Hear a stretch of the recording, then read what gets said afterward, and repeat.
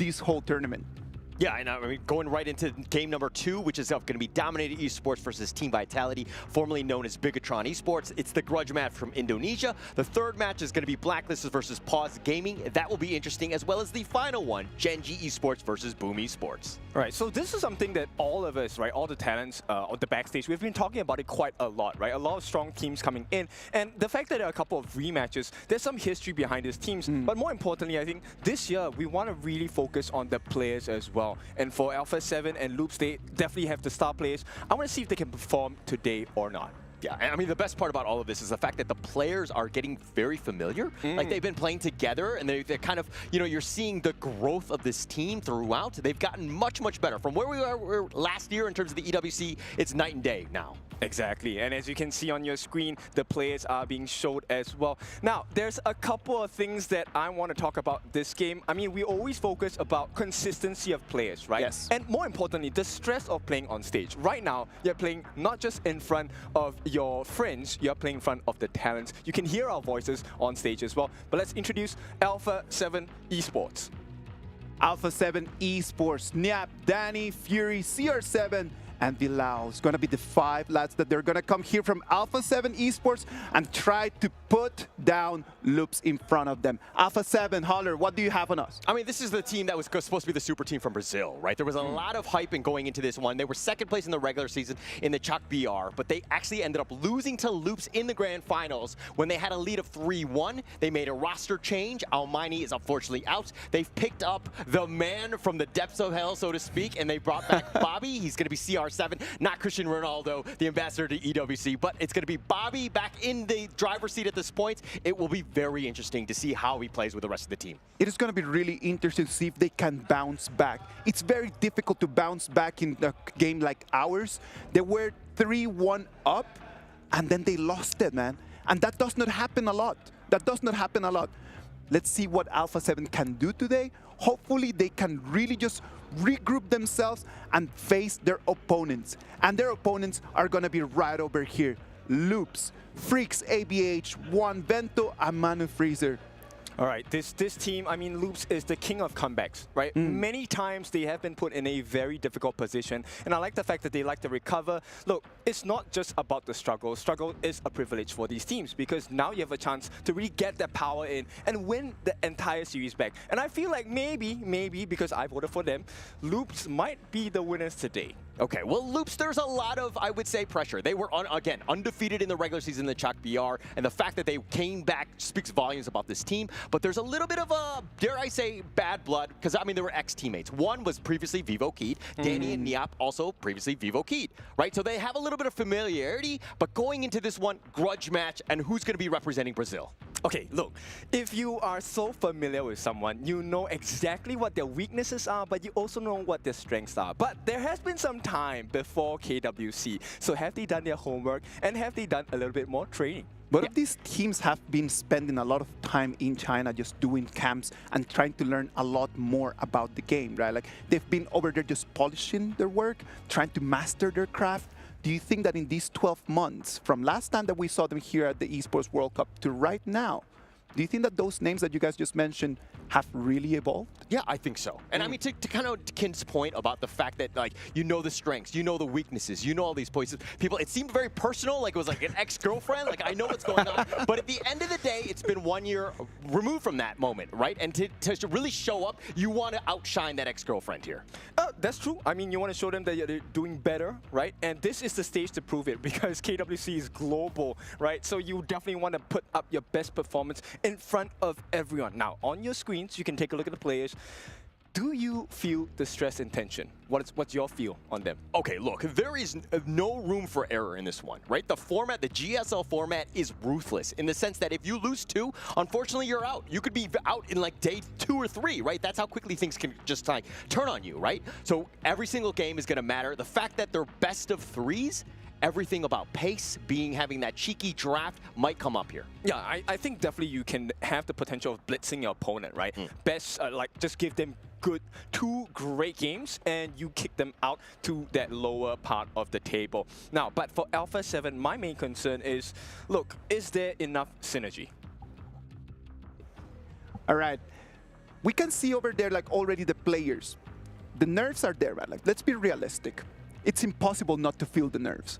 It's got to be there, man. Like the people can cut back right over here and say like, oh, it never happens, but you can always feel it. You get used to it, but they're always right over there. And the nerves need to go away as the BP comes in and they start making the first decisions that they're gonna carve the path of their history. Yep, many strong picks here. Look, Alpha 7 coming in with Nyap's favorite, the Dharma. This has been a game changer for them since the Pro Leagues as well. And one of the combinations you will see as a new player, this is one you definitely need to keep in your books, the Lady Sun and Ming combination. A lot of burst potential from the Lady Sun and a lot of heals from Ming.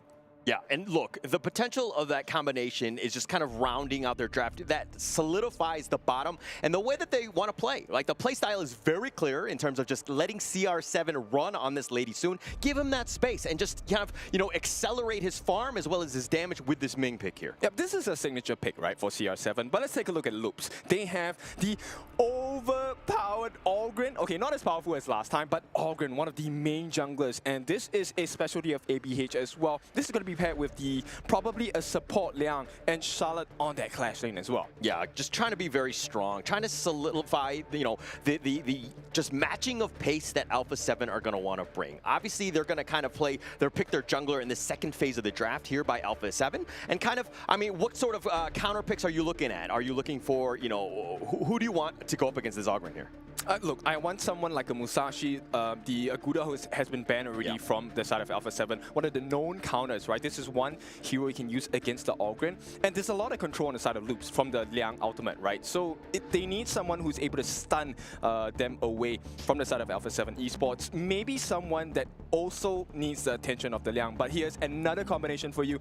Princess, Frost, and Liang. All you have to do is to get the freeze or the stun from Liang, and it's an instant kill combination if the cards are played right. Yeah, I mean, we've seen this throughout all the different leagues, right? The Princess Frost Leon combination has just been really, really something to highlight. Once Leon hits level 4, he's able to flash, control you, and just lock someone down. You're talking about the winners here. On top of that, you have this like combo that just blows them up. But now Alpha 7, I mean, it seems like, you know, if they want to go with that team fight, you have that Dharma. Nyap can jump in at a moment's notice. Plus, you have the Lady Soon. Who are you kind of rounding out the draft to counter pick the potential stun lock of this Leon?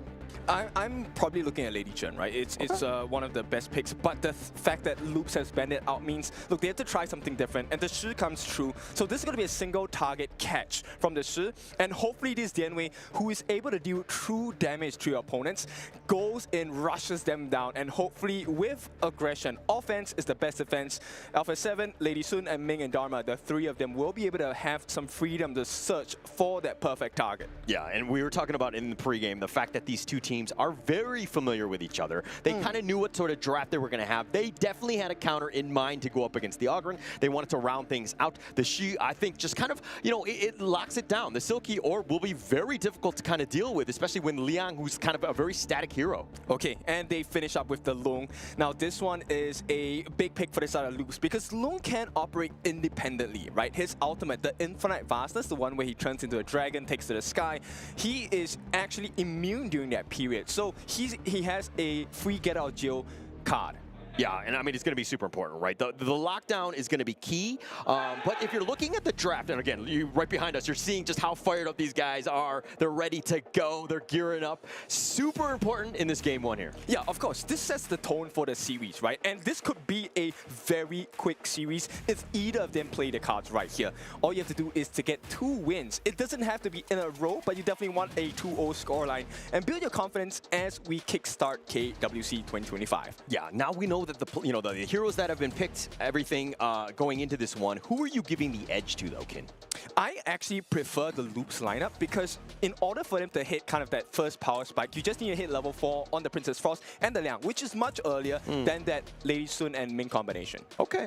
I think that you're still just going with the Loops pick because of the fact that you did predict them at the end of the day. Your bias is showing, my friend. I don't think so. I mean, we can do this round after round. around, you know, in loops. But at this point, can they bring the A game on the side of Alpha 7? Yeah. No, I mean, it really comes back to Danny and this Dion Wei. Is he able to kind of keep on pace with the ABH Ogren? I think that is going to be the key matchup in this one. Who's going to get that farm and that space? Yeah, at the same time, right, I'm curious to see, look, Danny has been a pretty passive jungler for, you know, the duration he has played this game. And I think we've seen shades of him being more aggressive this time. So will there be a Alpha 7 lineup rush? Alpha 7 and Loops, ladies and gentlemen, this is game 1 of our KWC.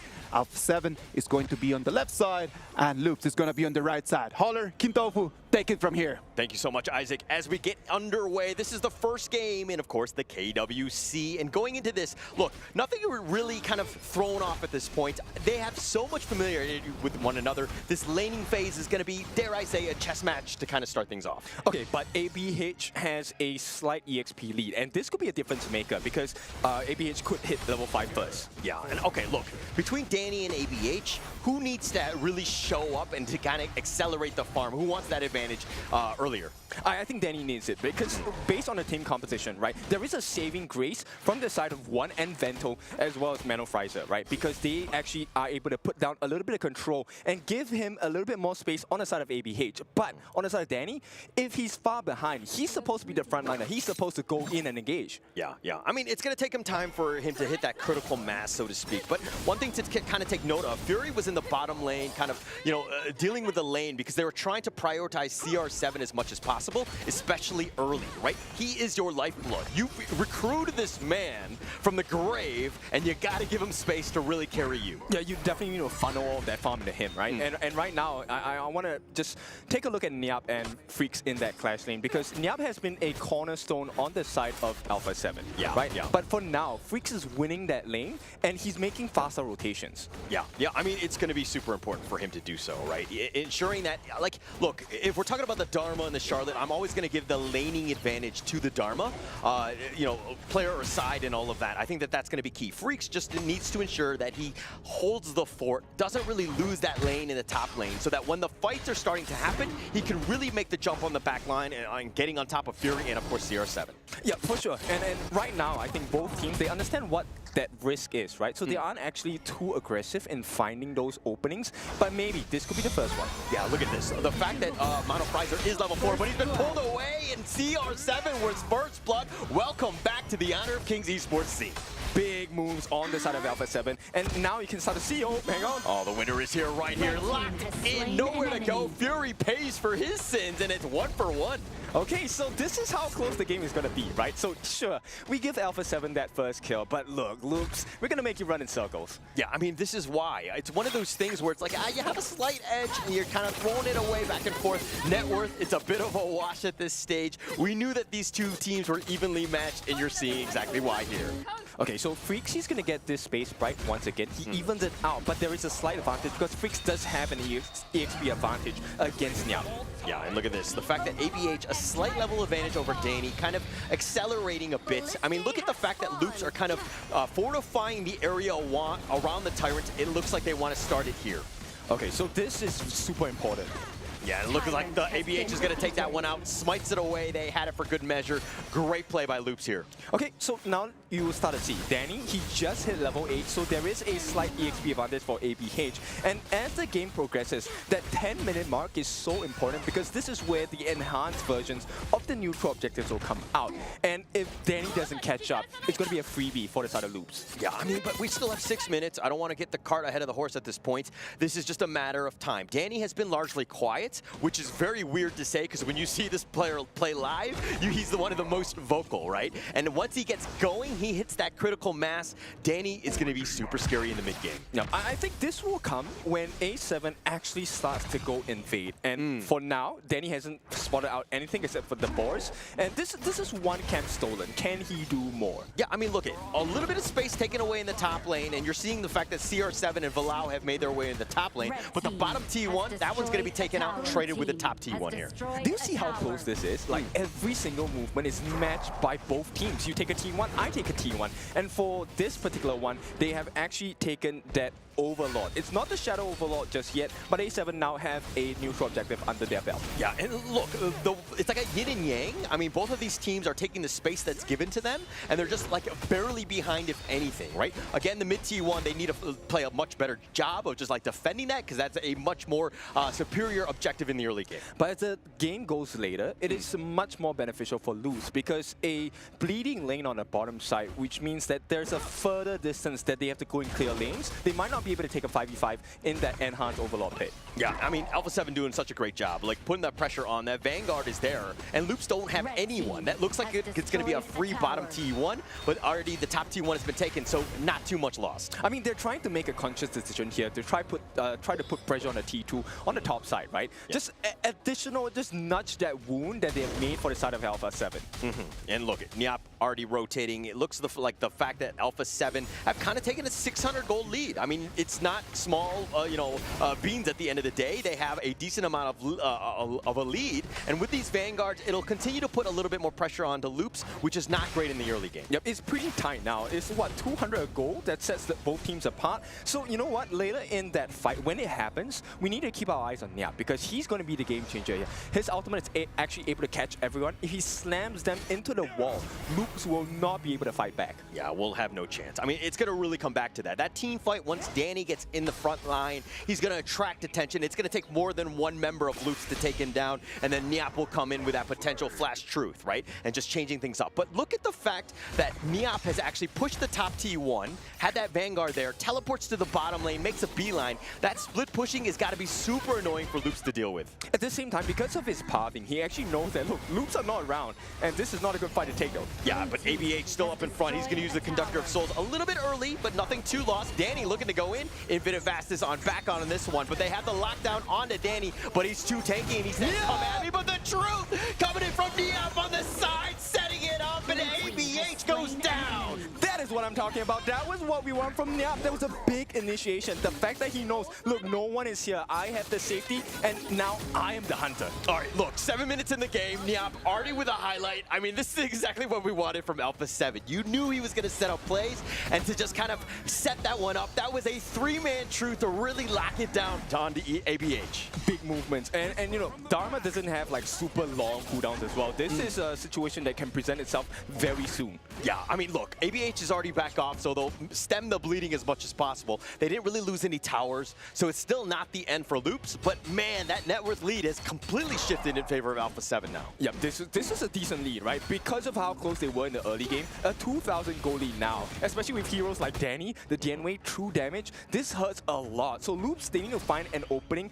a way to recover, and it has to be through one of the neutral objectives or a team fight, but that window is closing because Alpha 7, this is the tyrant for them. Yeah, I mean, look, that net worth lead is kind of expanded on. They're starting to compound their interest, so to speak. They've taken the Tyrant, they've taken this out, and now they're just kind of exerting that map control, making it very difficult. The map is getting a little bit smaller for Loops, and it's going to be tough. And this is one of the things as a new player that, look, vision is very important. This is why Alpha 7 is hiding in the brush, right? When you have no information, you might make the mistake of solo checking brushes, get picked off. Yeah, I mean, it's got to be key. But I mean, they kind of are flowing together. Like Alpha 7 understand that the potential risk is there. No single man is going out there. They're like kind of using the buddy system. People are holding hands as they walk from brush to brush. Yeah, I mean, Honor of Kings is a team game, right? It's not a 1v5. You can't really do that too many times. And right now, at this point, Alpha 7, they have a tight grip over the map, but they need to make sure that the T2 on the top falls, so they have a little bit of balance pressure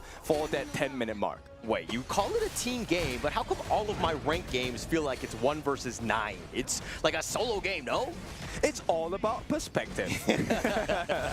All right, but speaking of perspective, top lane, Danny doing a great job taking the top T2 already. Loops right now looking to grow, like group up. They want to go for the flank, but you know, the way Alpha 7 have been moving, it's been very difficult to find and catch somebody off guard. Okay, Alpha 7, they are looking for the catch. Oh, here we go. Niap goes in, he goes with the formlessness, infinite fastness on back, but ABH not able to get away. CR7 with the damage. Yeah, ABH wanted to keep the rest of Alpha 7 away, but when Nyap comes in like that, he's gonna get a kill regardless. Yeah, I mean, regardless there, I mean, Freaks wasn't even on the map at that point, and now they're gonna try to take an Overlord. Even with the ABH down, this seems to be the right call, but the bottom lane, the Shadow Tyrant, you're talking about the importance here. It looks like Alpha 7 are gonna take this one for free.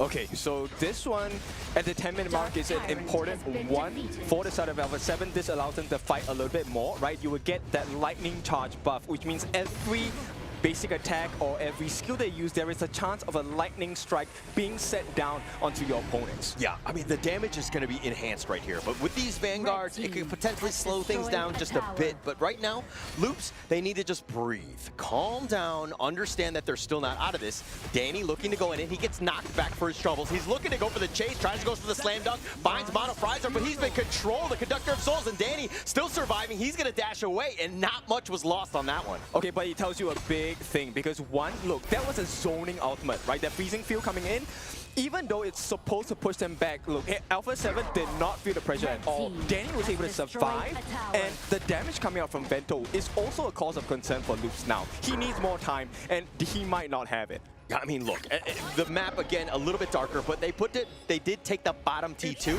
so that a potential team fight just kind of attracted Alpha 7 into it, and there were openings elsewhere in the base. And now with a little bit of an opening in that bottom lane, I mean, you were talking about the fact that it is definitely a long way around, but it is an opportunity to get into the T3 bases. Okay, so let's talk about that benefit for Loops. So with that Shadow Overlord, right, you're actually able to send it down onto one lane, clear all the minutes in that lane, and this is where Loops have managed to kind of even out a little bit of that map pressure, right? But as we take a pause, so Alpha 7 and Loops, this is a perfect position for Alpha 7, and this is a position they're familiar with. But let me remind you, Loops, they're the comeback team. I mean, look, we've seen it time and time again, but look, in a best of 3, not a whole lot of opportunities to come back. I think that if we're talking about some of the gameplay thus far, usually when you see the Liang, everything, like almost every single time that control is off cooldown, he's able to kind of make, you know, that jump. He's able to kind of get that control and to get that lockdown and to get the kill, right? Mono Frizer really hasn't been able to do that in this game. Because there's no vision, right? I think Alpha 7 has been great at playing with the vision of the map. Yes, they have kind of evened out the turrets in terms of the map control, but the thing is, Fury on this Shi, he's able to make those catches, second skill, Silky Beauty, right? And his range is slightly longer than Liang, right? So Mono Frizer, he's at a risk in comparison to what Fury has to offer for the side of Alpha 7. So you're saying size matters, is that what you're saying? Yes, size definitely matters, but it also matters how you use your equipment. Okay, okay. It's the motion of the ocean and just kind of getting that orb out there when you need it. Got it. I understand it. Okay, but we're going into this one. I think that Alpha 7 Esports definitely have a bit of an advantage. I mean, they've been doing well. They put themselves in prime position with this 2K net worth lead. Loops right now need to figure out ways to kind of barrel themselves into this game. Right now, they've been kind of struggling and have been playing Alpha 7's game. Oh yeah, for sure. Now, and there's one thing that we need to talk about, which is that tier 1 turret in the mid. It's actually one of the best resources in the game to take, and they haven't been able to take it just yet, which I think if Loops are able to kind of make this work for them, take the T1, it opens up the map a little bit more, and maybe you don't fall for that vision game coming out from Alpha 7. Yeah, I think it's going to be key. I mean, just setting themselves up. But it looks like the game is going to be underway in a second. I think at the end of the day, I mean, look, both of these teams very close. Nobody's going to give this one up. Loops are going to, fight to the bitter end. They're going to find ways. But Alpha 7, again, the fact that they've been grouping up, it's been tough to find any sort of pick-off for Loops. Exactly. And if you take a look at the one player we did not talk about on the side of Alpha 7, it's actually CR7. He has been absolutely quiet. And as a farm laner, that's what you want to be. You want to not be seen or heard until you get the farm level 15, you're 6 slotted, and then you say, hi, Loops, do you want to have a chat? Yeah, no, I mean, that's the biggest thing, right? Like, the fact that we haven't, called out CR7 at all, I think it's been done such a great job. All right, ladies and gentlemen, we are having some technical difficulties at the moment. We're going to come back to you with the game at any second. So don't worry about that. It's part of the esports world. It's what happens in here. When technology just doesn't want to be there, technology is just not there, man. It's just what happens in these kind of things. But you know what, lads? Let's just take 3 steps back. This has been an electrifying first 10 minutes of the tournament. It's been amazing. Let's talk a little bit of the highlights of what you have seen in these 10 minutes. I mean, look, I think that Alpha 7 just really showing up to play, right? Yeah. The fact that, you know, Danny has kind of gotten going. He's been kind of scary. He's been very aggressive when he needs to, and he hasn't really been taken down himself. So he's done a great job of just stealing resources. I think that is just the pick, right? Like when he picks that Genway, just has the ability, just when it's just being frozen down, just unlocks himself immediately because of his own ability and can move around. So there's a lot of controls that are coming on at that Genway, allowing him just a lot of the other teammates just to jump in. I love the fact that you say that because Genway actually is able to remove, like, get those debuffs in, remove the debuffs away from himself. And this is exactly what Danny needs to do. All right, ladies and gentlemen, we are back. Again, Alpha 7 against Loops, 12 minutes in the game. Okay, so I want to continue about Danny. Danny is providing so much space for the side of Alpha 7. And this is where, you know, Nyap has benefited greatly, right? His rotations have been on point. Those ultimates, the big truth mantra where he catches majority of the members on the side of Loops, they have been big game changers. Yeah, I mean, look, I think they were, I don't remember how many kills they were on at that moment, but Nyap really set it up. I mean, they got that first blood onto ABH. Any single time you can kill him, especially in the early game, you're just slowing him down. You're going to have a great time if you're able to constantly focus in on ABH. Yeah, but they're peeling the layers on the side of Loops, right? Another T2 taken down. And so right now, Alpha 7 has a lot of pressure across the map for the side of Loops. Yeah, and look at this. Loops has to congregate in the mid lane, just trying to hold the fort, right? Just hold the line, stay alive, give themselves a chance. Alpha 7 understanding that, hey, we dictate the pace of this game. We're going to put the pressure on. We will control the map how we want. And I want to point out something, like both teams, they don't exactly have the best wave clear abilities. So if you can't control the waves, Loop is going to suffer at that T3 defense. Look at you with your reality checks. I don't care about that. They have enough wave clear. I think that these guys are going to be fine at the end of the day. I mean, you have ABH, that's Precipice, you have the Frigid Prison. I mean, you have ways to kind of work around it. Plus, you have Vento, who's going to be kind of really accelerating and doing that damage. Oh, look at the range of CR7. They can't even touch him. And this is going to be a huge problem, right? When CR7 uses the rolling rate, that's a first skill, right? She's able to move into different positions. And you might be caught out on the side of Loop because you want to get this kill on CR7. Yeah, but Ultimate Gel looks like it's going to be expended early. Danny just tanking things from afar. Vento understanding that, hey, I know where my arm's reach is onto Danny, staying alive. He has that infinite vastness if he wants to go. But here's the pull in. They find ABH. They shut him down. The control is right onto Danny. He dashes back to safety. Nyap, though, continuing on. He wants to go for Freaks. He's been isolated. He dashes over the wall, and now it's going to be the great escape. Does Freaks get alive? He get away? It looks like he does, but Danny goes down. It's a consolation prize nonetheless, right? There is still a lot of advantage for the side of Alpha 7, but someone needs to fix that wave on the bot side. You don't want to give free damage. Yeah, don't want to give free damage, but with no junglers, they have the controller. They find Fury. One gets the kill, and now they have an advantage, and Loops off of that pause. They've been bouncing back. Loops fans, they are starting to believe because this is what we have seen, right? This is history in repeat. Yeah, okay, Loops fans, but are you believing, Kin? Oh, of course, this has to be. Look, the gold gap has been cut down. It's 1,000 now, but Nyap does secure that Shadow Overlord for the side of Alpha 7. There is a little bit more map control, and Loops, as long as they manage to clear the heroes, not just the minions, but the heroes on the side of Alpha 7, I think they're in a good position. Yeah, Overlord for Tyrant going to be traded here. Here's the replay. Break it down, DJ Kin. All right, so they actually caught out ABH, which is meant to be the guy that it pushes everyone away. And the fact that now you have no frontliners means your entire backline is exposed. While they do get a catch onto Danny, the positioning and the map control of vision is very important. And so with the lack of those frontliners, both Danny and ABH, this is where mistakes start to happen for both teams. Look, I mean, it's about playing error-free. Those mistakes are going to kill you at the end of the day. Alpha 7's lead has dwindled at this point. They still have an advantage, but Loops, man, they are fighting back. Oh, Flash committed, but does not get a catch, and this is going to be a big battle spell gone for the side of Fury. Yeah, oh my gosh, oh my god, CR7 with the damage. You were talking about the fact that this guy's been off the map, he's been largely quiet, but he has massed an arsenal and is doing some serious damage. Okay, if you take a look at his profile on the left side, you see that blue marker, that is the Azure buff. And that's the amount of damage he did without additional buffs.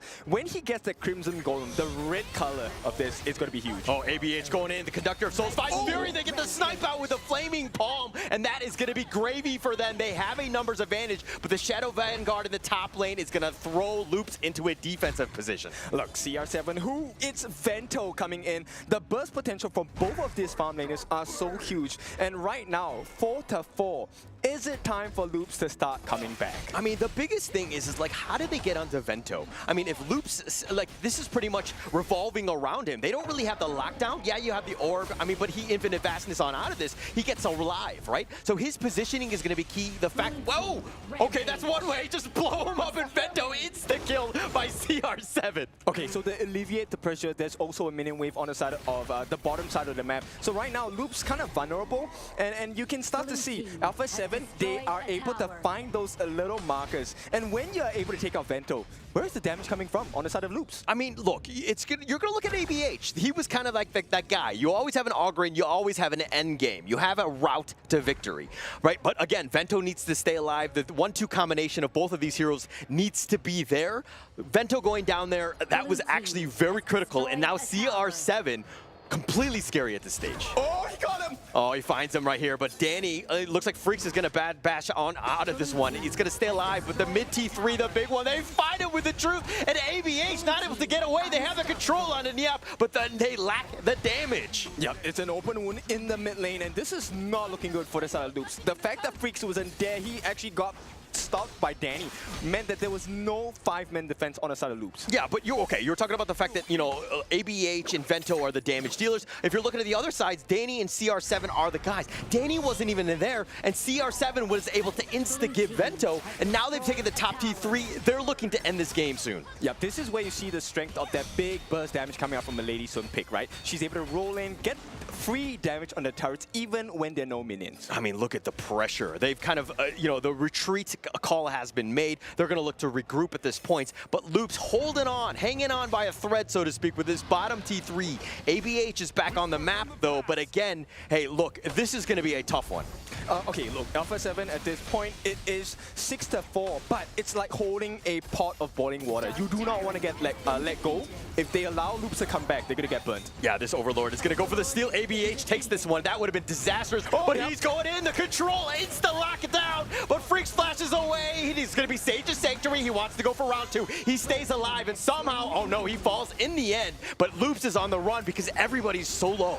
But you can start to see there are some shades here. Alpha 7 not really holding on to the lead that they have. Yes, you have 2 broken lanes on the side of Loops, but if they continue to fight like that and allow one to get those freezes in, it's not going to be the story that they wanted. Yeah, Alpha 7 right now with a almost 5K net worth lead. Tempest Dragon just around the corner in about 30 seconds. I mean, Loops has the avenue to kind of come back in, but they've made it tough. Alpha 7, that is. And they've just kind of been forcing it out, just trying to find that pick. But that was a great one. They find ABH. Danny gets slowed down. He has to dash away. Vento wants to go in. Sage's Sanctuary gets the pick. Infinite Vast is on in. Does he get the pick? They find CR7, and that is massive, massive loss for Alpha 7. Yep, they also have the Vanguards coming down as well. This is what I'm talking about, Loops. This is a big moment for them. They can open up the T3s at the top and the bottom as well. They're rushing, they're making a beeline for it. Can they get the T3 on the bottom? They need something here. I mean, they're putting the pressure on. They're going in the top lane. The Shadow Vanguard is there. They've already taken the bottom T3. Freaks might die for his troubles. I think he's going to stay alive, stays alive with a sliver of life. Yep, and right now, Loops, hang on, is there a comeback available here? I mean, this is an option. You have Vento still alive. Yes, he doesn't have the infinite vastness, so they need to be careful. If Alpha 7 were able to get like a Silky Orb,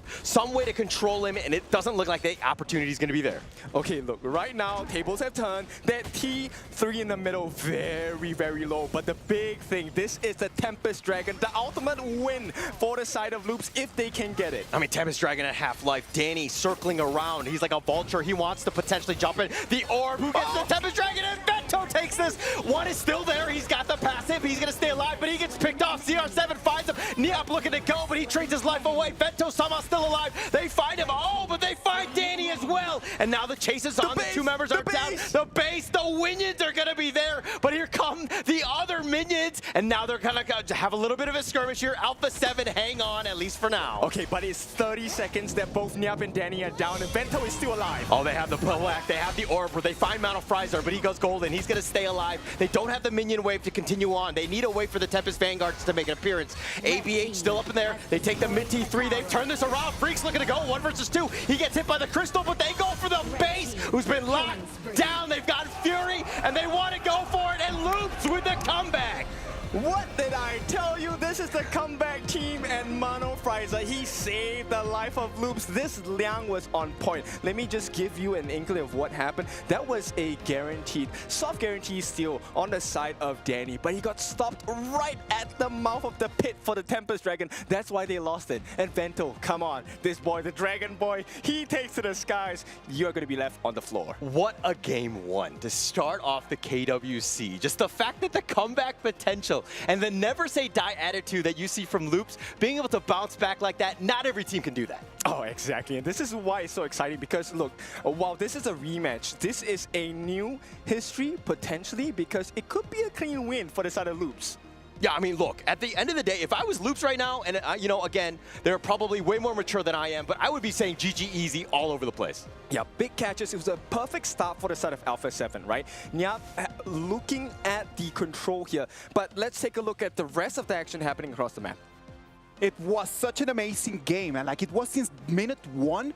Everything was going on really well for Alpha 7, but Loops at the end turned it around in these fights, just like you can see on the screen. I mean, it just set it up after kill, just like slowly but surely, Loops was like, oh my gosh, we're actually losing this game because we're getting picked off. Being able to kind of find out Fury on that one, that was an absolute monster steal, and that was like kind of like the tipping point. Loops at that point were like, actually, we have the damage, we're fine. Yes, Vento got picked off and just kind of slowed things down. This was a great team fight here. Yeah, this was a big moment for the side of Loops because they actually got very important kills. And as the game progressed, Niap and Danny were down. These were two core members on the side of Alpha 7 that would have been able to change the fight for them. This one, Mano Frizer, is my MVP in this particular moment.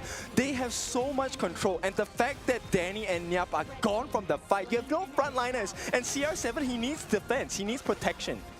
I mean, coming back from that one, and the fact that we had game 1, Tempest Dragon, to start off the KWC, what more can you ask for? Nothing much, but maybe Alpha 7, we want a little bit more out of you. Danny, I think he played his game well, but a little bit of synergy issues again. Come on, man. I think that Alpha 7 had it in the bag like the whole time. I liked a lot the way that they performed when you start going lane by lane and you start actually checking on man by man. Danny had a very good performance. ABH on the other side, like he did not have like the best performance that he could have asked for. Things that work like this in KWC, normal things. But at the end of the day, Alpha 7 for me looked like the stronger side.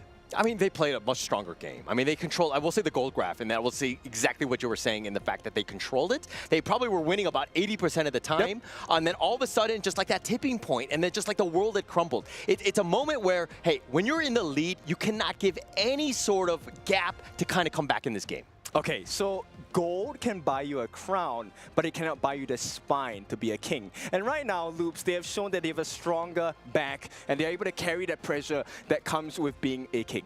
One of the main things in this game when you want to be really good at it, like if you are at home and you're just kind of like jumping on rank right now, just remember, it's a matter of the waves. The waves, the minion waves, how do you control them? How do you actually get to push? Those are the main ideas of this amazing game that we call Honor of Kings.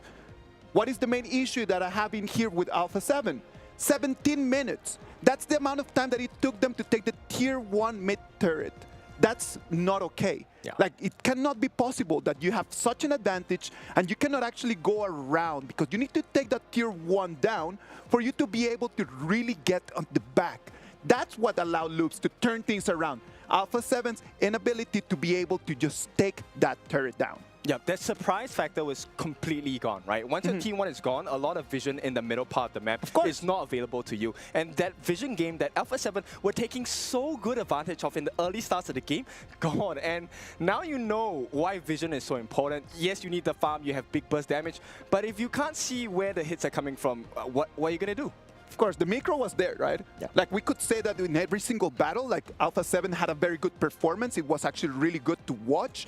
But then the macro, I do believe that there's just that one step to be able to do better. What do you think, Hollard? What they could do in order just to get that tier 1 turret down earlier? The turret one, obviously T1 is super important, right? I mean, taking that down, it was a huge mistake. But, you know, Loops was like, actually, if we keep this alive, we're going to be fine. We just need to play the long game. We need to be patient. Yes, we know we're losing, but it's not the end of the world. We have ways to get back in. And Loops did a great job of playing a losing game, as weird as that sounds. I love how you posted like that, man. Like, when you push it in the way that when you're losing, like, let's imagine that you're facing a team that is just playing better than you in the laning stage, which is super normal. What do you do? Do you start just fighting, or do you do the Loops thing? Protect the turret, just go on the defensive, try to find the moment where you can actually turn the wave around and really push for the crystal. Because at the end of the day, I might be talking a lot about the tier 1 turret, but at the end of the day, you gotta push the crystal if you wanna win. Exactly, and it exposes, I mean, Loops exposed the one core weakness on the side of Alpha 7, which was control. They didn't have too much. The moment when Nyap is taken down and Danny, you are now exposed to the stuns, the control, the suppressors, everything that you want. Loops has it. They have the suppress from the Liang. They have the stuns coming in from the Princess Frost. They also have the ultimates, the big AoE effect. So if you're caught, you don't catch one person, you catch the whole team. And Loops just won every single fight from that point on. It comes down to the BP, no?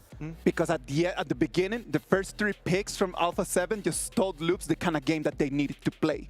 And that's why the BP is such an important part. Oh, yeah, totally important, right? And the fact that, you know, you were talking about CR7 was largely quiet with the Lady Soon, and it did do a lot of damage, but let's talk about Vento, also very quiet. And once he got the damage, he would make those aggressive plays in typical Vento fashion, where he would go in, get the pick off, and Infinite Vastness on out of there. He was next level. He was my MVP in that game. Multi-core, man. Yeah. Be multi-core. When one of your teammates is just kind of like falling down, falling apart, man, like someone else needs to stand up. Yeah. Like, for sure, the Ogren was not his day, but then Bento was like, yeah, you know what, like, if Ogren is not working it out, the Lung, I can stand up and just deal business, man. Yeah, huge respects to ABH. He really took the punches for the team, and Vento was allowed to grow into that dragon that he was supposed to be. So I agree. I think he has the highest potential of being the MVP, but I really want to give a shout out to Monofrizer here. His Liang on point, the later parts of the game, the way he controlled every single member on the side of Alpha 7, along with the help of one, that Princess Frost. Princess Frost is one of my personal favorites. The zoning was so good. I mean, it was very good, right? Look, Manofrizer took a little bit to get going. I think they would have had a much better chance if he was able to kind of, you know, start off early with those, you know, flash control plays and get those pickoffs. Unfortunately, it looked like Alpha 7 were ready for that, and you saw the value much later in the game. Yeah, exactly. I mean, there were a couple of times where we saw Fury actually commit the flash as the Shi to try and get the catch right with the second skill. Didn't really catch too many people, and I felt like that was a huge investment with very little return for the side of Alpha 7. Yeah, I'm not a huge fan of the Shi, just overall. I feel like, you know, like the potential for that perfect orb and that pull is very enticing. Yeah. But to pull it off against teams that know it's coming, and then because you're just so squishy, you might end up just being like a range creep at the end of the day. It cannot be your only initiation, man. That is true. It cannot be Also the only way that your team has to initiate fights. And that is super important in game as well, man. Like, how do we initiate fights? When you're thinking about the BP, when you're choosing your heroes, you need to start thinking about the fact, like, you know what? Like, we need someone to initiate, we need someone to suck in damage, we need someone to deal damage, and we need people just to support around. You need to be thinking about that. And the Alpha 7 team, they did have initiation only with the Shi, or just trying to do with Nyap. The way that Nyap just flashed in and used his ulti, that was amazing. But that ulti and that flash, man, they come down in cooldown, and there's a whole long time to wait. Okay, so that was a beautiful game 1, but here's another beautiful thing about Honor of Kings.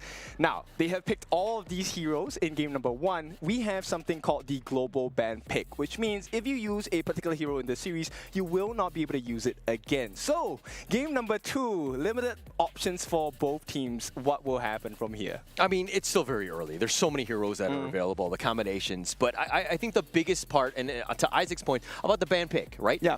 If we're looking at the Alpha 7 side, it really seemed like they didn't have the catch, you know what I mean, to kind of lock somebody down like a Loong, who's just able to fly away at a moment's notice, to lock down ABH as well. So there were definitely some gaps, and Loops kind of played around with it. Yes, they were losing, but they understood what they needed to do and just stay alive. Okay, so it opens up the doors to game number 2. We might see the RD being taken into the gorge itself to have those floral dancers dance around the map as well and put in massive amounts of damage. We also have not seen the Zhang Fei, one of your favorites. Yeah, one of my favorites, but again, it was kind of not so great in Chuck BR. I think it had like a 35% win rate. It was like top 5 pick. I mean, it's a great hero overall. I love it myself, but it seems like teams have really solved it, and it's just like really not a meta hero. But again, the potential could be there because it just adds so much team fight. We're going to move into game 2, lads. We can see that Loops, the boys are right over there. The Alpha 7 lads are over there in front of them. What needs to change? Because right now we already saw game 1, great performances by both of them. If Loops wins this one, they move forward, 2-0, end of the game. Alpha 7, their backs are against the wall. What do they need to do in order to turn things around? All right, Alpha 7 needs to just stick with their tried and true. That game 1 strat works, right? But you need to just kind of close it out. You need to suffocate the enemy team even more, being very aggressive and just like taking the enemy jungle constantly and let Loops just fight for whatever scraps they can get and just extend the game, but by taking them out by slowly, so to speak. I think, you know what, Alpha 7 needs to be a little bit more aggressive in the start of the game. As you noticed in the early starts of the game, Danny didn't really invade into the jungle of Loops. So I think it would make a world's difference for them. Give Danny that lead. Danny knows how to play aggressively, but he needs to have the goal to back him up. I do believe that the whole Alpha 7 strat was working. I love the way how they won the first fights. But then let's just look back at the first blood, man. They win first blood immediately, and it was right before the first tyrant was going to spawn. Take the first blood, push back, and then go and take control over the tyrant. But it just felt like they stayed there for too long, and then they just gave 1 life back to the side of Loops.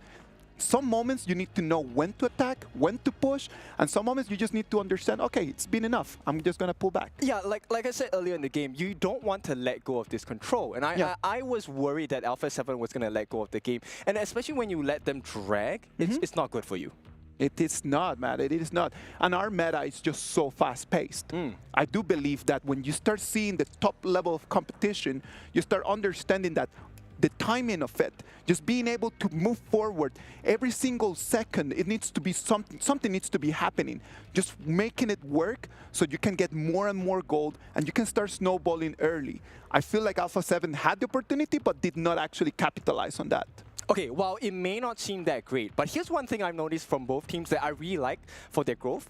They are now starting to make decisions as a team. Everyone is aligned about what they want to do. And I think game number 2, we'll see an even higher standard of synergy from both teams, which I'm very impressed by because, look, Bobby coming into Alpha 7, he came in as a late substitution. So I'm pretty impressed with Alpha 7. Even though they didn't win game 1, I think maybe we can expect them to come back much stronger. I mean, they set themselves up for success. They had an opportunity. CR7 had given all the space that he needed. He got that farm. He was putting himself in a prime position to win. But it's more of a team thing towards that end of just closing the game out. Not easy to do, but the good teams find ways to do so. Yeah, it's very. You need to be efficient, right, Isaac? I think we agree that efficiency is the name of this game. Yes, you can get all the gold, all the EXP in this game, but you need to know how to use it to your advantage. Yeah, you're totally right on that, man. That's something that I hope that over there the coaches are going to be talking to the players, man. Because how do we really just come back from that game 1? It's going to be a lot about what the coaches are going to be talking to them. It is a very important role in our game. It is something that most of people that are playing rank at home, you might not have a coach right over there just kind of telling you what to do. But when you come here to the professional stages, there is that one person, that one lad over there that is carrying the notebook around, man. Like, he is in charge of telling everyone what is going on. Yeah, I mean, that's the biggest thing right now. I mean, Alpha 7's coach right now needs to ensure that their team is just calm, right? Kind of forget that game, because that is a mentally taxing game that could have ramifications not only in this game, but in the future, right? Losing that game like the way that they did when they had an opportunity to win that one, that's got to be heartbreaking. Exactly. I think morale might be impacted for sure. If I were to lose a game like that, I definitely would have my confidence crushed. I wouldn't be unconfident. I would still think that I'm going to win the next game. But let's see, right? This is our thoughts. You know, when you sit on that hot seat in the stage, I think there's a lot of unspoken pressure that you will feel. Positive thinking, man. It's got to be. Loops is going to be taking the blue side as Alpha 7 is going to be taking the red. The bans are already all there, the first round of bans, and the picks are coming as well. I like the bans though. Like Luna, yeah, definitely something we do not want to entertain on the God. Please don't. Yeah, please and no. Arlie as well, right? The two of the most mobile heroes that's offered in Honor of Kings. And I like the fact that they open up the Dolia because it opens up so many options because the synergy is so good. Yeah, a lot of opportunities in this one, right? I mean, you're going to see exactly how they want to play this Loops, that is. I mean, I think it just really sets themselves up. But Alpha 7 need to understand, hey, the Elaine, you know, the potential. I mean, the Arlie's been banned out by Loops themselves. You have ways to kind of deal with this, but Loops have kind of got that strategy in mind. They seem very heavy-handed going into these best of threes, understanding and being very well prepared here. Okay, look, so let's talk a bit about why this Dolia pick is so good. Dolia pick, her ultimate allows you to refresh any skill on any team member. Yes, and with the synergy that's offered by Dune, Dune is a very tanky hero that's able to fight toe-to-toe against the Ogren pick offered by Alpha 7. And look, the Clash lane, let's jump straight into it. Byron is one of the heroes you need to play as a Clash laner. He wins you lanes and games. Totally meta right now, that Byron picking there. It allows you not to depend on anyone else. You can survive on your own, so to speak. Yeah, once you have your passive, look, you're able to lifesteal back. You get that massive shield when you activate your ultimate as well. So Byron definitely going to have a strong time in the lane. But Alpha 7, they pick up the Yixing. Yixing is one of my personal favorites. I have a good win rate with this hero. And he is surprise, one of the most he has good control in this game, which is why I love him so much. Yeah. Oh, come on, man. Like, we gotta go into rank after this, and then we need to see Kinto who's easing to see if it actually lives to that. I actually can verify his Yixing is actually pretty good. Oh, let's go. Wow. Some of the other heroes, I would definitely not have that same opinion of, but definitely his Yixing is top tier. Kin, carry me, mate. Carry me. I'm going to try, but I'm very surprised because this is one of the few times that Holler has complimented me on broadcast. So this is an unfamiliar territory I'm in. Yeah, I hope you record it, and I hope you show it, constantly clip it, and just kind of play it back because it's never happening again. Okay, so let's talk about the bans. There's a reason why both Nua and Gun and Mo are the final two bans. These are very big burst artillery mages in the mid lane that's able to kill off the Yixing and Ogren really quickly. So Alpha 7, they know what cards to play. They are providing so much space and a little bit more safety for Fury and as well as Danny in that jungle and mid. Yeah, and also those two heroes, Nua, the Gun and Mo, just keeping people at arm's reach, which is kind of like not where you want to be with the Ogren. You want to be kind of dictating that pace and just being forced back. If you get damaged by those couple blades, you might have a bad time. So a very smart ban by Alpha 7 here. Okay, so let's take a look at the bans of the side of Loops. Loops is a team that will probably fight together very closely, which is why the Guan Yu is kind of banned out. Guan Yu is very adept at gathering your opponents into one singular spot, of which is beneficial for Fury. As a Yixing, when you lay down your board, you want to make it as small as possible so your cooldown reduction is really short.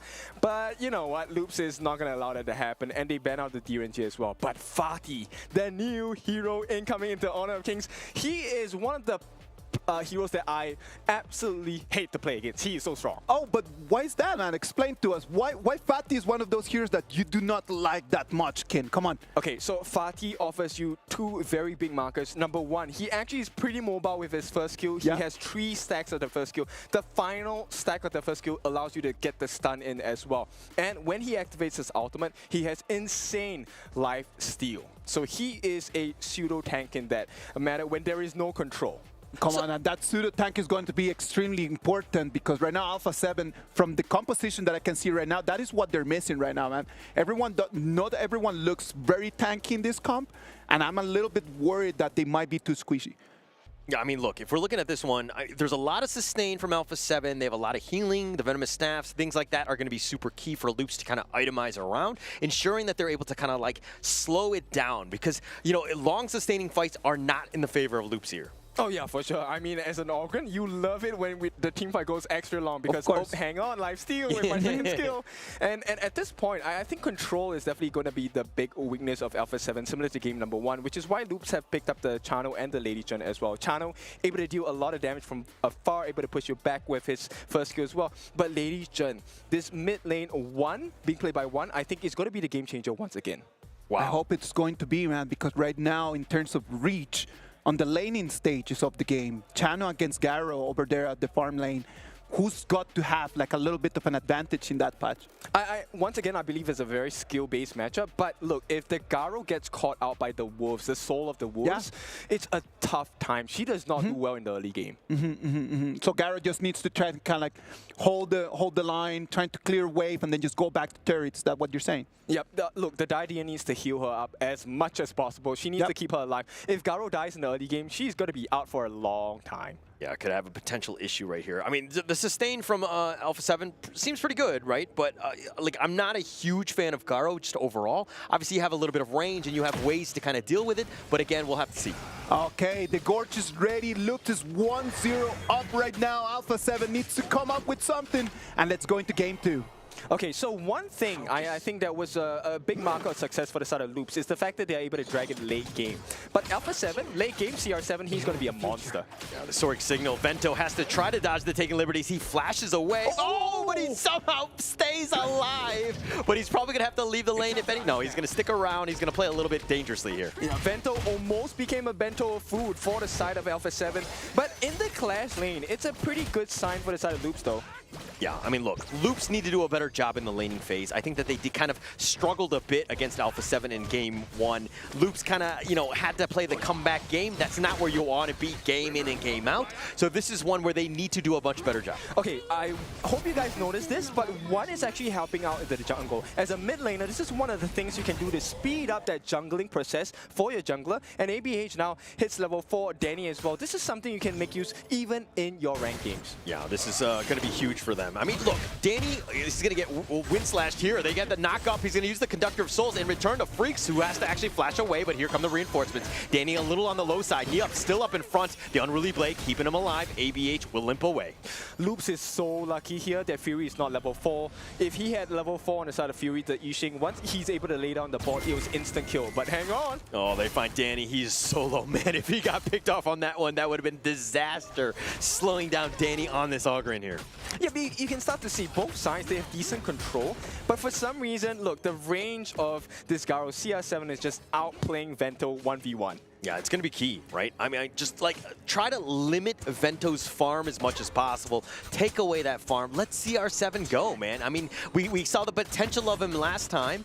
He was definitely starting to hit that critical mass of items, but he just wasn't able to kind of just pick people off from afar because of the fact that like Loops was just like running away. Okay, so CR7, his marker of success is when he's able to get the Daybreaker, and that will be the turning point for them.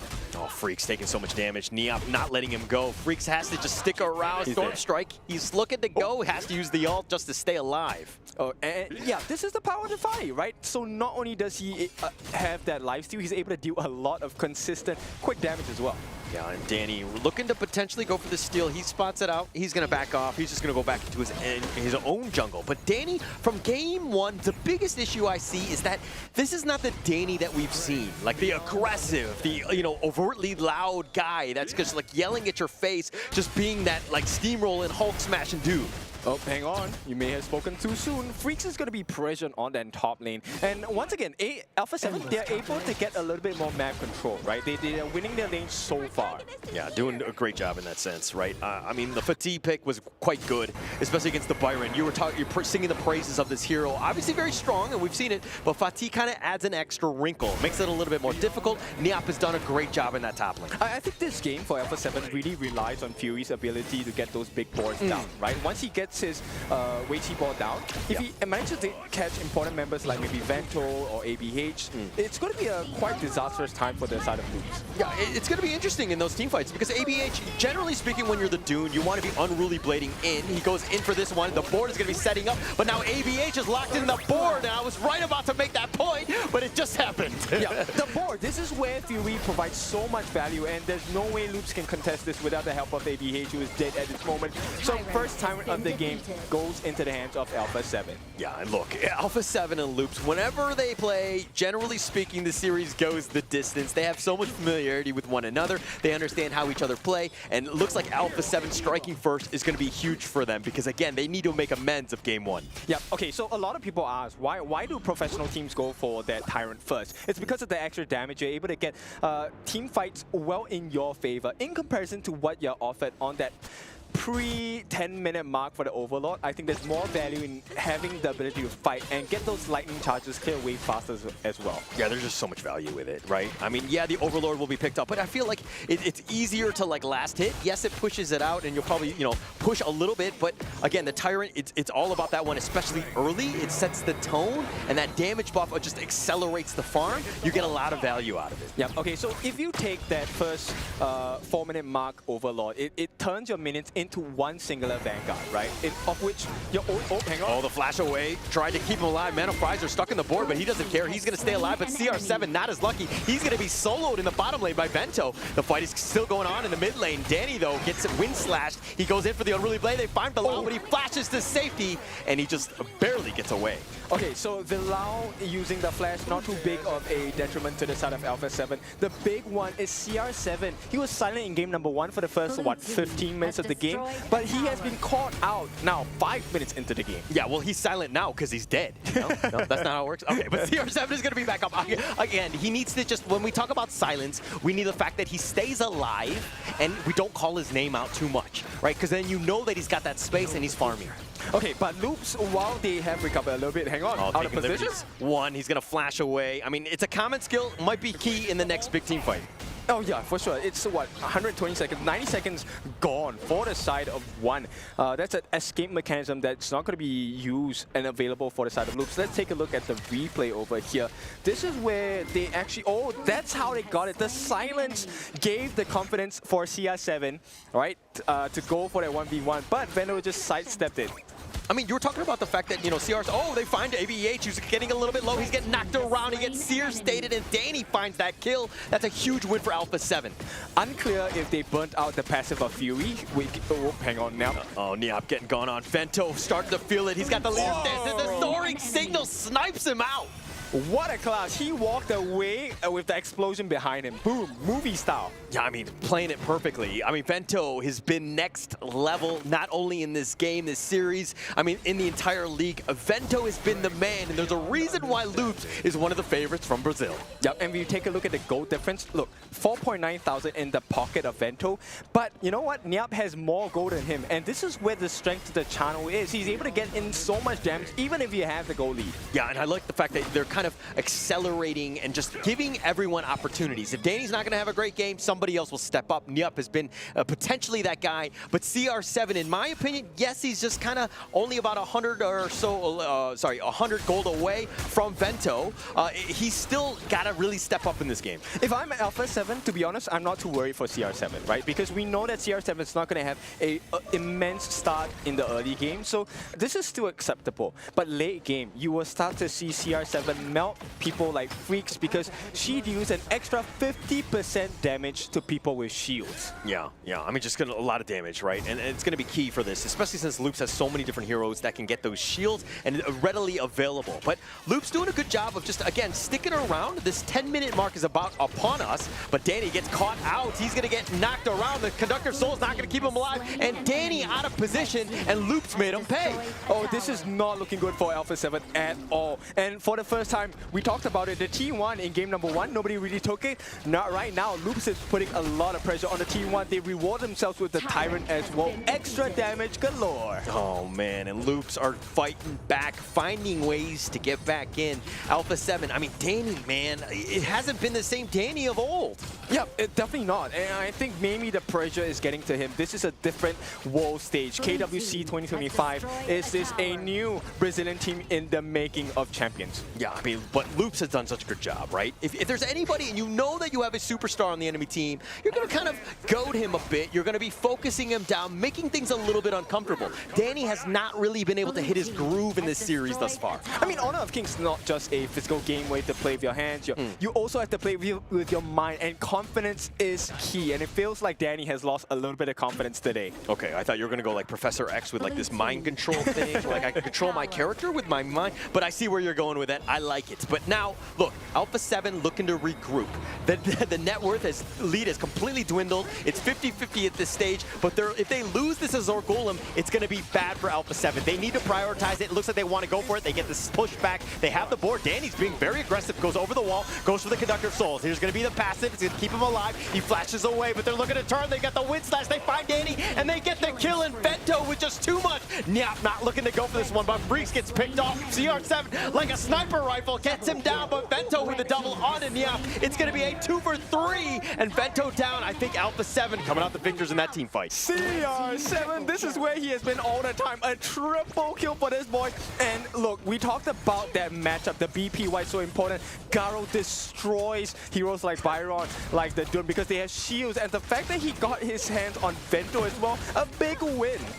Yeah, absolutely big win here. I mean, that's going to be the last turn before the next variation of the 10-minute mark. I mean, it's going to be key for this one. But let's check out the replay and see exactly what happened. Okay, so there was a lot of control coming in from Frix. He actually saved his backline, but the fact that CR7 was undisturbed in this particular point was the reason why they won the fight so hard, because there's so much space available for him to stand and shoot. No pressure coming in from Loops. Yeah, no pressure at that one. But with one down, Alpha 7 finding ways to just pick off one, that's going to add a little bit of pressure on every single kill matters at this point. I mean, it's 6-5 at the 10-minute mark. How close is this game?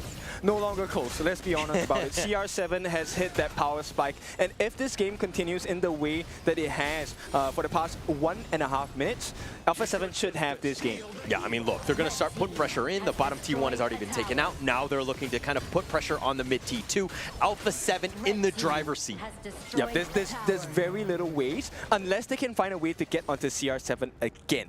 And you know what? It's going to be very difficult, because right now, Fury, he's still alive. I'm pretty sure he already has his passive. For those of you that are unclear, Fury's passive allows him to tank one last hit without dying.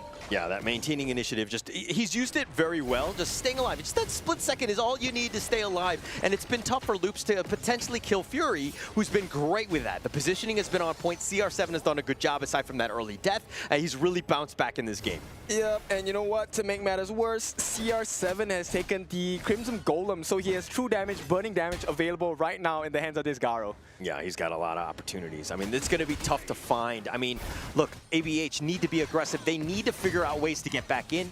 Again, Loops has not, this is not unfamiliar territory. They understand how to come back, but Alpha 7's lineup, in my opinion, are a little bit better off than they were from game one. Yeah, but this one is a hard fight for them. This Overlord, Shadow Overlord, mind you, is going to be in the hands of Alpha 7. Yeah, it looks like ABH is going to take some damage. They make a beeline for him. They set the board up. They try to lock him down. They're going to do some damage onto ABH. But Danny, with that blunder, he turns it around, gets the execute, making a double. He's continuing on. He finds Mono Frizer, who's on the run, who gets sniped out. CR7 is back at, baby. Yep, you cannot fight them when they hit their stride. And Alpha 7, this is what we want. A-star performance. Only Vento left. What can he do? Absolutely nothing. I mean, look, all 5 members of Alpha 7 are here. They're looking to close this game out. All 5 members, so tough for Vento to make any sort of stance. He tries to go get it, makes his pave, and they end up getting the kill, and the Alpha 7 are back in the series. Yeah, right back at it, and this is an ace as well. A full team wipe coming from the side of Alpha 7, and the confidence we were asking for, it's back here, baby. I mean, look, CR7 really stepped up when they needed to, right? The fact that there were just like one little bit more damage, just CR7 just finding those plays, the silences, and this is the Alpha 7 that we know, and they've really bounced back in this game too. Yeah, I mean, at this point, I think it's a great performance from Alpha 7, but let's talk to our host. What do you think? Smooth.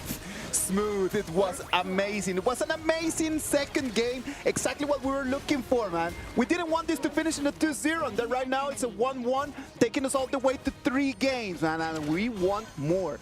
We want more of this that you can see on your screens. Yeah, a lot of back and forth from both teams, right? It was a pretty balanced start. I mean, it was advantage to the side of Loops because they Yes. were playing with the range. But the fact that they could not silence Fury, the balls that were coming in from Fury was so dominant. They were so dominant. I mean, look, Loops, their lineup is to just jump on top of you. That board just kind of mitigates all of that. And the fact that they were able to turn this around, and again, when Loops is on the run, they really don't have a chance. Evento just trying to stay alive, but CR7, that range advantage from downtown, just sniping them out, so good. Okay, so that skill coming out from CR7, that one long red line, is actually a silence arrow coming out from CR7. So not only are you dealing with being silenced, you can't use your skills, you also have the lockdown from Fury and Valau who are able to get onto you, lock you in place. And this is where Nyap shines, right? As a Fadi, yes, mobility, he is quite mobile, but he needs a little bit of time. And once he gets his hands on you, look at the amount of slashes that he comes in with. How do you deal with that? Yeah, it was really tough. I mean, look, this lineup, the Fatih, Nyap really stepping up. You saw the Ogryn, Danny, just like really next level. This is that 1-2 combination that they've had, and they've just been so aggressive. What a great game by Alpha 7. It was an amazing game, man. It was really good because we got to see the Alpha 7 turning things around, really learning from their mistakes and being a little bit more decisive. In the moments when they needed to take the battles, in the moments that they wanted to really just take the battle and just deal damage, they were able to do that. There was this critical fight right at the 10 minutes mark where Loops uses all of their abilities just to take Danny down, but they forgot about CR7, man. No one could do anything to solve that problem. CR7 comes in, the Garo got the reach. 1, 2, 3, first triple kill of our KWC 2025. Yep, I mean, this brings us back to the point that you said in game number 1. BP, the draft and bans and pick are so important because it dictates what kind of resources you have in the game. Not just for the gold, not just turrets, but what options can you explore? Can you get the stun? Can I get someone to hold him in place so that I can cut him off? Yeah, I mean, just a great game, right? This is exactly what we wanted. I mean, it just overall Alpha 7 really stepping up and just showing just the pride of Brazil here. It is going to be an amazing week. This is just the first 2 games. We're going to have 2 weeks full of this, ladies and gentlemen. We need to take some water because this has been a great battle, and I know that you two at home as well. So what about if we take a short break and then we will be back?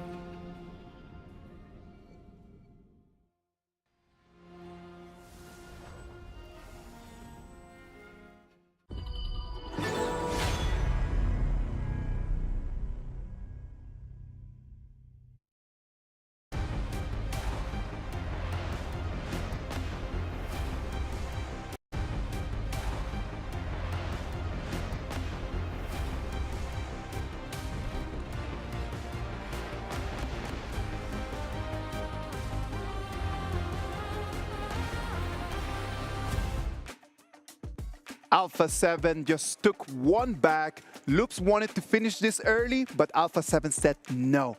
1-1 in our best of 3 is going to be our game 1 of the KWC 2025. Welcome back.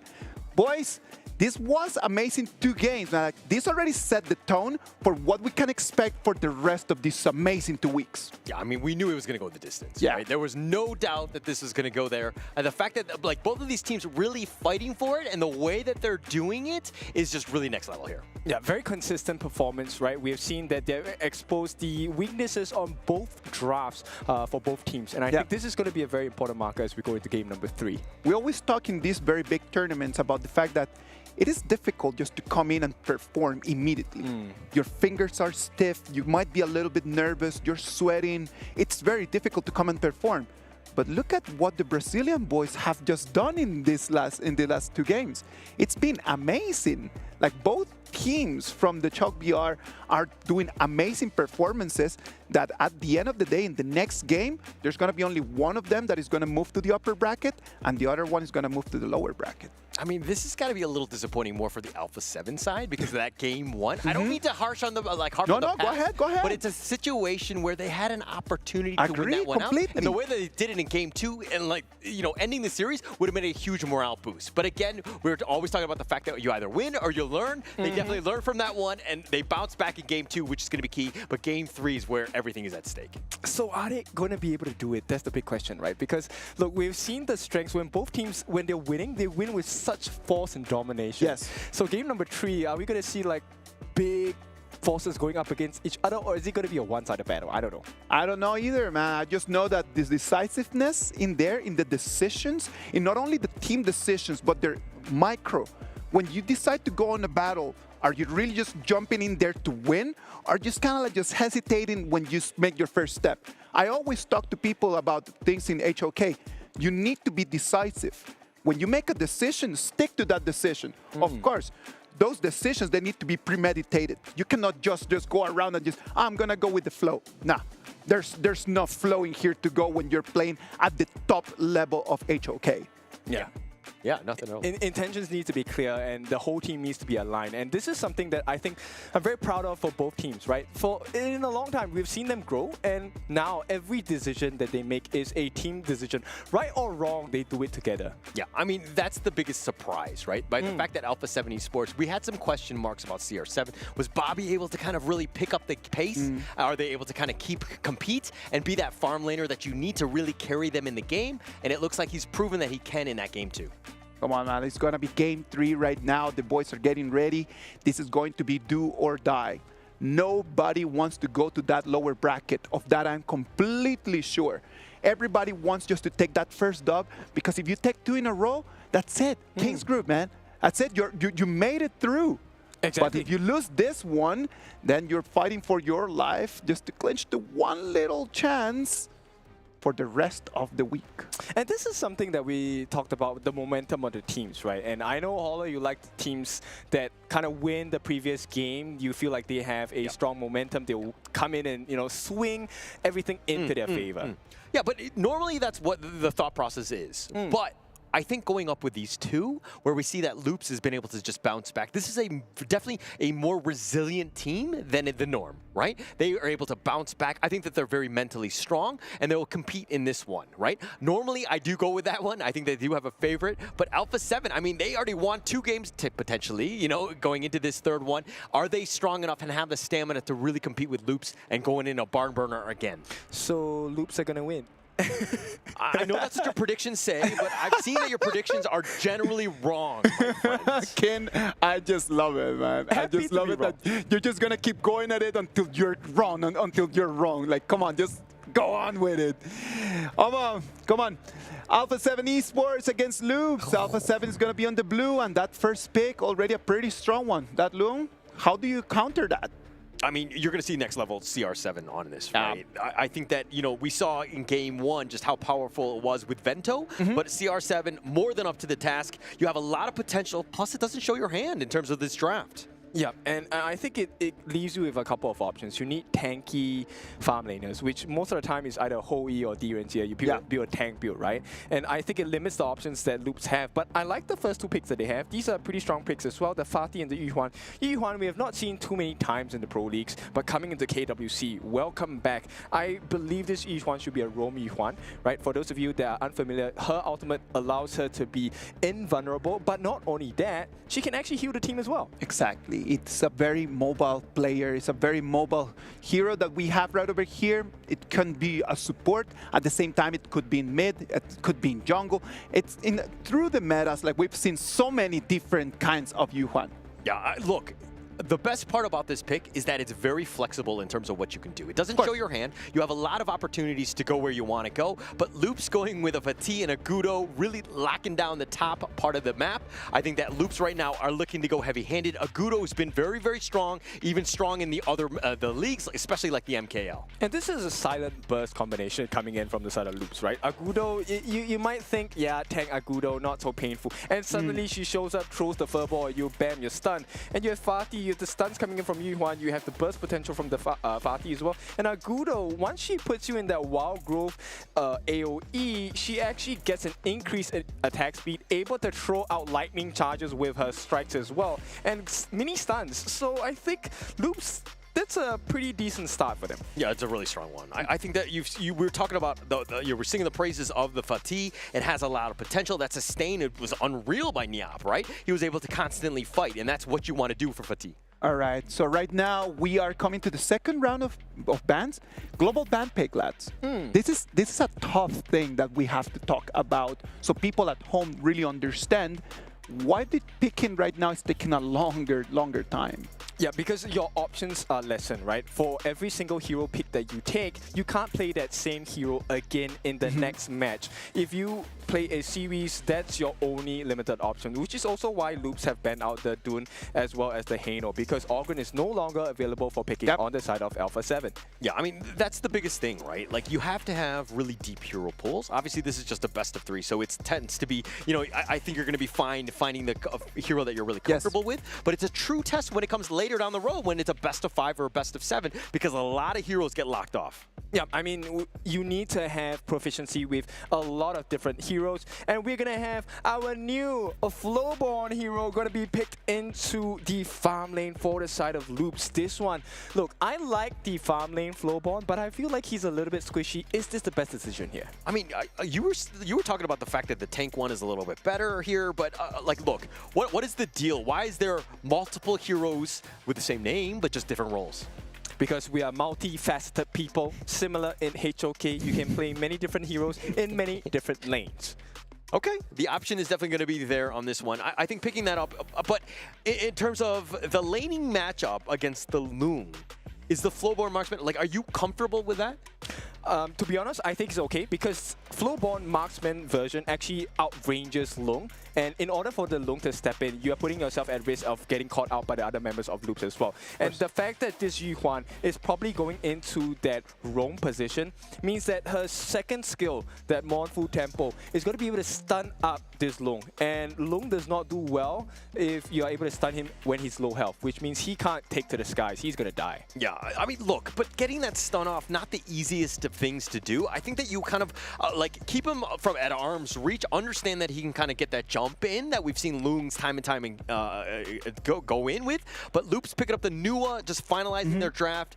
Like, look, I think that this is a win more hero, but your thoughts, Kin? I think it's not going to be a good time for the side of CR7. Everything is against him, right? They're going to try and force him to use that infinite vastness. Once he becomes a dragon, takes to the sky, the Nua is going to have a splendid time. Wait, where are you landing? I'm going to welcome you right over there. Yeah, I'm going to welcome you and take you down with the burst damage, right? This is going to be really difficult, and both mid laners are going to be they're going to have very long reach, and they might be able just to box people into the fights. We're coming into the Gorge. It's going to be game 3 of our series between Alpha 7 and Loops. The winner of this is going to move forward with their dreams untouched, and the loser of this might have to be pushed one step closer to the abysm. Let's go. Yeah, it's going to be super scary, right? I just, like, losing that game, that first series would be heartbreaking, right? Especially since you're doing it against your own countrymen, so to speak. This is a situation where you really want to be the top dog. Like, but Emergence looking to go in. One, going very aggressive, knocks him back with a creation block, but CR7 just limps away. Okay, I think that's showing a preview of what's to expect, right? One, I think it's going to have a huge impact in this game, similar to both Fury as well as CR7, right? Fury, this huge burst potential, also known as Gun and Mo, right? This hero offers you a lot of burst damage, but you have to make sure you are accurate with this hero. Yeah. I mean, you have to be on point, right? I think that there's going to be a lot of, skill-based hero, and this is the brilliance of Honor of Kings. Like, you have some really flashy, great heroes, but you got to be skilled on it. You're able to play it and pilot it to the maximum. It's going to be key, especially in this game 3 here. Exactly. Now, we haven't really talked about Danny much this game. Danny is playing the Mankey, which is a little furball, but he's tanky. He is a beef ball. You can't really melt down Danny. Yeah, I mean, look, I love the Mankey hero. I think it's definitely the cutest hero that's available in the game. You have a lot of potential with that. And all he needs to do is just stay up front, making sure that CR7, Fury, are the damage dealers in the backline are able to just kind of attack people from afar untouched. Okay, so while that is a tanky hero, I feel like Alpha 7, if Niap does not hit his mark, he's not able to access the backline or loop, it's going to be a tough one for them. Yeah, a tough one. I mean, the Annihilation's going to be used, kind of just zoning them away. Loops is kind of being pushed, pushing them across. But Fury, right now, it's all about just, wave clear. Clearing out, making sure that, one, it doesn't make any sort of rotation, because he could potentially jump the backline with his own emergence. Look, this game, both teams are taking a huge risk, because both Fury on the Gun and Mo, as well as one on the Nuwa, they need farm. So they can't really share too much gold in between the different roles in this game. So a huge gold advantage is going to benefit one of these teams really well. Yeah, I mean, it's still very early. I don't think we're going to see a huge jump. But both of these teams, again, just very familiar with one another. Nothing is going to be given away.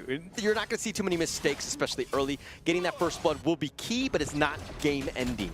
Yeah, and for now, I think Alpha 7, they're doing a good job in the farm lane. They managed to get a few licks in on that T1. And I think this is a very important marker because turrets also give you a lot of gold. Yeah, that was an interesting rotation there. Fury just, I thought the farm was going to be funneled into Danny, but then you saw that CR7 had made an appearance. Everything looks to be just funneling that farm and that net worth into CR7 because he is going to be your late game carry that will win you the game. Yeah, and right now, Loops, they have different ideas. They want to put a little bit more pressure on the Clash lane instead. Yeah, Flaming Palm is going to be dodged by the Unending Sorrow. One makes an appearance, gets sliced and diced with that couple blades, but he's going to just back off at this point. Again, a feel-out process. With 20 seconds, though, with that first turret, going to be key. Okay, so they're going to try and steal it. So Danny, for the first time, game number 3, a little bit more aggressive, right? He's going to try and enter into the jungle, put a little bit more pressure on that top T1. And Loops, they're trying to manage the waves, which we talked about. T1 is so important in the mid. We need the extra vision, we need the control, and we want to be able to catch them out. But Monofrizer... Monofrizer has to flash away. Here's the emergence. They want the return. CR7 getting super aggressive, gets the pick off. He gets on his dragon. He looks like he's going to get on out of this one scot-free. Okay, and this is where potentially a gap can be started by the side of Alpha 7. They've gotten their first blood. Can they take more? Yeah, I mean, look, this would be huge for them. They're going to take the Tyrant. That's going to expand on this lead. It's going to help them out. Alpha 7 doing a great job, especially off of that, Infinite Vastus. Now it's back on cooldown, especially since you have the Dolia. So you have that get out of jail Fury card. And this benefits their lineup and draft so well because Alpha 7, with the extra damage that they have gotten from this Tyrant buff, they're able to deal more damage. They have a lot more fighting potential, and their lineup is drafted for big fights. Yeah, I mean, look, the potential for that big fight is going to be there, but Loops right now, again, just got to slow the game down, right? Understand that we haven't lost anything at this point. We are fine. We have Freaks. He's going to be doing just dandy in that top lane. One will do his thing. I mean, it's all about getting Vento involved. Yeah, but they just have to be really careful. They need eyes on Fury as well as CR7 because if you allow that double ultimate coming out from Fury, you are not going to survive. Yeah, look, the potential. I mean, that craziness could be there. And I love the fact that this Valau Dolia pick, the value could be there. They've got the Dream Roam, the flash away by Vento, and now here comes the return. The Furball not going to connect on the Fury, and Danny's still up in front. ABA just kind of, they're going to pick each other off from afar, but at the end of the day, I think that they're both very tanky. They should be fine. Okay, I love this, right? They're trying to force out all the common spells for both sides. Yeah, yeah. I mean, you want to force it out. I mean, nobody's really picked up too much at this point, but Alpha 7 being aggressive, looking to invade, taking what is not really theirs. Yep, this is the Azure fight here, and it could be big. Yeah, it could be big here. Those blades are going to start to hit. ABH taking a lot, but I believe ABH does pick it up with that smite, but Freaks flashing away, gets back to safety. ABH has got those shields. He will stay alive, but with that annihilation, it's a going away present for Alpha 7. This game really showcases how well both teams know each other. Look, nobody has died just yet in that previous engagement, and I think they're looking for those moments, and I feel like we will only have like 1 or 2 big moments, but they will be super explosive for either of these teams. I mean, it's all about those team fights, right? Getting that potential, but it's about putting the pressure on, stealing what, you know, being aggressive. I want to see more map control, but Alpha 7 right now, with a little bit of a lead, they need to be aggressive. Again, it all starts with that mid T1 though. Yeah, true. They've taken T1 on the bottom side, which is great for the side of Alpha 7. This is where their goal lead actually comes from. But, you know, the balance of goal, if we take a look at the players individually, 3.8 for the side of Fury, 3.9 for the side of 1. They both offer decent burst damage, and I think they will be the game changers in the starting parts of this fight. Yeah, and look at this. CR7 just getting that space. Danny just getting dream roams on out of there. And Loops right now not able to kind of get that catch. They'll deal with the minion wave, and they'll just kind of play the long game in that sense. But the top lane is pushing, and now Loops is again on the defensive. Okay, but they are poking calm, right? So they don't mind throwing a couple of hits every now and then. As long as they don't get caught out in a melee range by the side of Alpha 7, they're good. Looks like Freaks is going to eat a Flaming Palm. The Infinite Vastness on out of this one, and he will stay alive. But Alpha 7, they just get on out of there. They don't, I think they're going to not contest on this Azure Golem, and Loops not able to get any sort of catch. Yeah, they keep trying for this, right? Which is once the Azure buff is up, they keep trying to go and force a fight. But it's not working out for Alpha 7. I feel like they might be punished for this. Yeah, look, nothing is really happening at this stage. I mean, the fact that like Alpha 7 are disengaging at the right moments, every time Loops tries to potentially start team fights, Alpha 7 are like, actually, we don't want to do this. They're feigning pressure in lanes. Okay, but there is one bleeding possibly for the side of Loops. They're not really handling the waves that well. Look, there is a team 1 taken down from the top as well, and I think this might hurt them closer towards the 10-minute mark. There is a lot of vision lost. Yeah, it's almost like been a perfect game for Alpha 7, right? Not really taking too much pressure, and ABH with that wild growth can put it on at a moment's notice, right? But Alpha 7, again, with Fury, that wave clear is just really on point. Okay, and Fury has now gotten his hands on a Savant's Wrath, one of the strongest magical items in the game. So there is big burst potential coming out from Fury. Look at Tyrant picked up here, and look, Niap was potentially going to teleport in if they needed to, but he's going to stay in that top lane and continue to split push. Freaks. And it looks like they've got the pick off. Here's the emergence, and right on top of this, the Infinite Vastness, and he might have gone a little too early in that sense, because I don't think one really could have dealt with both of them, but with the reinforcements on their way, it looks like it was the right call. Okay, so Alpha 7, decent lead so far. It's a 2,000 goal lead. At the same time, Niap has been left untouched this entire game. Look at every movement he makes. T2 under pressure now. Oh, he's going to go for the tri-slash play. He tried to get the burst onto Vento. The Annihilation had been expended as well. They find the Furball, and they want to make him pay, but this is just space created. Look at the bottom T2 taken down. CR7 just mowing him down. Oh, this is Mindworks telepathy for the side of Alpha 7. And once again, CR7. Yeah, I mean, CR7, no real risk. You had the Villau, Celestial Melody on top of that. They had that Dragon. He gets on out of there. He's safe, right? CR7 playing it perfectly. Yeah, Alpha 7, I like the understanding of this game. Look, they keep trying to force Loops to fight. Loops says no. And so they say, okay, you know what? We wouldn't do the double auto-man for Fury. We'll just do it for CR7. He's going to pressure turrets. Yeah, and look at this. The fact that Loops are like, okay, we need to change things up. We need to go for the steal ourselves. But here's the Dream Roam. Tries to find ABH. He's going to just sidestep most of this. Danny's still up in front with that mass. Niap getting a little bit low. Needs to be careful. They want to run. And Niap just barely able to get picked off. One finds him out. Gets that major kill. Yeah, Vento down is a big loss for the side of Loops. Not only does he lose that goal lead or that goal efficiency, it is a big win for the side of Alpha 7 because now the map is pretty much open. Yeah, look, it's a 1-for-1, but the damage that you really need from Vento is going to be a problem. And Danny finds one, not letting him go. One gets picked off, and Danny gobbles him up. Yeah, and this is a short but explosive growth from the side of Alpha 7. T1 in the mid under pressure. Yeah, they're going to take this down. Loops, all they can do is watch. They have not been able to respond in kind. They haven't taken a single tower. 10-minute mark, Shadow Tyrant underway for Alpha 7. Okay, and this is the 10-minute mark Shadow versions here. Shadow Tyrant will be calmly, safely in the hands on the side of Alpha 7. Easily. Easy, easy. This is how you want to control the map. You're in the driver's seat. This is the way you play things out. You take what's yours, right? And now you can be aggressive. Loops have not been able to find a way to chip into this armor. That is the Alpha 7 offense. Okay, so the basic version of it, you get that extra damage and lightning charges as well. But the 10-minute mark, the enhanced version, gives you even more. So right now, Alpha 7, if a fight were to break out, they will gladly oblige every single time. Yeah, and look at the fact that Danny right now, with the most damage taken, 48,000, living up to his name of just being that tank jungler, that frontliner that you really, really need.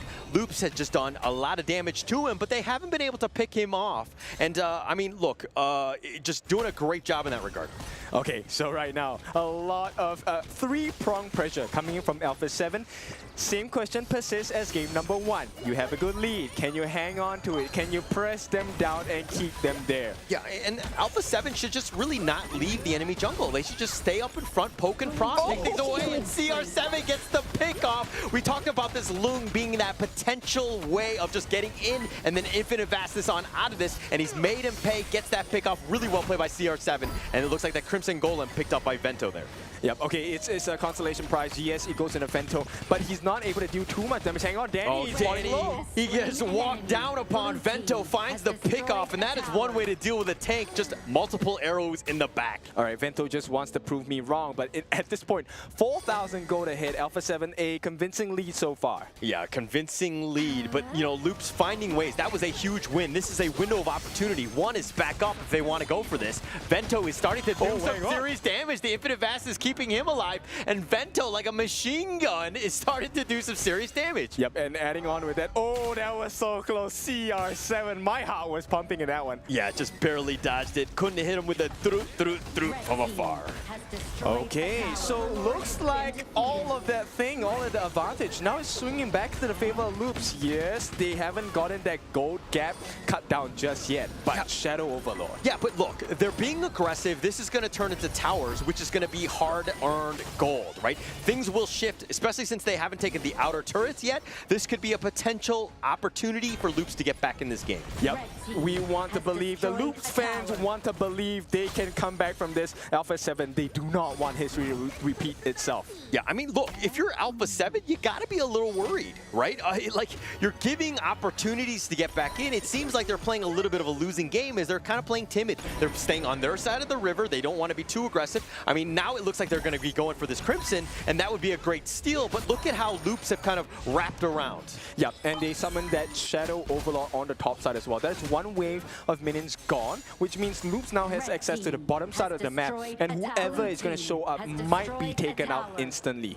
Yeah, but look, top T2 taken out. Loops are just looking to take the bottom T2 now. The Vanguards will push to make things a little bit more difficult for Alpha 7 to continue on with this assault. Vento, very low, but he gets on out.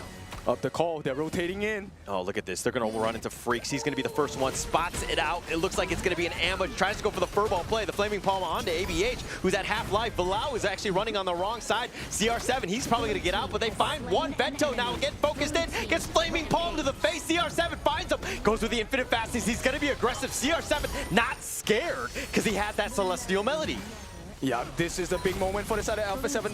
They take the T3 at the bottom. That's an open gaping wound on the bottom side. And Loops, yes, the hope is there, but it's going to be even tougher right now. Yeah, but with no minions, that's going to stymie the assault at this point. But Alpha 7 found what they wanted. Of course, getting that pick off, the bottom T3 going down. This is a huge opportunity for Alpha 7 to close it out as they go for another Shadow Tyrant here. Yep, now with the extra damage as well, this is a big moment. They will be looking for big team fights. They have the numbers advantage as well for about 4 seconds, but nonetheless, with the extra buffs, the Tyrant buff, they should be able to end the game. Loops have to be really careful where they're walking. Yeah, need to be careful, and this is something that is very different from Game 1. You see how aggressive and how far forward Alpha 7 are, putting pressure on. Loops right now are literally fighting for scraps. They don't have much. Danny taking a lot. CR7 potentially with a jump in, gets the Flaming Palm on the Monofrizer. They're going to be backing off. The Annihilation will connect onto 2. They have no answers for CR7 at all. This guy, he is just coming in, getting the Flaming Palms, that triple red streak hit. That is what is killing everyone on the side of Loops. But, like, how do you lock him down? I mean, it's one thing to have one Infinite Vastness. Yeah, it might be a cooldown, but then you have the Celestial Melody, so you have a secondary one. He's been almost so elusive, so difficult to just lock down, and Loops don't really have an answer for him.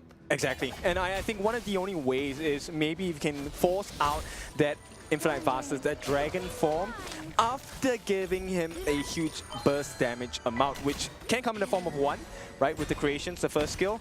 But I don't think they will be able to get CR7 that easily. Yeah, I mean, if anything right now, Loops need to just work on that bottom lane, get themselves a little bit of space, look to split push, slow the game down. Like it worked in Game 1 where they're able to just kind of slow it down, be patient, but Bento gets picked off. The Reforged Blades gets the insta-kill. Yep, this one is a painful one, and Loops now backs against the wall. They missed the Annihilation as well. Yeah, no chance. Furball going forward. Monofrizer's still up in front, but there's really not much. They're poking and prodding, just trying to slow with this, but the minion wave has already been crashing in. They're finding Freaks, who has to dash away a second time. They've taken the top T3. Now they want the middle one. They're going to take that one for free. The base is wide open. The Crystal is the only one standing. ABH very low at this stage, and CR7 gets the pick off, and yet another Dragon keeping him alive. He's going to be very on the outskirts of this one. Gets Monofrizer, and it looks like Alpha 7 have taken this, and they win Game 3. What a way to win this one. CR7, we talked about the synergy issues. This Lung was just all over the place, and that's a good thing. I mean, look at this one. Look at the fact that we had some questions. CR7 was able to kind of compete, was able to get in. They have the Cristiano Ronaldo handshake and the shoe. Yeah, this one, a big victory. I mean, we talked about the synergy, and this guy showed up. How many times is he going to show up in KWC? That's the big question. I mean, a lot of expectations coming in from the boys of Brazil. And Chalk BR, they have impressed us with series number 1. Yeah, look, if you have a lead, it's much easier to play from, right? And being able to do that in literally 3 games in a row, Alpha 7 understanding that, hey, we are far superior. It's much easier to play with that. We're able to close it out. Finally, they were able to do it in games 2 and 3. That was tough to watch if you were a Loops fan. Okay, but as a Loops fan, I think you have to be proud of their growth as well, right? They have managed to identify certain weaknesses on the side of Alpha 7 and really put it to work as well. So I wouldn't say, hey, it's the end of the journey for the side of Loops. There is still a chance in the last chance qualifier. Yeah, but I mean, this is a moment where I need to rub it in because of the fact that you predicted for Loops. We said we wouldn't do this kind of I'm just kidding. No, I mean, they were just, you know, I think in the end, Alpha 7 just had the answers, right? They were able to kind of like close the game out, understanding that, hey, finding the ones that they needed to have done and getting onto ABH and 1, just making it difficult. You see the potential of this Flowborn on the Vento, but it really, in the end, when it gets jumped on, it's just struggles and just too much CR7 at the end of the day. This is why your ban and pick is so important, right? Because they actually provided so much space on the side of Alpha 7 that they were able to provide space for CR7, Fury to just get those hits in. Yeah, okay. I mean, look at this one. Going into this, the final piece, just being able to close the game out, super important, and just being able to end it. Yep, this was a big moment for the side of Alpha 7, and we know it, Danny stock standard. This is the Danny reaction we want to see, and of course, Alpha 7. I mean, to win it in this fashion, where things weren't so clean, they didn't know if this game was going to be something that was possible in this best of 3 series. Yeah, I love it. I love it. Just seeing the rise and just seeing the expressions and just how you know passionate they are about this game, and the fact that they're actually finding their groove and just gelling well together with a player that's kind of hasn't been there for very long. Yeah, I want to see more wins. I want the Sue coming in from all of the players as well. And this will be a big win and maybe history in the making, because we have seen the growth of Alpha 7, and I think there is even higher growth to achieve for Alpha 7 as well. Yeah, look, I don't want to diminish what Loops have done. I think that they're a great team. They have a lot of potential. They're still not out of the KWC. Yep. It is a little heartbreaking being on the losing end of a 2-1 series, but they still have the potential of bouncing back in this group. Yeah, last chance, right? We talked about it. We're looking for the top 2 from each group. And for now, Alpha 7 have made a name for themselves. They put one step forward with this 2-1 win over Loops. But I think it means a little bit more because, you know, that grand finals in Chalk BR. Now, this is revenge and this is sweet. Yeah, oh yeah, it's got to feel great, right? I mean, like months from when it happened and then having that opportunity, you see the matchup, it's got to be a little bit crazy and to have that opportunity to bounce back here. Okay, but of course, with that, we want to hear the thoughts of the players as well. Let's throw it over to Mara, who's going to be interviewing one of the players. From the winning team, here we are from Alpha 7. Danny, congratulations. I saw you over there screaming and jumping and shouting. Now you have a smiling face. How is it like for you now to go to the upper bracket finals? So I'm really happy because this series for me is like a revenge, because when we were playing the grand finals in Brazil, we were like a great advantage against them, like 3-1, and then we lost the series, and I was really bad thing after that series. So now I can have like my revenge against them and principally with Bobby, like CR7 actually. So I'm really happy after this series and with this feeling, you know, I'm really happy because I was waiting for this moment for like many months, I can say. And it's worthwhile, that redemption, that feeling. Your very first series in KWC, you got to compete against your countrymen, but now they go down the lower bracket. And how is that like? Another team carrying the Brazilian flag you defeated, but they still have a chance, but now they have a lower chance to make it forward. So yeah, about like the flag, for me, like I need to defend my flag about Brazil because I was like in every championship like representing Brazil, so I need to it's like defending my flag. And yeah, I'm really happy for play like against the Indonesians team now. I think like we can beat them. Like they are good, but I think we can beat them and go for 2 playoffs. And Speaking of the next team that you're going to be facing, whoever wins the next one, you will get to meet them in the upper bracket finals. It's either Dominator Esports or Team Vitality. If you were to analyze both teams, which one would you want to face to give you a higher chance to make it to the playoffs? This one is a hard question for me because I like the both team. I have like some friends there. For example, Tayax and like Zankyo, I respect them so much. And yeah. You have to choose. For me, like, it will be a really good series today. I mean, both teams. But I think I prefer to play against Vitality. And why is that? I think just because, in my opinion, the best player in Vitality is Zankyo, is the jungler. So I think I can play against them. And I can play against him, actually. And yeah, about the team, I think our team is better. And principally our ADC, for me, is really insane. So I'm confident for like both teams, but if I can choose Vitality. And for sure, they're watching out for you as well, seeing you aiming for that upper bracket finals. Congratulations once again, Danny. Job well done. And now we're going to analyze that for you, so we're going to head back to our casters. Lead the gorge. Thank you very much, Mara. That was amazing. Really nice to see that Danny right now is really looking forward to the next game. Alpha 7 take the victory 2-1 on top of Loops. They're going to move into the upper bracket. Sadly for Loops, they're going to have to fight for their lives starting from right now. Boys, it was such an amazing game. From Danny, we can already see that he wants to play Vitality. Would you guys have made the same choice? I would. Yeah? I would. I mean, just because you're looking at the data and the way that Dominator Esports played in the A.K.A.L., they were undefeated in the regular season. This is a very strong team, and they 3-1 to Team Vitality in the upper bracket finals. They have a lot of familiarity, but Dominator Esports, I think, are a step up. Yeah, what he said. No, I'm kidding. So I think yes. I think in terms of jungling, I think Danny can kind of one up ZanQ on his good day, right? But we also have to pay respects to Vitality. I think they are a very strong team. They have very good synergy as well. But with the addition of CR7, his performance today, I think really impressive. And I think that might be the tipping edge against Vitality if they do meet. Of course, besides A7, we need to be thinking about Loops as well, right? Like Loops right now is going to move to the lower bracket. Changes need to be made that coaches are going to have to think about new strategies, because the strats that came in today against Alpha 7, in the 3 different games that we saw, Alpha 7 always had the upper hand. Yeah. Loops were able in the first game just to turn things around, but it never looked like they had control of the game. What is happening? What needs to change? What do you think the coaches are going to be talking to the players? I'm going to say that, you know, to Loop's point of just improving, they need to look at the first 5 to 10 minutes and just making more moves. They need to be more aggressive. Right now, it's been very predictable and very reactive to Alpha 7, and they didn't have a great series. You got to be aggressive. Yeah, I think they gave CR7 too much room in that last game, right? You can't allow a Lung to come in, get the free hits, get out. You need to force the Lung to use his ultimate a little bit earlier and for as little value as possible. He got maximum value before he took to the skies. And I think that was one of the winning points, which is why I'm super impressed with CR7. Well, you guys talked about the Flowborn against Lung pair right over there. I like that matchup that ended up being one of the decisive points to turn things around for Alpha 7. What do you think?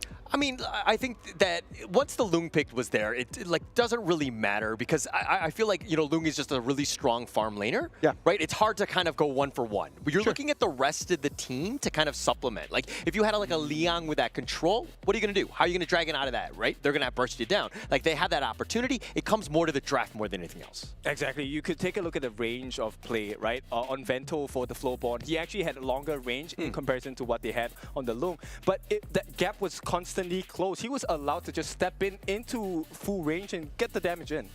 It would have been really nice just to be able just to predict that this was going to be the way that the game 3 was going to go, right? Because that, as just Holler just mentioned, just keeping that Liang, keeping that Princess Frost from game 1 and moving them to game 3 when they were facing Lung would have been a better decision. But well, things cannot be predicted, and game 1 is done, and we're gonna move into our match number 2. It's going to be DMT against Team Vitality. Dominator Esports on one side, Team Vitality on the other. History has been made in between those two teams. What can we say about that? Yeah, look, this is a bit of a grudge match. I mean, they're both, again, in Indonesia, so it's kind of very similar to the first match going into this one. I think that Team Vitality have leveled up with that time. They had a lot of opportunity to kind of meditate and to figure out what they were doing wrong. I think that this is going to be a step up from what we've seen in terms of the AG.AL. Exactly. This matchup is very tough, right? I think there is a lot of strength for both teams, but I want to know what you think. Is there any guesses from you? Okay, I'm gonna give my guess, and my guess is that I'm gonna tell you right after the break. I'm not gonna tell you right now, I'm just gonna keep it to myself. After the break, we can come back and talk more about this second matchup between DMT and Team Vitality.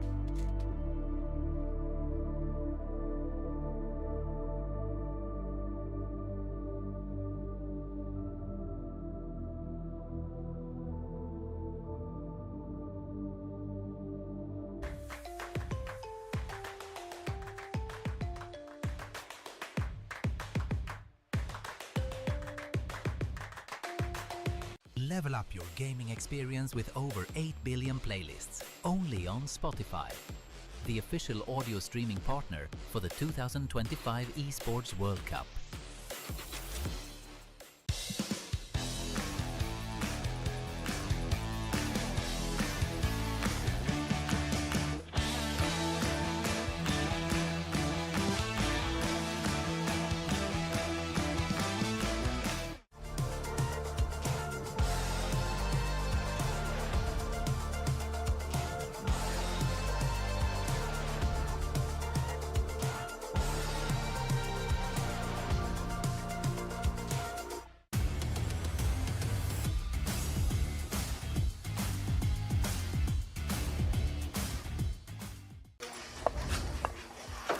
Come on, let's go.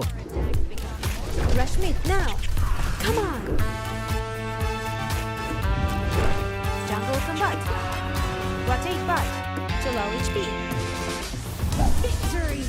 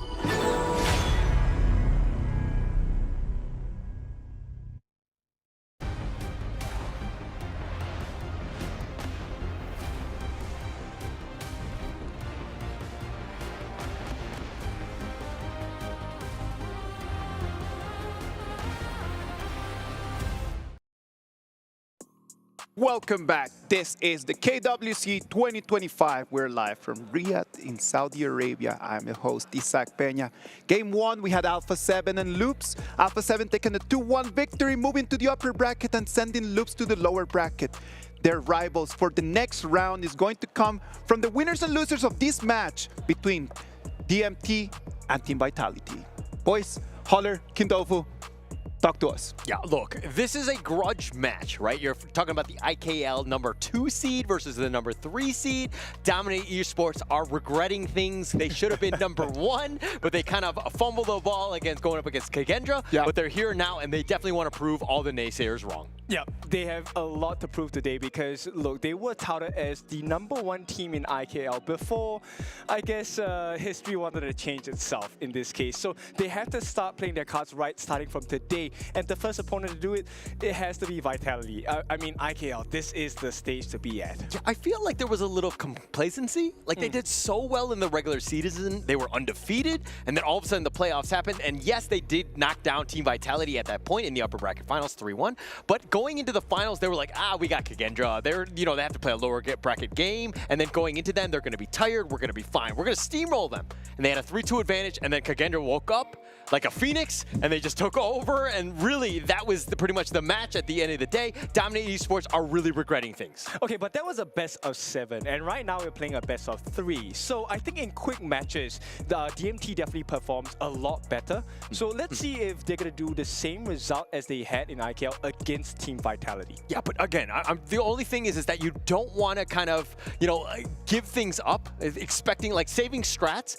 Everything is so important, especially in this GSL format, the way that the groups work. You got to win 2, right? And every single match, every single game is super important. Okay, so I think if Dominator do not win this 2-0, then it's a clean Team Vitality win. I think they have it in them. You give them a chance, they will grab that win from you. Yeah, I mean, they're going to take everything, right? I think you can't take anything for granted. I think every single team is going to be looking to take anything, and they're going to be kind of looking into their own, matchup and strategies, and those VODs are going to be super important. It is going to be very important. Best of 3 and best of 7, best of 5, all of them different modalities of our game that we are going to have to analyze differently.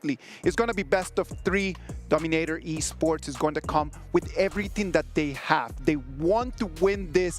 They want to be able to put their hands on the trophy. Guayu, TX, Gerald, Ahim, and L.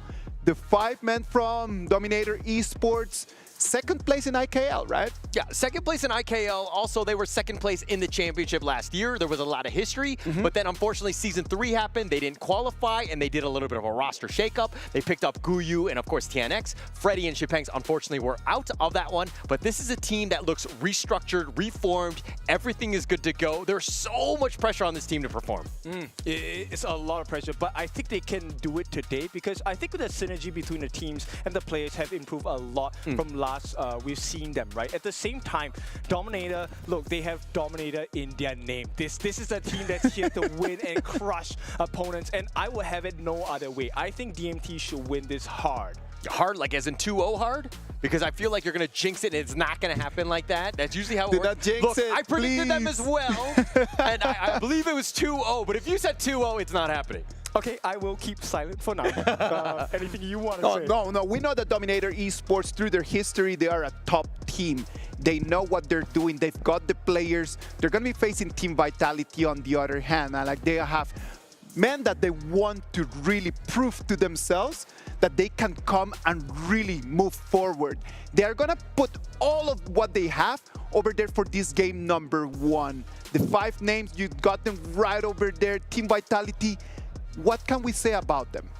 I think Team Vitality is a very sound Q focus in the past few months, right? Okay. If he does well, the team does well. But I think if they have kind of fixed that mentality, if Zan can show up consistently today, then DMT might be in trouble. I mean, everything is around him. I mean, look, you were even talking about Danny in the interview, just pointing him out, and Zank was like the guy that really just is the lifeblood of this team. There's a lot of, pressure on his shoulders to kind of perform because it's feast or famine with him, right? But let's talk a little bit about 19. Also from the Rome's position, he's a brand new addition to this one. I think that this team has really leveled up. The fact that they're third place, securing them into the KWC, speaks volumes about this play that is starting to really gel well together, and the ceiling is like sky high at this point. I loved how you mentioned about the roamer. That is one of those positions that we need to talk to the people at home. It's one of those positions that cannot be just said like, okay, the roamer is the person that does not know how to play any other positions.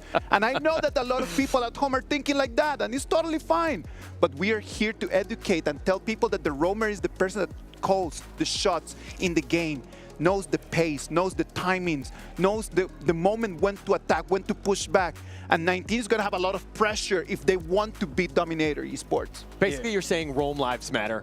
I'm a roamer myself. Rome lives matter, mate. Roma here too? Yeah, okay, all right, good. We got 2, which is probably too many on the table, let's be honest. But look, I totally agree with you. There's a lot of pressure on him to just kind of ensure that he's always there. There's if you're looking at, traditional MOBAs, the Rome, the support guy, is super key of making those calls, and those rotations are like game winning at times. And the Romes here also help you to set up team fights. I think that's going to be a big win marker for either of these teams. So we need to take a look at what kind of heroes they pick as well. Of course, roamers need to be able to communicate because communication is going to be vital. If they want to move forward in here, the team that can communicate better, it's going to be able to win this whole thing. I'm telling you, because at the end of the day, the difference in between the players is so marginal. Like the micro mechanics in between them, they're top level. But it's going to come down to the communication, when to make decisions, when to push forward. Do you think that Team Vitality might have a better synergy, or is it going to be Dominator Esports that's going to have the upper hand? Well, I mean, they've been scrimming, right? They've been practicing that. The 5-man has got to be on point. They need to be like one hive mind, everybody on the same page, so that when that call goes out, everybody's doing it. Yes. There's no second guessing in the game. I like the fact that you mentioned about the decisions, because decisions are really important and you don't really have a lot of time, especially when there's a lot of chaos. So in order to make the game easier for yourselves, like you said, this first series of the day, take the towers, man. Take your T1 mid, make sure you have a lot more space, a lot more vision to play around, and then you can start to think about, okay, what kind of decisions do we want to make here? Yeah, I mean, look, the Rome lives matter is the support, the position is like one of the key ones. But like going back to the jungle one, we talked about Zank already from Team Vitality. Definitely a lot of pressure on him to perform. But let's talk a little bit about Dominator Esports, because at TNX, I mean, he really showed up in the regular season, but there were moments where he kind of fell apart. Like you didn't really see too much of it in the IKL Grand Finals. I mean, there's a reason why there's an X in his name, right? So TNX normally is the X factor for Dominator in the big games itself. And when I think similar to Vitality as well, if TNX doesn't perform well, sometimes DMT suffer quite a bit. Yeah. And look, I think that the team has done really well with him. Like you see just like how much impact he has on that team, and like the fact that they're very, outgoing. Almost, like just kind of very comfortable with just being on stage, because he was very flamboyant even on Team Secret. Yes. But now that he's brought that same energy onto Dominator Esports, it's really been a boon to this team. Exactly. But of course, we talk about signature picks. And Gen.G, right, as a player from Team Vitality Jungle, he's known for his assassin junglers. Okay. And I think that could be a strat that DMT is going to play into. TNX also known as a Luna prodigy, right? Yeah. He is... His face looks like Luna when he's on form. Okay, like actually the look, because I think Luna is much prettier. Not to say that TNX is not a good-looking person, but dude, at the end of the day. But okay, look, I think that as piloting the Luna is definitely one of his his expertise, right? Yes. That's like his bread and butter, so to speak. But like you're talking about Zonk as being the assassin style. I actually thought from Season 3 and even the respective leagues that we would see more assassins. What we've seen thus far, at least in the first series, is more of like a tankier jungler, which has been a little bit different, right? So does that mean that the meta right now is just pushing for moving away from the assassins and just trying to be a little bit more on the tankier kind of junglers? Is the meta, or is it just like the decisions of the teams right now? I think it's just the decisions of the team. I think that this is more of a Chalk BR thing, because they're familiar with one another. The other, they let their farm laners really just dominate the game, right? It's just about space. I think that if we've seen, especially with the MKL, the WKS, it tends to be more that assassin style, that very, very like flashy style play. And I think we'll see more of that as we see more games today. Yeah, for sure. I think it's definitely one of the ideal points that both teams will be looking at, because when they are at their best, the assassin junglers coming out from both BTR, Vitality, as well as Dominator, they're really on form. They're really, really very good. Okay, so right now, let's imagine that we're going to push into the jungle. We know that Luna has been banned every single game right now in the 3 games that we had before. If Luna is not an option, what are some other assassin options that we have over there in the jungle for the people at home just to know a little bit more? Fade. That's my boy. Fade has been a menace. Okay, not just in rank, in the professional stage as well. Fade has a skill set, his ultimate, once you're in range, if it is down past a certain percentage, it's an instant kill. And you can smite, you can do whatever, it goes to Fade. So I am thinking we're going to see Fade a lot today. Yeah, but look, I think if anything, especially in this draft, is to kind of pick TNX's hero last, right? Let the other teams kind of potentially see what he could go. Maybe they ban out some of those heroes, but don't let it throw you in a loop, because if they pick it a little bit earlier, teams are very good at counter picking and counter drafting, and I think that that's going to be key going into game 1 here. Okay, and it sets the tone, right? Like, first game, you want to have the win, you want to have the confidence. As a player, when you step into the stage, look, the pressure is immense. You are now here at KWC. Yes. Like you mentioned before, perhaps you could have been playing at home a couple of months ago, and now suddenly you've made it all the way to the top of the pro leagues. You're now at KWC. That is an amount of pressure that can't be explained. It cannot be explained, man. I know that right now the players are just thinking about like what would be the best way just to kind of like shake it off and just move forward with this. I know that the VP is ready to start. The coaches are just right over there thinking about what is going to happen. What can we do in order just to create the strats? Holler, you just mentioned about the order of the picks. It's going to be super important, so we do not allow the other team to see our cards too early in the BP stage. I mean, it's the whole chess game, right? The 4D chess of just understanding just how to play this one out. The draft is super key. You could actually draft really well and have a huge edge going into the game. Yep, and straight away, Dominator, in fact, they take out the Luna themselves because it's also actually one of the specialties of Gen.G. They don't want to see that hero out there, man, and that creates such a great show for everyone at home, because in the moment that Luna is going to be put out, it's just going to be allowed and it's going to fly around from the course in the first time, the crowd is going to explode, man. It's going to go wild, and right away you see Team Vitality. They have known about the performance of Greedy in the Clash lane. Dharma, we've already seen how Nyap played Dharma in game number 1. Yes. And it was an explosive performance, but we do get the pay.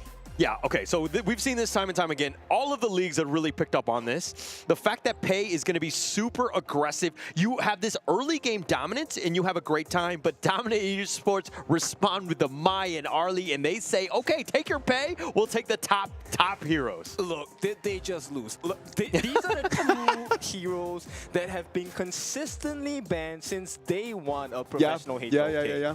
Like Mai, look, early game, a lot of burst damage, a lot of CC, very mobile, able to jump into brushes, check brushes as well. Yeah. And then you have Arlie with the Parasol, also able to maneuver around the map, and holy big amount of damage, and it's over, guys. I am so sorry, man. I'm telling you, right now, Dominator Esports, with those first 3 picks, all of them are just in your face kind of heroes, man. Like, they just like so mobile, so much burst damage, just straight up, just from the brush, boom, straight into your face, you're gone. I mean, this is the power of the best of 3s, right? You don't have to save heroes for a later, game in this potential series. This is putting your best foot forward. They're looking to go straight on with this lineup. This drop from both teams, a very early game centric, right? My early game, they want to access into the jungle, and Dominator Esports. For those of you that don't know, Dominator Esports will invade your jungle in the early stages. Similar to what Team Vitality is thinking with the Pei, it's stock standard. Pei will invade your buff straight away. So we're going to have a different pace of the game. Is that what you're saying? That we're going to be seeing a lot more invasion in the early stages. We're just going to be able to see in the first 60, 90 seconds of the game, we might already start seeing some fights going on. Exactly. And to pair things up, let's take a look at the bans, right? Yixing, Byron, these are all very strong in their lanes as well, coming out from the side of Dominator Esports. But Team Vitality, they take out the heal potential, the Liu Bang, along with the Zhang Fei. These are very tanky heroes within the picks available for the Gorge. Yeah, and Dominator Esports, look, the Byron ban, perfect, right? That Byron Pei potential, that from the top lane is super invasive. Dominator Esports would have a rough time. But again, Dominator, looking at what their strengths are on the team. TNX, they're going to let Musashi farm. They have, a Hem on the Arlie. They're going to have a great time of just being able to get that farm because, again, it's all about these 2 to do that damage, and they have plenty of it in spades. Okay, so they have a decent bit of control coming out from DMT. So I like this response from Team Vitality. They pick up the Liempo, not locked in just yet, but they also consider the Mayin, both of which have very good backline access. They can actually catch out the Arlie along with the Mortar as well, right? While the rest of Team Vitality tries to deal with the Musashi and Mortar. So they split the fight. And if Team Vitality can play their cards right, I think, yes, they can give a decent chance to winning this game number 1. But still, you know what? I think DMT, I really prefer their draft in this game. Oh my goodness. And the Fatigue to just round out the draft, just running at you, having that sustain. This could be a huge issue. I mean, look, it seemed like Team Vitality were going to run with this early game lineup, and Dominator Esports like, actually, we're meta heroes and let you deal with this. How do you deal with this? Look, okay, I love both teams, but BP-wise, Isaac, we talked about this. Yeah. Bans and picks, very important because it allows you so many options to explore, and I think DMT have given so little options to the side of Team Vitality at this point. DMT right now just going with most of the meta right now, just going with most of the T0 heroes, not caring about this being a best of 3, just thinking about, like, let's just toss everything we have just over here in game 1. Let's take the dub, and then after that, let's go and see what happens in game 2. Yeah. I think that's the right play. Best of 3, you put anything. It doesn't really matter. Done. Like, just go with everything that you're best on, just because you have to win. Exactly. Literally, you could just play 4 games. If you lost them all, you'd be out of the KWC. Done. So they need to be thinking about it. There's not that many thinking that you need to be doing right now. They opened the door. Team Vitality opened the door with the bans and the picks. They allowed them just to take their hands on the Arlie and the Mai Shiranui very early in the bans and in the BP. That might have sealed their destiny. Exactly. I think, most of the times on broadcast, we like to tell our audiences, look, professional games, it's not a sprint, it's a marathon. But this one, best of 3, is a sprint. Guys, run fast and go for your target. And the 100-meter race is going to start right now. On the left side of your screen is going to be Team Vitality on the blue. On the right side is going to be DMT on the red. This is going to be our game 1 of this match, number 2. All right, this is going to be a super key one going in. I like the fact that you called it a bit of a sprint. To be honest, if I was in one of these situations, I'm not looking to sprint. I'm looking to just get on my bike and just cheat through the system and do whatever I can because I need that edge, especially in game one. I feel like that's called cheating, Oh, but... only if you get caught. yeah, and people can't catch you on a motorcycle. All right, I get your point. Yeah, but it looks like we're going to start this one off, again, being very aggressive. This is what we wanted. I mean, Jurl and Guyu are like, not even just like helping out with TNX. They're taking what they want because they have that potential. Like Jurl on the Mai can make some serious waves in the early game. And I like this, right? Because the pacing is so fast from DMT. Not only do they, kind of stifle the farm of Tubs in this fast lane, they also secure their first base part of the game for themselves. And look, straight away, the goal gap might not be that big, but the EXP and damage potential from DMT is going to be shown really soon. Yeah, I mean, the damage, like that potential is going to be really on point, especially when you have a Hem on this Arlie, who's just been really next level with this hero. I think he's going to have a great time, especially since they're solo. They don't need to force any issues, and this is going to be the power of the Dominator lineup, right? Not only do you have Jurl, who's able to be very mobile between the different lanes, and with that potential catch, but then you have L backing him up. A couple of Cannon Blasts could really turn the tides of this fight. Look at what they did. They're able to check all the different spots of danger just with one skill, and this is the strength of DMT's draft in the early game. Yeah, why check it with Cannon Blast when you could just face check? That's what I do. Yep, and then you pay with your life, right? Yeah. More time than not. But in any case, Ham, now they realize, hey, you can't be everywhere across the map. They managed to put some pressure. Yeah, and I mean, the flash away from L, Cannon Blasting for their troubles, uninvited guests, so to speak. But look, Team Vitality, their biggest thing is on this Zonk Pay. They need to get him going. They need to be aggressive. They need to be taking, whatever they can away from TNX. But if there's anyone you want to play an aggressive jungler, it has to be Zankyu, right? This is his specialty. He is very aggressive, but also very clinical with his finishes. Yeah. I mean, but again, if it comes back to that lane matchup, right? If we're seeing just like, Zonk not able to, keep on pace with TNX, you're going to have a tough time. And, Team Vitality need to do everything to ensure that he has that proper support. Yeah, timing is of the essence, right? We definitely need to have a quick pace of the game because both drafts are a very aggressive early game draft. As the later the game goes, some heroes kind of fall off in terms of like the viability because they will be caught out easier. Yeah.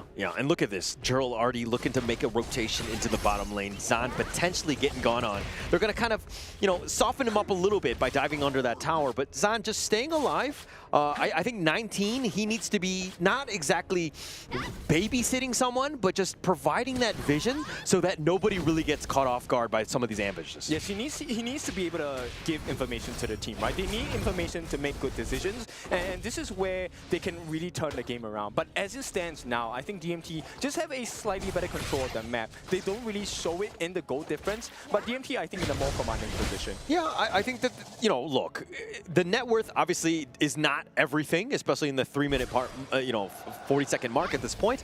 But Dominator, the way that they're moving across the map, right? Yes, there's going to be some gaps, and it looks like Vitality are looking to do that, taking advantage of that as they look to steal a Pheasant here. I think this is a little bit of indecisiveness coming out from Vitality. They were looking to try and go on a greedy, but now this opens up some space at the bottom side, and a lot of pressure is being put there. Yeah, and look, the 4-minute mark, this is the Tyrant. This is going to be the big one. I mean, there was no kills as of now, but there have been spacing and zoning them away. 19 is just over the edge, and they do see that TNX has started this. And do not be fooled. TNX will dive into a target here if they open up that opportunity. But they get the Tyrant of the first Tyrant of the game, and DMT, comfortable control. Yeah, comfortable control. No real contest in that sense, but Dominator Esports understanding that, hey, any sort of, the big neutral, the first big one of the day, pretty huge for them, right? They want to get this this net worth really starting to snowball. Yeah, and in terms of like jungle pacing, I think Zankyu is just a tad bit slower than TNX, and that tad bit cost him half a level. Yeah, but I mean, net worth, he's a 500 gold up, right? And this is the power of that pay. He needs to be sticking with 19, ensuring that they just like steal as much as possible and make life a little uncomfortable for Dominator. Okay, this is the opening they're looking for. If they can get the T1, this would be great, but the support does come in. Instant response from Jill to help out the team. This is what we're looking for, good teamwork. Yeah, don't give up anything, especially for free, right? If you're able to make the teleport, you're going to be there. You're going to just kind of scare them away. Team Vitality did not want to push that initiative. They've backed off, and now it looks like they're going to play a little bit of a longer game. Just stick around in that lane as TNX is going to take a little bit of damage. Looks like he's going to go for the Tremor Smash. That wasn't going to be a bit of a miss. Okay, so they do a delayed wave clear on the side of DMT, but it all's good for them because at this point, I think the map is working for them. But right as I say that, they take the T1. Yeah, look at the Azure Golem just get stolen right under, or TNX picks that one up on his way out. But Ahem taking the tower, that's going to be a huge win for them. Look, these teams trading blow for blow. There's a lot of familiarity even with these teams today.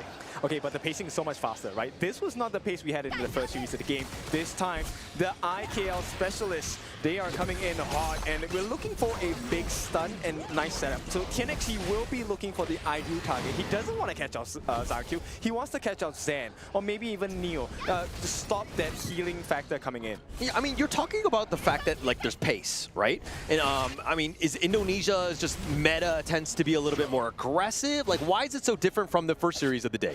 They are very aggressive. They're very fast as well. But the thing that is so special about A.K.A.L. is the fact that they know when the winning moments are. So when A.K.A.L. teams fight, you know they see an opening. It's whether they can finish the job. So, Kindofu, you're saying that the Choke BR teams don't know win conditions?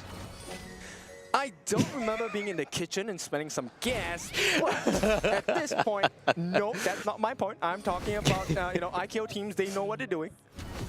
Yeah, they are. I mean, they know what they're doing, of course, in this case. But again, look, both of these teams, not a single kill. It's 7 minutes in, a little bit different.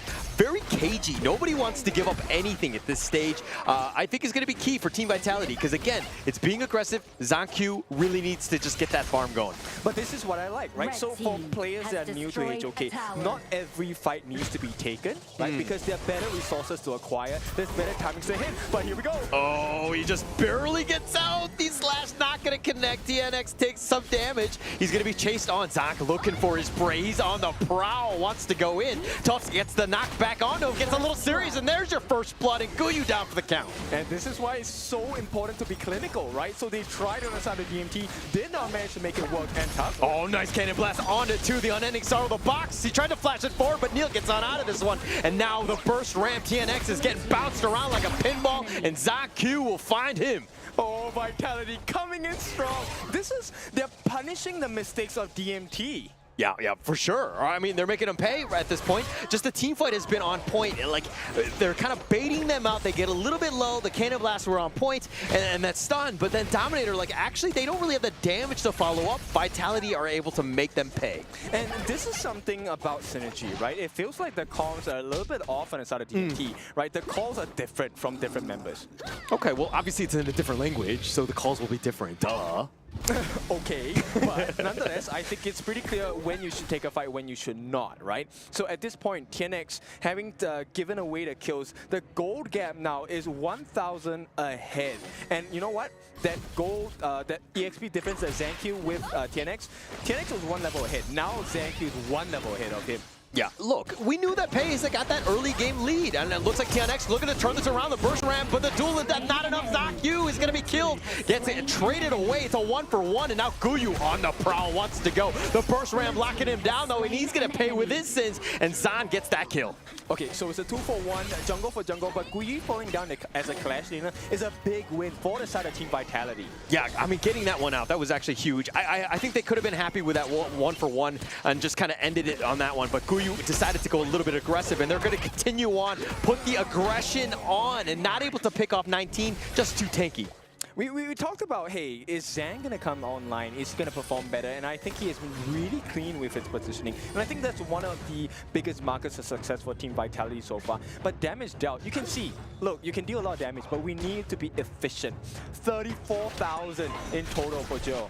Oh, Ahem getting on back on this one. I mean, look, the damage was gonna be there. This is a very damaging lineup from Dominator Esports. If they're able to find you out, they haven't really been able to kind of convert that damage into kills as of now, as they only have 1 to their name at the 10-minute mark. Yeah, and we talked about it. This damage, a lineup that they have acquired for themselves, you need to be able to do damage. You're not going to be able to do that with a lack of items. Yeah, Shadow Tyrant right here going to be started. TNX does spot that out as well. Gerald on the little on the low end. Needs to be careful. The Tyrant will reset. Back into his lair he goes. Dominator Esports want to make Neil pay. He takes a lot of damage, but he's going to be backing off. Has that unending sorrow if they want to pop and continue on. Tufts tries to get a little serious, but he only gets serious on the minion wave. Okay, I don't think they know that 19 is inside. 19, oh, I like the patience, but just got found out. Now, 10-minute mark, this is an important marker for both teams because this Tyrant is going to provide so much value in extra damage for team fights. Yeah, TNX is probably not going to go completely on this one. Wants to low it out. The burst ram onto a couple, and it looks like they're going to be backing off of him. Getting aggressive, finds Neil, the unending sorrow, and not enough damage to kill. Neil sustains that one, and Gerald trying to find this ZanQ, looking for the right target, not able to get the nice little the fireball onto him, but the turn has been picked up already by TNX. Space created. Did you see what they were doing there, right? Dominator actually forcing out skills from Vitality. They weren't going to commit to the fight. And while you're in that state of limbo, are we fighting? Are we not going to fight? Look, the decision by DMT is TNX is, buy me time. I'm going to get the objective for the team. And right now, even though they've gotten that objective, ZanQ's still at the top of the farm. So he's making things work for Team Vitality. You knew he was going to be aggressive. Like, the pay is so good right now because of the fact that he has that mobility, has a lot of damage, so he can farm pretty much wherever he wants. He's going to always have that early game lead. The struggle then is when the mid-game happens, probably like the 16 through 18-minute mark, when he kind of falls off and he tends to be more of like a farm laner, and he needs to be more worried about his positioning. Okay, Neo in the middle. Oh, they find the unending sorrow. They find Gerald, who has to flash away. The double dash on out. Hem getting a little bit low, but the burst ram is on point. They're not able to get in the box. But set, they find Hem. That's going to be the initial pick, but Zan is going to be traded away. It's a 2-for-1 thus far. They're trying to chase under the tower, and Guyu a little on the low, took some tower shots. Vitality will hold. So Vitality just seems to be a cleaner team in comparison to DMT. And it feels like DMT, they keep diving, but they're not getting the results that they want. And TNX has died a little too many times. Yeah, too many times for my comfort as well. I mean, he's a little bit falling behind, but he's trying to make things happen. He hasn't had that mark where he has the items to really just duel to death, like homing missile, just blow somebody up. He hasn't had that moment as of now. He's still a little bit behind. Yep, okay, this is why it's so important, right? So for those of you that are new, TNX, he's playing Musashi. That ultimate, it makes people unable to heal. So you can see he's going in, but he's going in a 3v1 situation. Yeah, not the greatest of targets. I mean, going in for this, I mean, it's especially like in that position, you got to be super careful. You got to stay alive more than anything else. But you're just seeing some of the damage that Ahem is starting to do, and like looks like they try to knock him around. Topps though will dash over. At this point, DMT, they need to just burn out skills coming out from Vitality. That will be the big win condition. But the problem here, 19, as a new player, he's doing so well coming in. Yeah, and looking at this game, I mean, it's a 6-2 lead in favor of Team Vitality. I mean, you predicted that, you know, Dominator Esports was going to win 2-0, and it's because of your prediction that it looks like Team Vitality were like, I took that personally.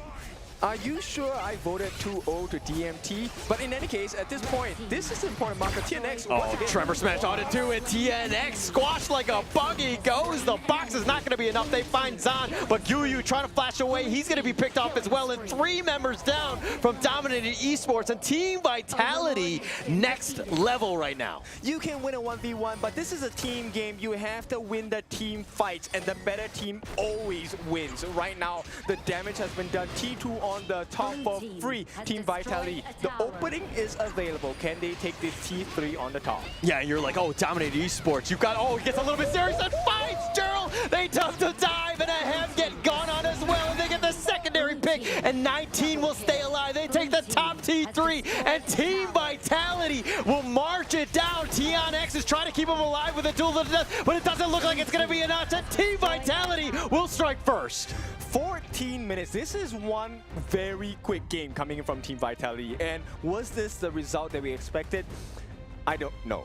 But ZanQ, this game, it was not about him. For the first time, ZanQ is not the core member here. It really was a team effort coming from Team Vitality to take this win against Dominator Esports. Yeah, I mean, you talk about it as being a team thing, and don't get me wrong, it was, but I'm still not going to undersell what ZanQ was doing. Like the fact that he had that net worth, he had all that damage, they got that one little pick off, and if you're looking at the line of, you know, the lineup of Dominators, we're talking about the damage, but they're all glass cannons, right? That damage from ZanQ was enough to just burst them out.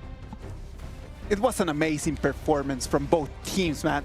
Like when we need to start thinking about this, we all thought that the BP had gone for Dominator. We thought that they had the better picks. We thought that they had the meta. But at the end of the day, Vitality just proved us all wrong.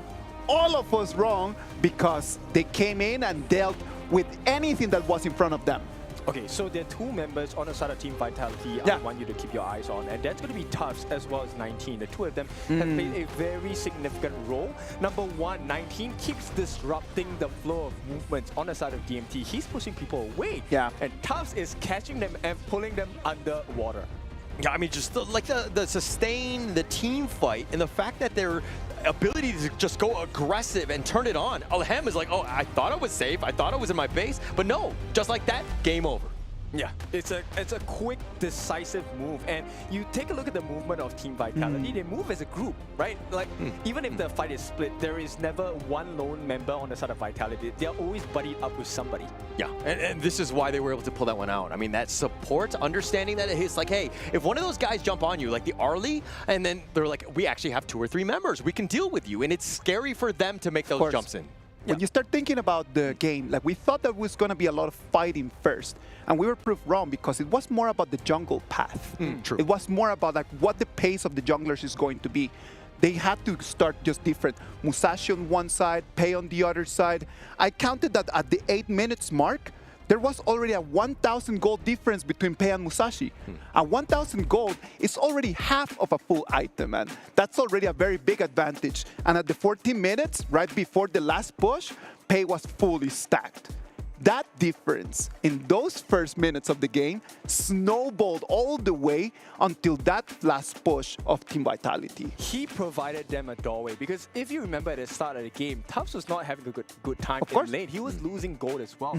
But the fact that, look, Zhang had this goldie, he was able to put pressure onto the lineup on the side of Dominator. He provided space, and then Tufts at 19 just came back from behind, and it was story told for the side of Vitality. Yeah, I mean, for me, it goes back to that one time that TNX decided to dive 1 versus 3, right? Yes. He needs to just farm. He needs that space. Like, he's like that farm laner, like the carry at the end of the day. You cannot be throwing away any sort of time in, like, the net worth to anybody at that point. You need to farm yourself and literally stay off the map. He was a little impatient, and we've kind of seen this from TNX time and time again, where he tends to be overly aggressive at times. The X factor right over there, as Kintofu just mentioned it, right?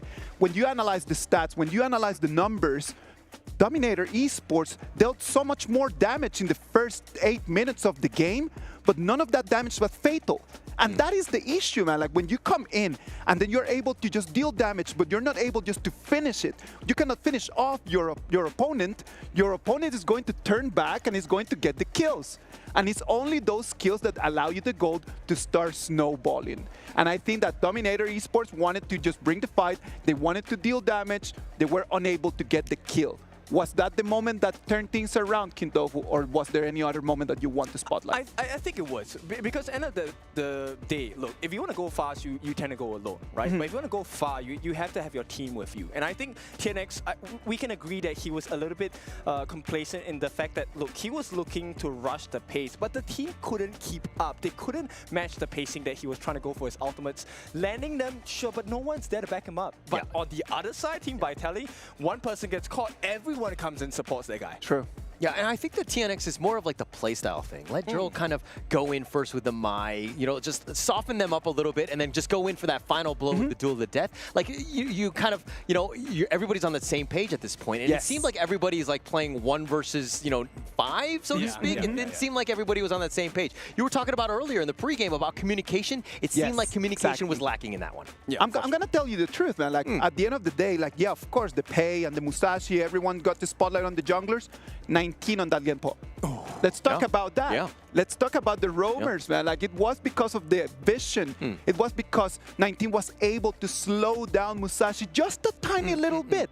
It's not even just a matter of getting the kill. It's not even a matter of just having the spotlight on you. It's just a matter of being able to do the dirty work that the team needs for the team to get that little advantage. And this is where the difficulty comes in, because Lianpo is a very, very tanky hero. And when you pick heroes like the Arlie, the Mai, it spells out, it shouts out burst. Yes. But what happens when you can't get the burst down, You cannot right? burst down a Liam Poe, man. That can't be done. It cannot be done in the early stages of the game, man. It cannot be done. And 19 just took that advantage and then just put it not as his own, but made that a whole team advantage. Yeah, and also, 19, just this multi-man stuns. His burst Rams was hitting 2 people consistently. He was having some great tremor smashes and staying alive. That's the biggest thing. It's like, yeah, you're tanking, you can take a lot of shots, but not giving up any kills, that's next level.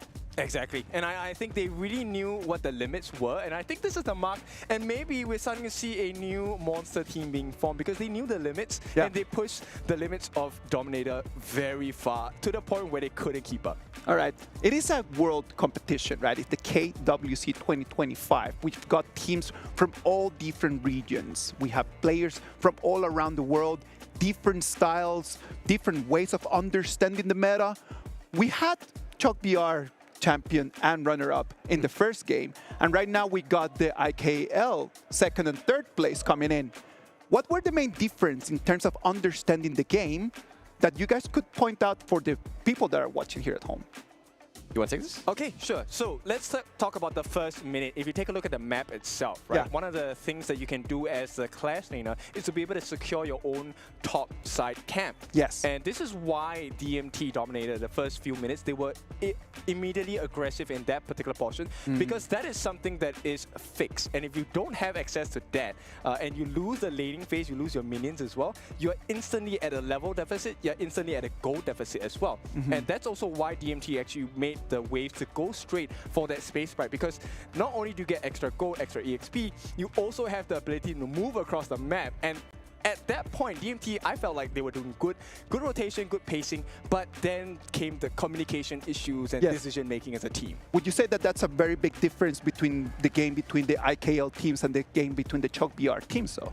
I think it's pretty similar because, look, both teams, if we compare, let's take a look at Team Vitality and Loops. They are placed in a position where it's not looking good. It really isn't looking good. Yeah, but then you go and identify, okay, look, this is a lost cause, never mind. What other options can we explore? And that's where they really formed up that comeback factor. And so, yeah, it's the same story told in a different style. Okay. I mean, Holler? for me, it's kind of adding on. I think the biggest word that you used was pace. You said it in the game as well. I think that if you're seeing somebody like a Pei, and this is why we see the assassin style in like the MKL, WKS, KME, KMS. Like this is a style that's been very aggressive and been able to invade because you have that mobility to be where you shouldn't be at times. And you can catch people out, and then they start playing a little bit scared. What we saw in CHOC BR was a more traditional style. Definitely more last year, not to say that they're a little outdated, but it just seemed like the heroes that they picked were a little bit slow to the meta. The faster pace is where we are today. Of course, I do agree on the fact that the meta right now is just calls for a faster pace. Just the decisions made in the first 4 minutes just define if this is going to be a 10 minutes match or if this is going to push all the way until the 20 minutes. The teams need to adapt to that.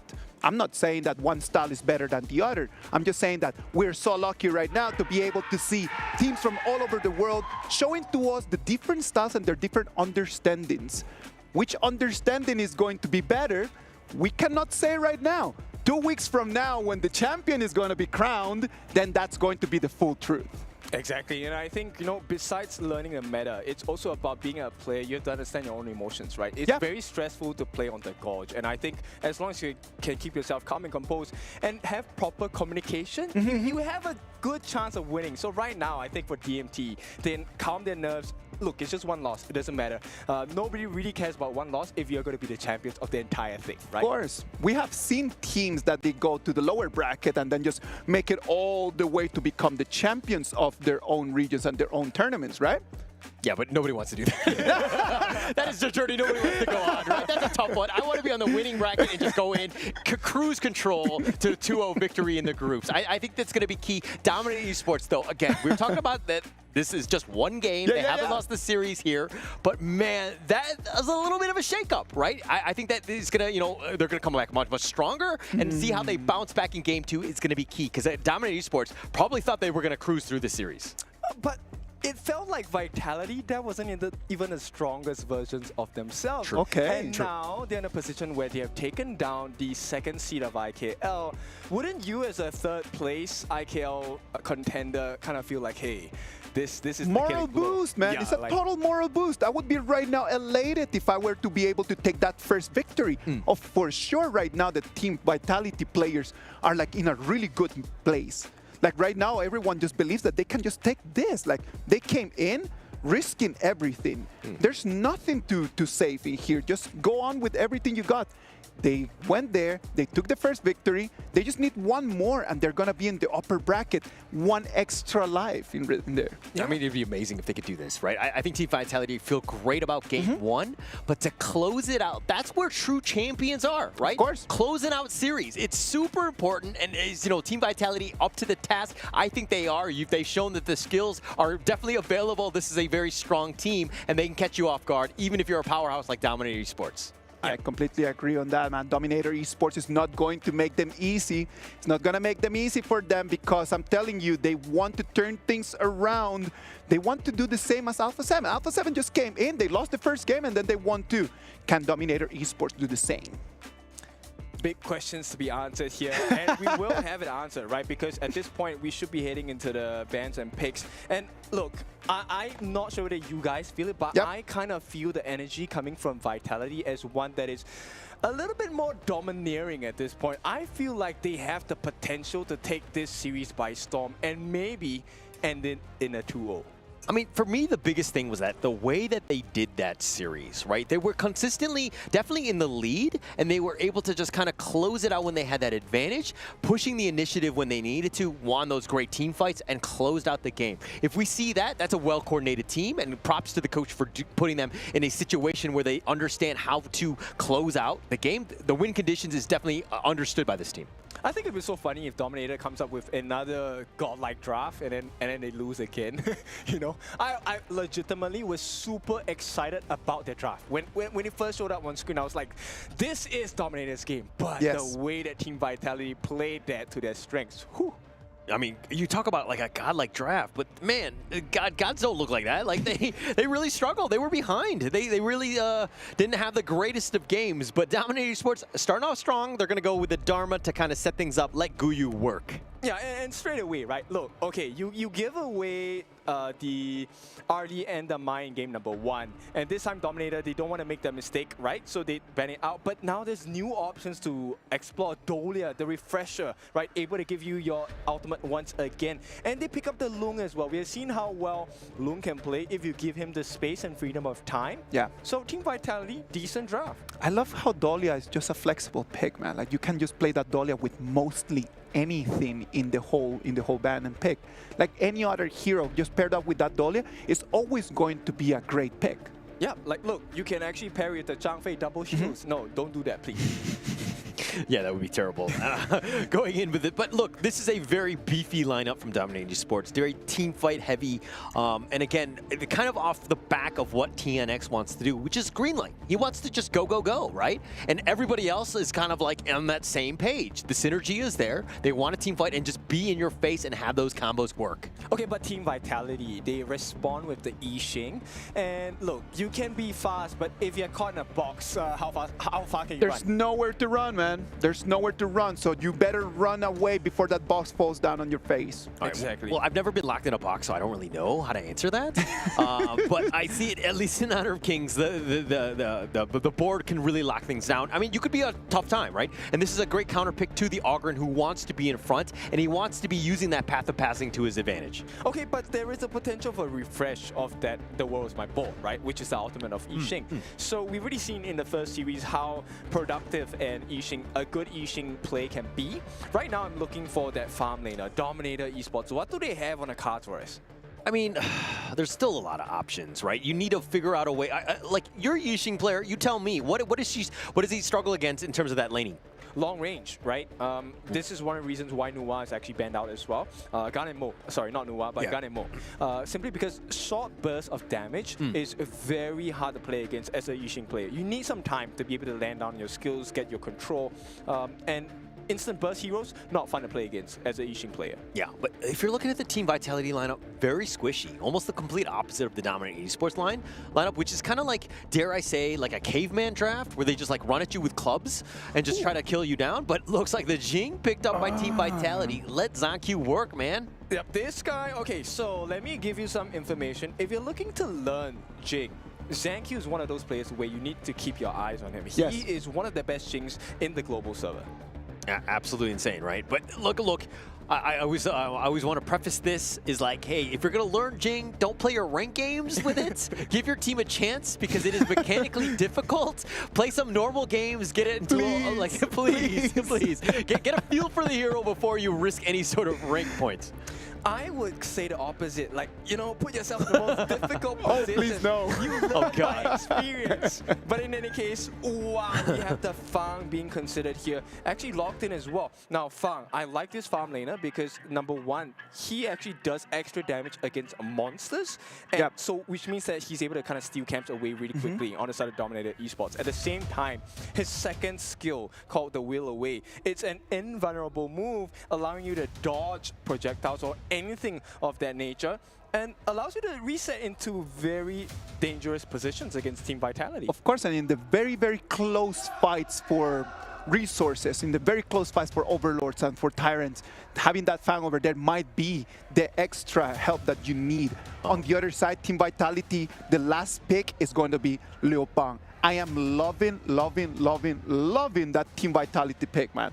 Yep, the pacing of the game actually is matched up by both teams because, of course, okay, Team Vitality, let's explain about how they're going to play this game. This is a very split push composition coming in from Team Vitality, right? Because the Liupang, he's going to be split pushing because he has instant access into his teammates. All he has to do is to use his ultimate, the Battlefield Command. He's able to teleport, not just teleport, when he's teleporting onto you, you're getting healed up. You have more health, baby. Yes. And so that is a strategy that they're going to play the map more in this game for Team Vitality. Let's wait and see what's going to happen. This is going to be game 2. DMT is going to be on the blue side.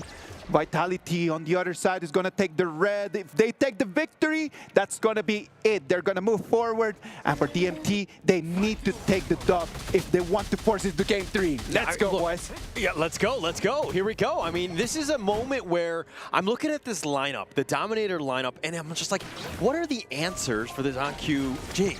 Like, do they have the lockdown? He's going to be having a field day if he's able to kind of just, you know, move like a butterfly, sting like a bee. He's going to have a great time, and he's going to be really tough to lock down. Especially when L on this Shangfei and Gui on this Dharma don't have the ultimates. That's like the dream for ZonQ.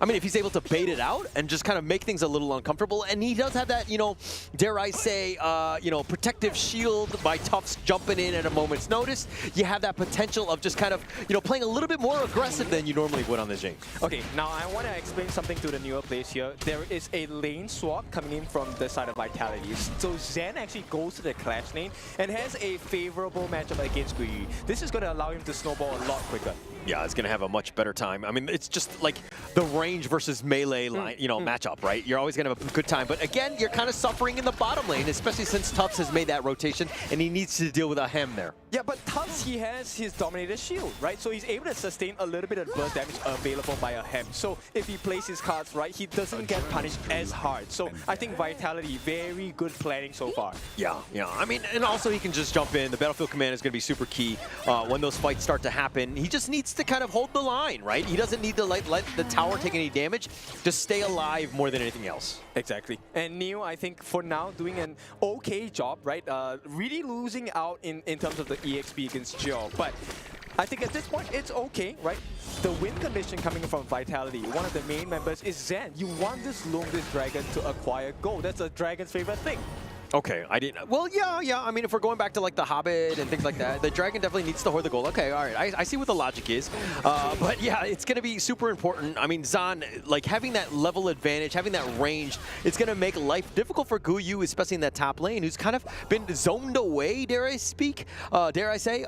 But Zon and 19, like this combination, we're going to see way more of it in the KWC. For sure. I really like this. It's a stock standard combination you can explore as well, right? The refresh into to Zahn's ultimate, taking the dragon form and flying to the skies, it gives you a lot of freedom to do a lot more risky things, which could turn the tides of battle. Yeah.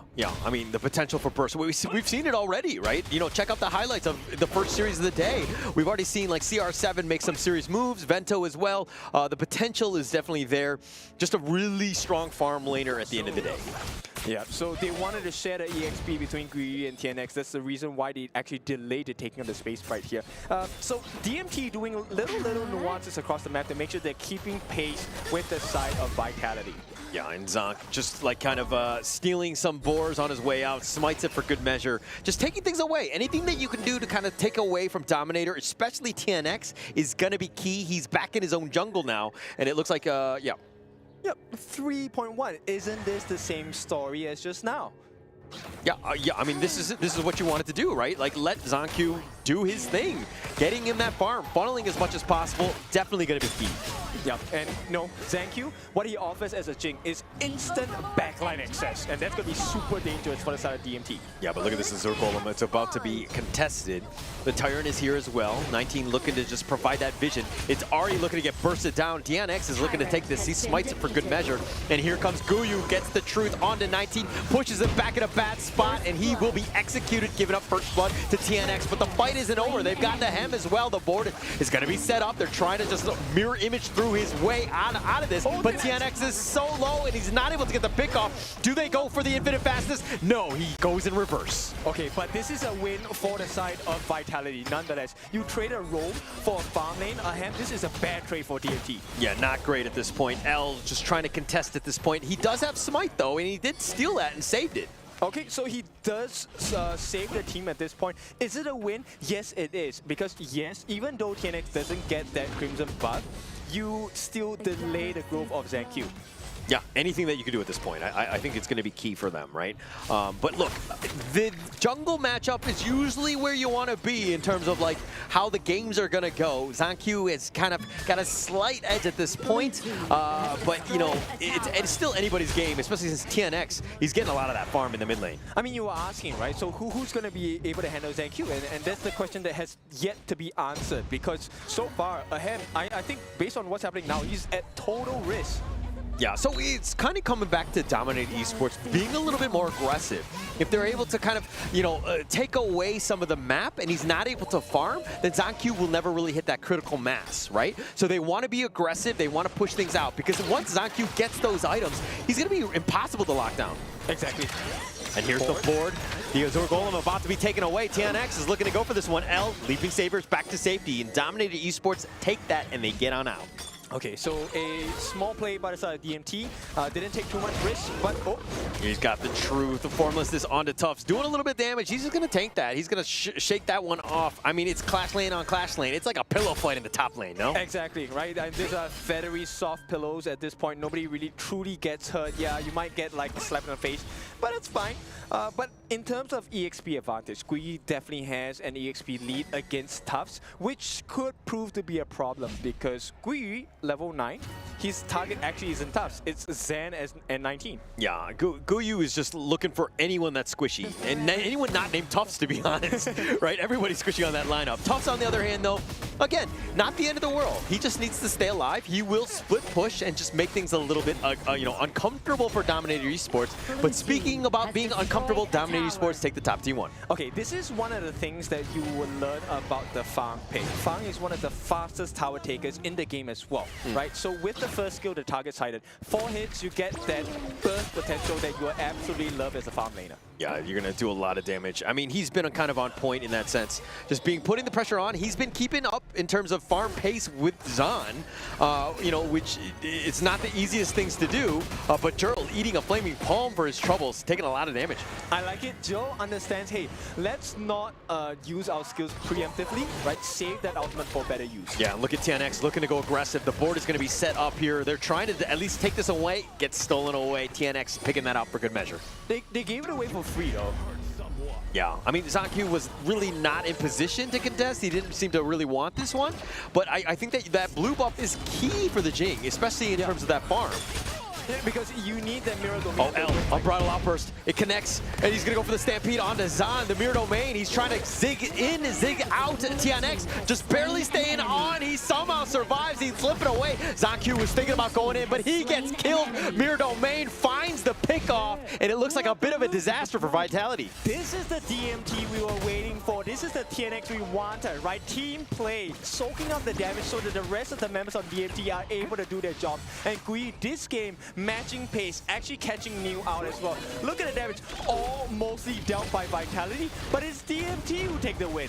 Yeah, they're going to take that one. I mean, it was kind of baited out by TNX. That Augur and just the amount of sustain, and it was just like juicy enough of a target for Team Vitality to really push the initiative. ZanQ probably should have played a little bit safer, but again, he thought he was safe with that mirror domain. But when your shade is very obvious as of where it's going to be, it made it for easy pickings for Dominator. Yep, and right now, L is cosplaying as a jungler with that smite as well, securing that second objective for himself, a second Tyrant for Dominator. Okay, I was actually looking. Is he actually, I had to turn around and see if L was actually wearing anything different. No, he's not physically cosplaying. He's cosplaying in the game. It took me a second, but now we're here.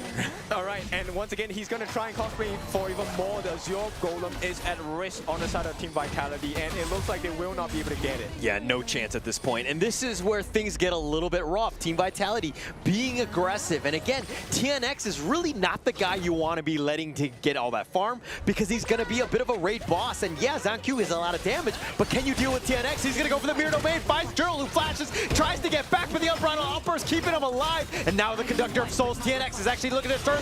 Neil gets stampeded on. He gets seared for his troubles, and now Tufts on the run. Is he able to get to safety? Has the shields, and only one member down, but they lose the mid T1. And they took the fight at the absolute worst possible moment because look, the T2 at the bottom is also being pressured. This is going to open up a ham, and this is the first potential. Easy T2 for the side of DMT. And look, I think Zan was just a little bit too late. Comms issue for DMT game number 1, now comms issue for Vitality in game number 2. Yeah, struggling at this point, but look at the damage taken here from Dominator Esports. Both of them, two of them taking so much. L and TNX. Tyrant being picked up essentially for free. Team Vitality on the defenses, down about 4K. This is going to be a tough one to come back from. Yep, and look, T3 is now open for the taking on the side of Team Vitality.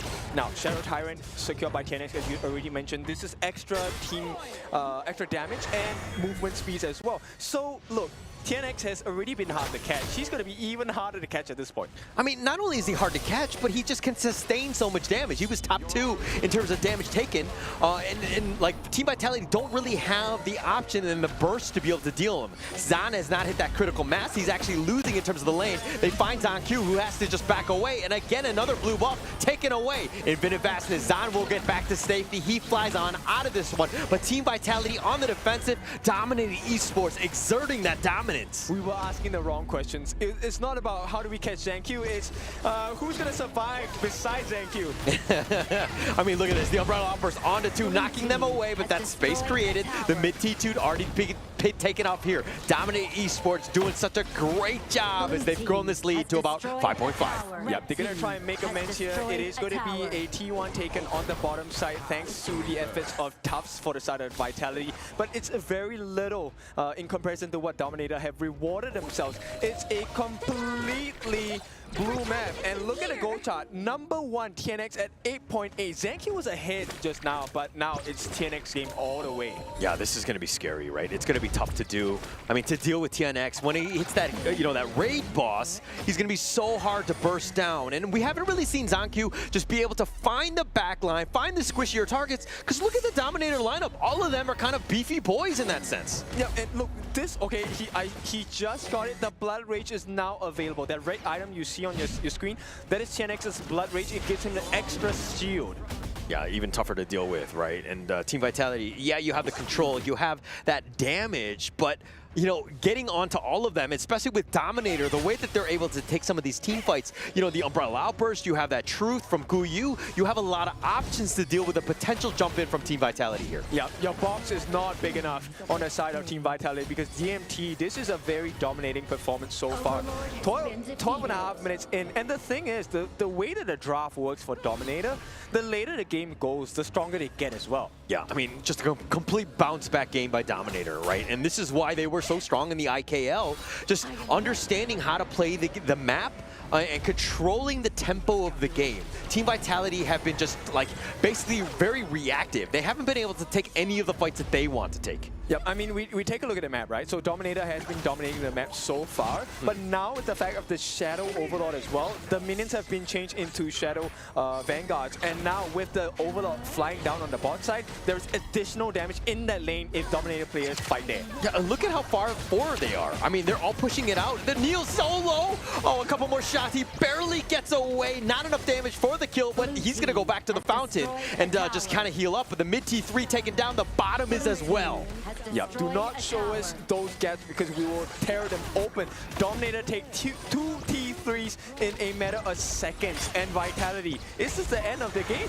I mean, it's looking that way. Team Vitality right now just need to, I mean, I would say slow the game down, but at this point, there's nothing for, you know, Dominator to really slow down on. They don't need to back anything off. It's 13 minutes in. They've just been in full control and just pushing it out. If anything, Tufts need to be looking to split push. He needs to be more aggressive. Give their team at least a little bit of space to breathe. Yeah, I agree with that. Because end of the day, if you're asking for Vitality to push DMT away, DMT is not going to budge. In fact, DMT would say, I would like you to put your hands on me, and I will return the punch.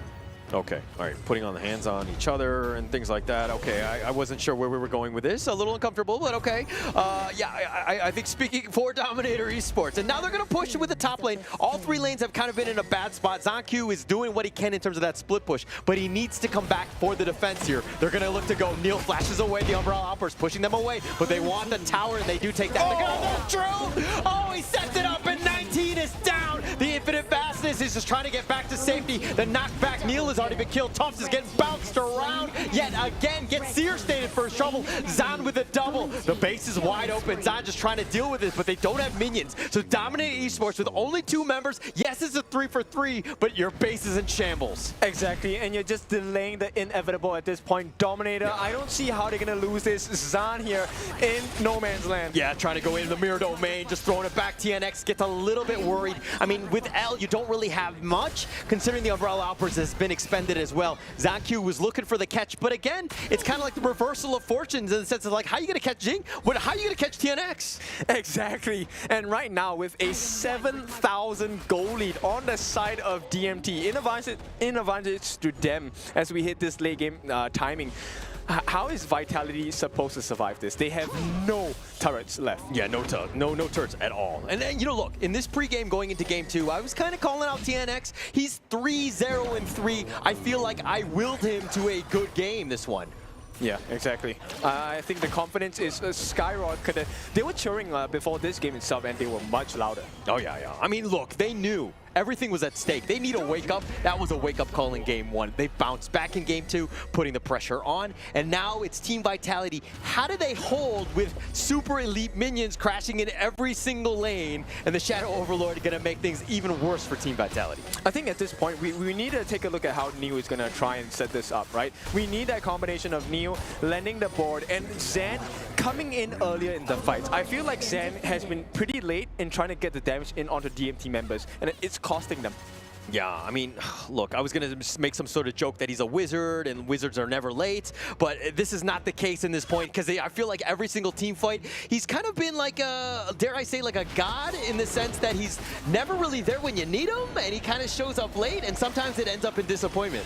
Yep, but at this point, here is that final blow. DMT looking to land it. Oh, the Infinite Fastness just keeping them alive. Here are the super elite minions pushing them back. He does a little bit, but TNX is looking for that target. Tufts is going to be that one. They find a hen. That's a huge win for them, but the base needs to be careful. Guyu gets killed. Here's the Conductor of Souls. TNX now on the run, trying to retreat. Tufts trying to catch him out, but the path of passing is too much, and the rest of Dominator Esports get on out. Okay, but this is a much better performance by Vitality. They have managed to catch out Ahem and Guyu, 2 very core members on the side of DMT. And once again, Zanq does not die. I think Zanq is responsible for a lot of these big moves for Vitality.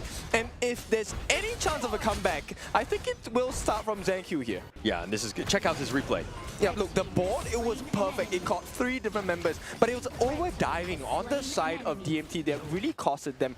That final push onto the crystal, I think that was what costed DMT the fight. Yeah, like the damage being spread around, they weren't able to kill the heroes, which they really needed to have done. But this is an opening for Team Vitality to potentially go in. L has the Umbrella Outburst, so he could go for that one. But TNX always has that smite, and it's going to be a 50-50. You need to be careful with how things kind of go on in this one.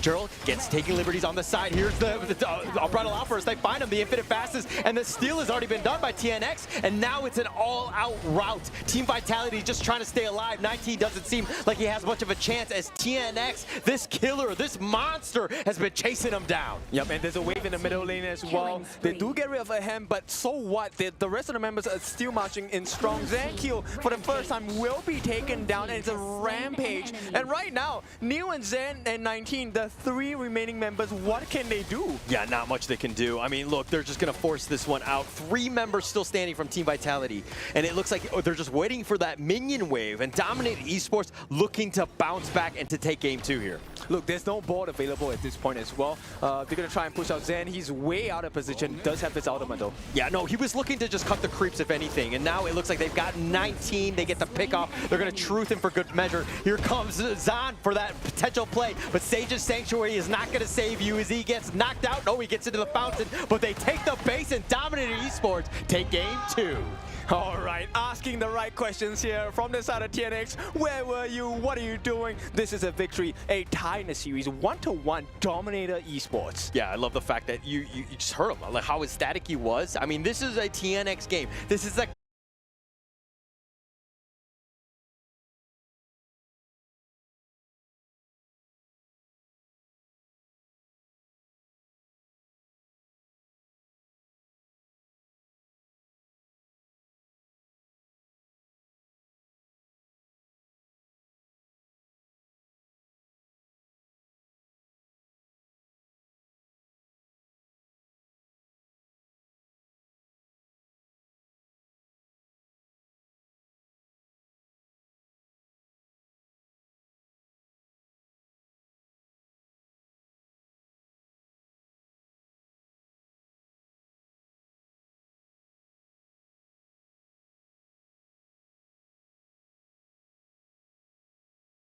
rushing in and then just to try to find the right moment for the fights.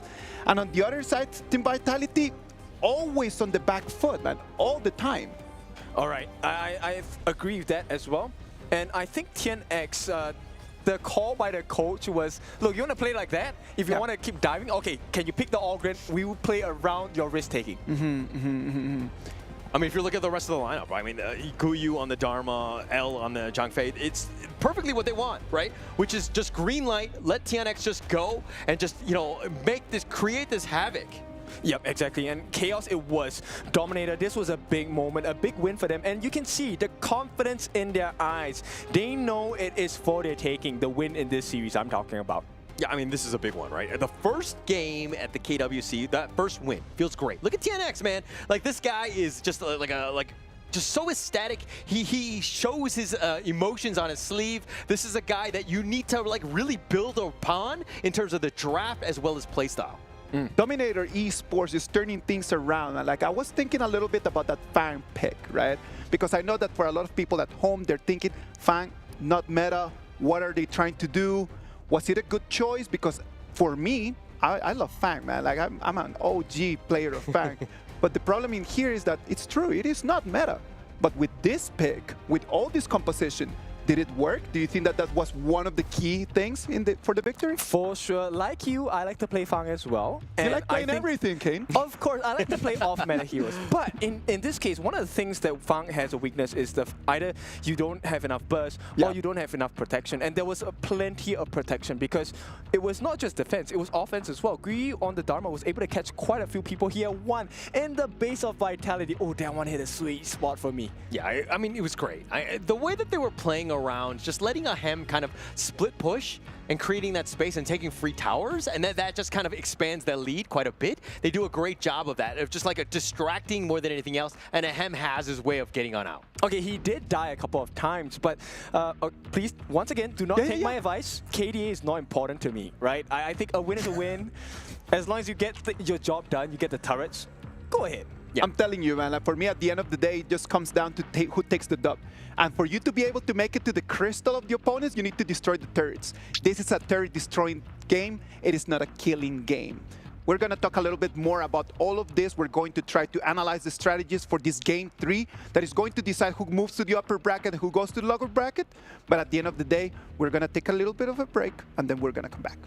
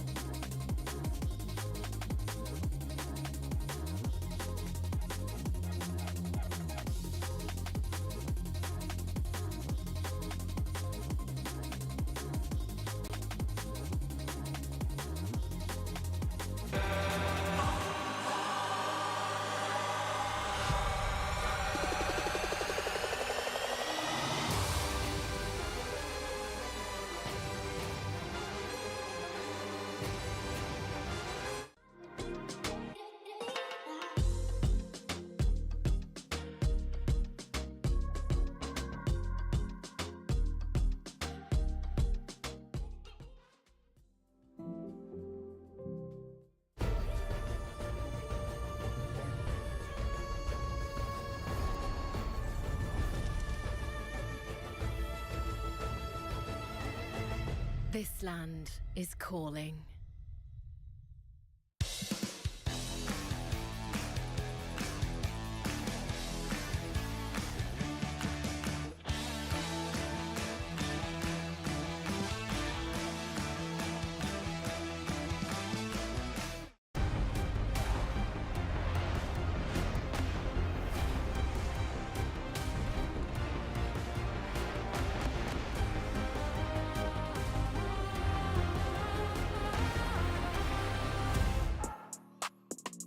Dominator Esports, in a very dominating fashion, came in and took game 2 to make it a 1-1 right now. We're going to move it to game 3.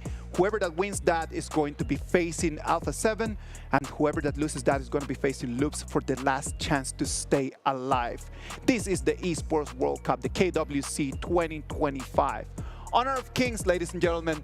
This is a game, as we mentioned before, about destroying turrets. It's not a game about getting kills. Sometimes you get the kills, but as long as you get the turrets, you're going to have a path to the crystal. Would you agree? Yeah, of course. It's the most important thing, right? I mean, I know that you talked about the fact that KDA doesn't matter. I think it does, especially in the death department when you're dying like, what, 17 times in a game, then you got a problem, right?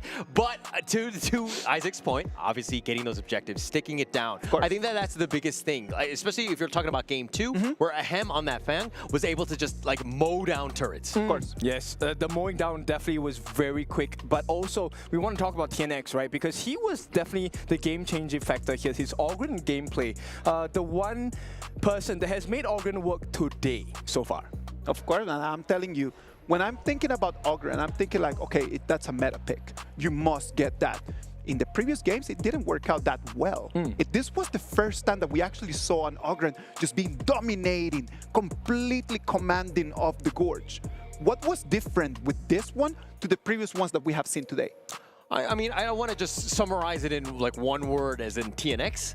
Okay. It kind of was. I mean, in the sense that like they know how to play around it. Right. They funnel a lot of the farm into him. Like they'll rotate their mid laner out of the way so that they get even more farm into TNX because he needs that net worth. And you just see just how strong he is. He's very tanky. He does that damage. And again, TNX is just really very good on the Augur. It fits his playstyle, right? Because we've already seen game 1, TNX is a person that likes to engage. He wants to go in alone. And Ogren, if you land his ultimate onto multiple members, you get this insane lifesteal, health regeneration back, and it fits how TNX plays. So he is the winning trigger for the side of DMT, at least in game number 2. TNX's performance was what gave the whole team a little bit of an advantage. And that advantage, they completely carried out in a very interesting fashion.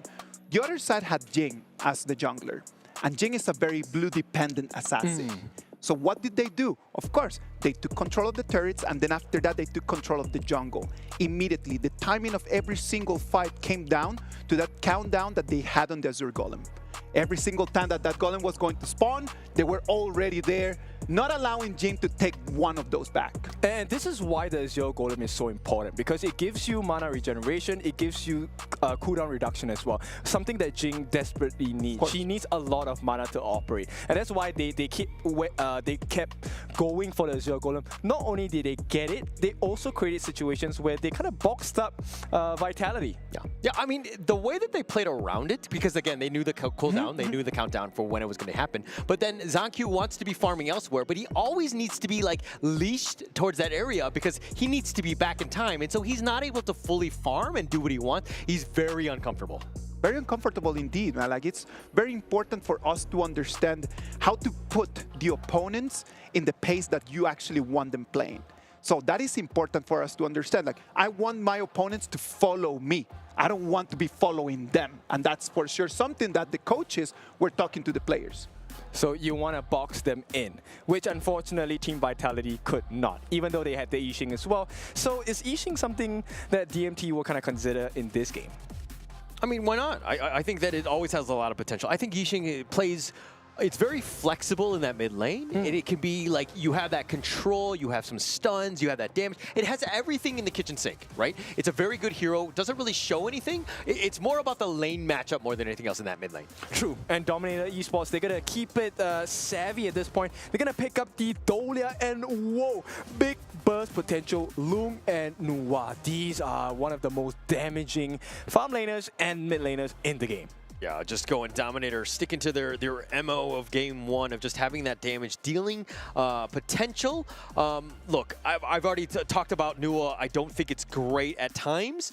You really need a lineup that really kind of sets yourself up for success, especially in the early game, so that you can kind of snowball, and she's very oppressive when she gets going like that. But when you're behind, man, this Nuwa is very, very limiting.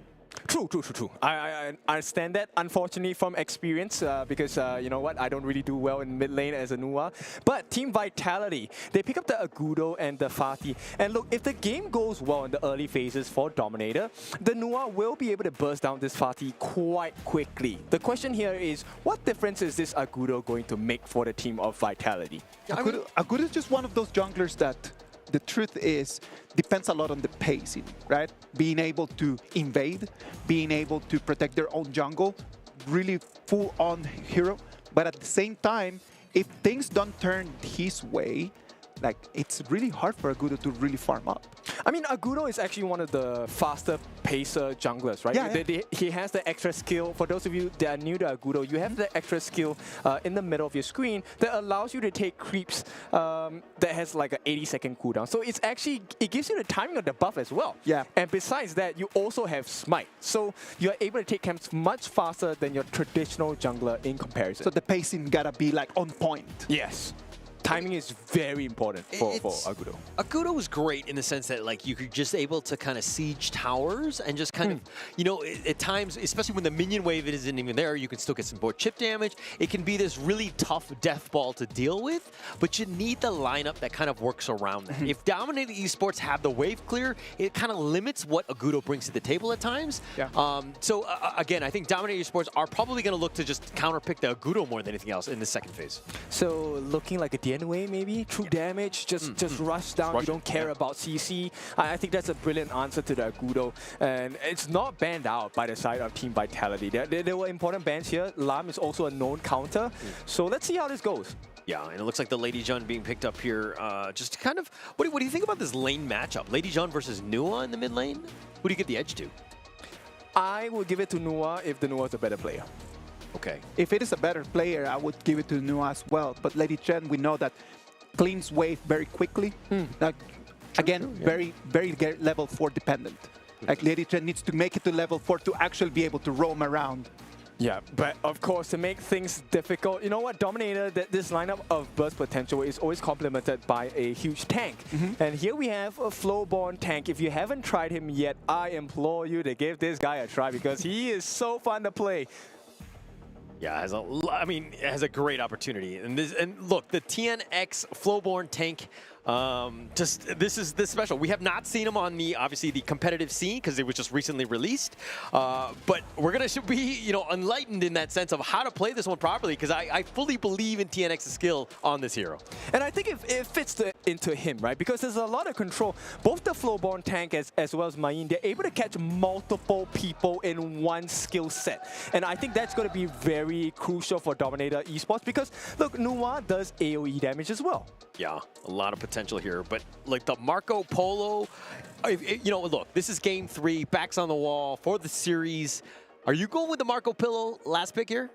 I like the fact that you said Marco Pillow. And, Pillow, it could be a detriment to the side of Vitality. Look, I love a good Marco Polo any day. I have had the bad win rates, but I still win games. So yeah. Ken, I love how you just caught him back, man. And that was really, really, really good. I have to. You have to make all your shots count.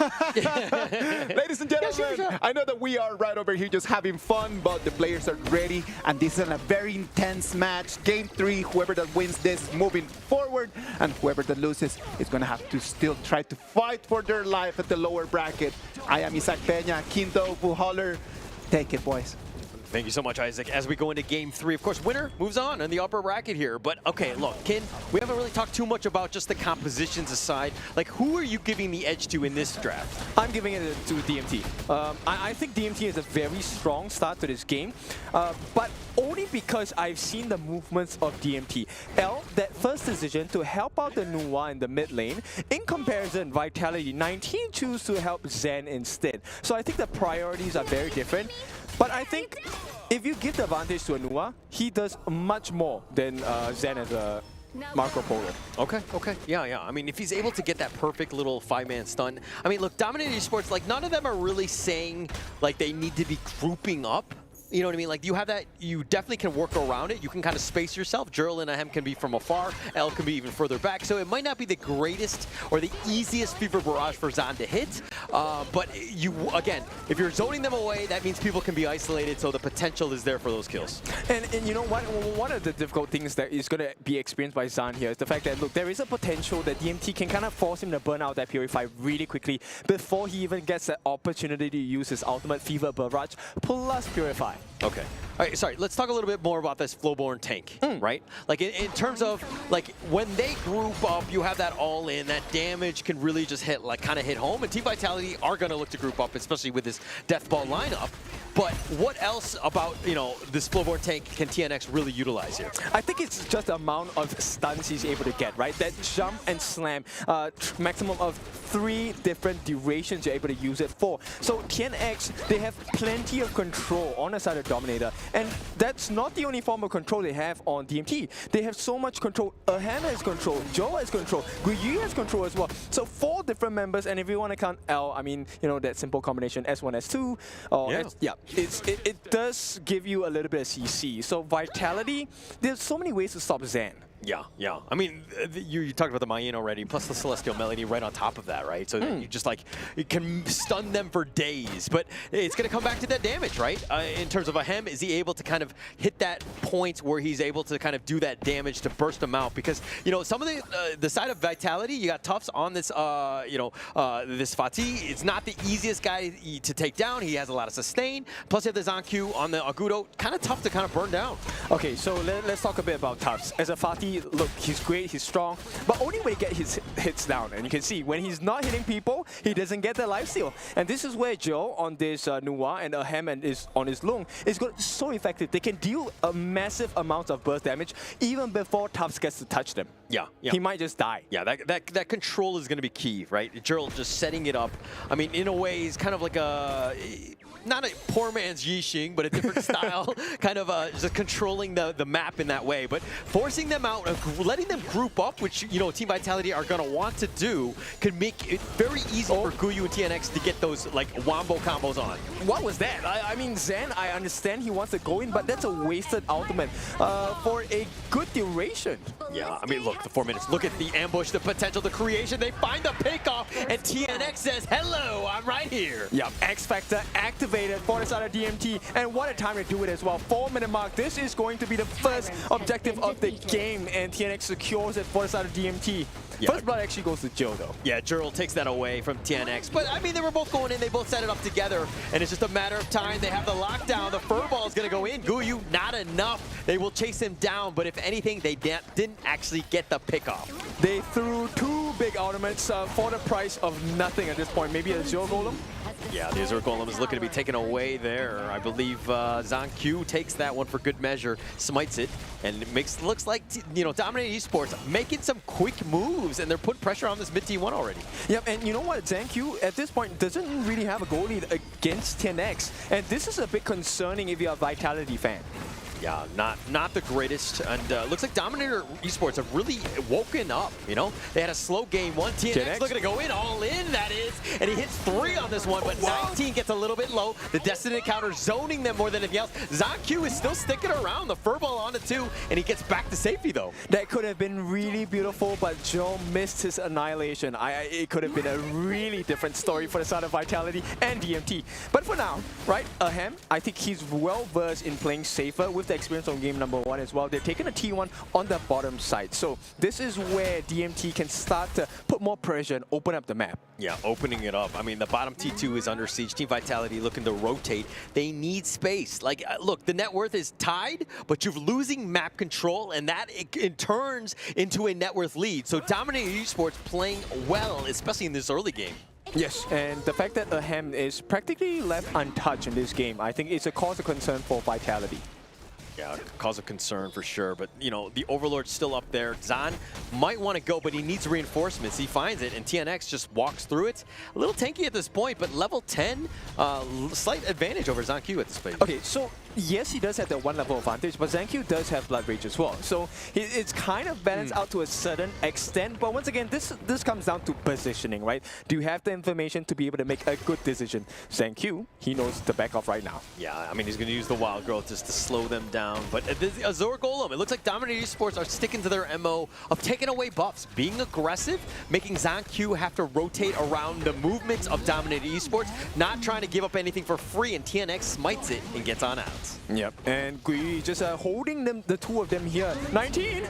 Oh, Guyu with a solo. He's like, yeah, 1 versus 2. Yeah, lose the tower, but I'm going to take you down, 19. And this is one of the strengths of having a Mayin, right? Because she's able to sidestep a lot of stuff. She's so mobile, escapes a little bit of damage, but she offers a lot of damage back as well. I mean, the burst is there, right? Just cycling those cooldowns. The skills are just way too much at this point. But now Team Vitality need to find ways to bounce back in this game. And look, we talked about this Agudo pick, and teams have definitely had success. Team Vitality is one of them, but they haven't really been able to utilize it. They haven't been able to really turn it into towers. This is where the range factor comes in, right? As a Lung, as a Nuwa, you're able to deal damage without even be close. And I think Zan.Q for now is kind of suffering from that. In fact, the entire Vitality is suffering from that. Yeah, they're, again, just kind of sticking around. I mean, yes, they're trying to protect this mid T1, but they're just, like, not really farming across the map. Nice the Fever Barrage, they find Guyu, they get the pick, but he's looking to turn this around, and Zan survives.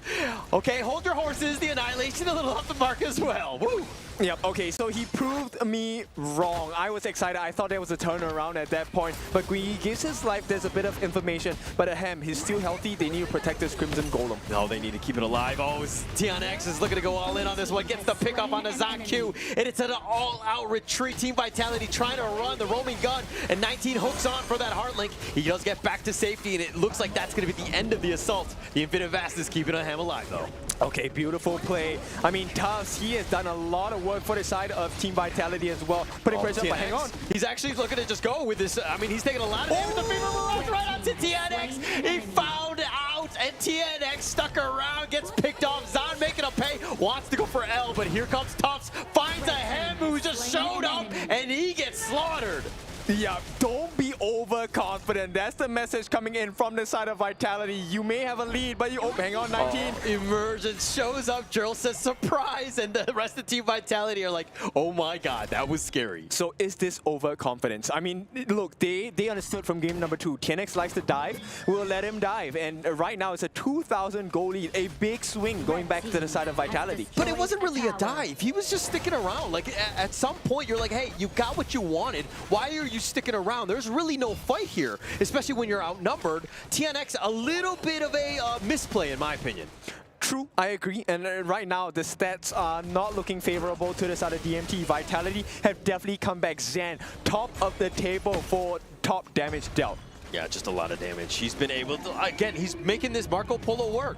I mean, he's not a Marco Pillow, and he's a Marco Polo, and he's doing the damage. Okay, you know, pillows hurt too if it's made from stone, but at this point, you know, the frigid charge coming in from Zan, this one is a big improvement. Wait. The pillow made of stone? Are you speaking from experience here?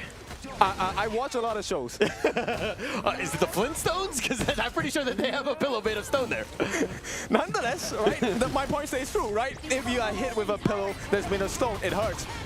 Okay. Well, obviously it would hurt. I'm not going to disagree with that one. But here's the Shadow Tyrant, first one of the game. Team Vitality, again, being aggressive. TNX does not want to give this up for free. He's going to go back into the lair. The Furball is on point, but TNX is getting aggressive. And he's going to be pushed back, but Guyu gets a little serious. He's got the whatever, but he dies first. Yep, and this one is the same story. The pacing, nobody was online with him at the same point. That was a great catch by Guyu onto the sidelines of Vitality, but nobody was there to back him up. Yeah, well, look, okay, you talk about the great catch, but he died. It's not really a great catch when you die and you didn't get anything in return. Well, I think it was a good positioning, but this time DMT get caught. Oh, 19 a little bit low. Tufts, the Furball is going to be moving forward. Tufts has to flash back. TNX needs to be careful. The Frigid Prison right on top of him. He's going to sidestep most of this. Ahead gets picked up. Neil finds the Annihilation on his ZonQ, and he just walks away. Yeah, even the emergence doesn't catch sight of him. This guy is just walking on thin ice at this point. I mean, that was so very close, the way he was able to get that pick off. But on Ahem, finding him out and somehow just getting that pick off, what a great play. Yeah, and Tufts now, because of his efforts, 8.9 thousand, the highest in gold. He has been making the waves for Vitality, coming in from the sides, getting the back lines. This is a performance worthy of winning the series, but can they do it? Yeah, look at TNX, Gerald, looking for the potential steal here. L spotting it out. Oh, ZonQ takes the Tyrant. And now TNX, the Furball on him. They've got the Fever Mirage. They find him and they have the damage. And TNX is down for the count. Beautiful teamwork. Neil stopping him with his ultimate, the freeze, making him unable to get the smite on time. TNX, not only was he delayed from the smite, he got caught out. And that combination coming from Zan, along with the help of ZonQ, look, enough damage. You don't have to kill them alone. This is a team game. Yeah, team game here, but Zon doing a lot of heavy lifting, doing that damage, and ensuring that TNX is like, hey, you want to go? I'm going to bait you out, and I have that damage to burst you, so TNX cannot get away. Yeah, this is a upgrade in performance. Vitality, they have sprung to life in the middle of this game. Yeah, definitely, and this is the moment, the wild growth, the push in. This is going to be tough. It looks like they're going to back off on this point, but the top lane looks like Tufts wants to deal with Guyu. Yep, it's going to be a 1v1 ego battle. He's going to get a little serious. Guyu has to flash. He's going to be so fast, cartwheel, but the angle of retreat, they're not going to cut him off. They're going to go for the Azure Golem, play for the late game more than anything else, but TNX does smite it. Yep, objective gaming. And so right now, we are at the 12 Close to the 13-minute mark, Shadow Overlord available for the taking. Yeah, this is going to be a huge moment. If Team Vitality are able to pick this one up, I mean, they already have like almost a 5K net worth lead. Dominator Esports on the receiving end, very defensive and not able to kind of find ways to come back in.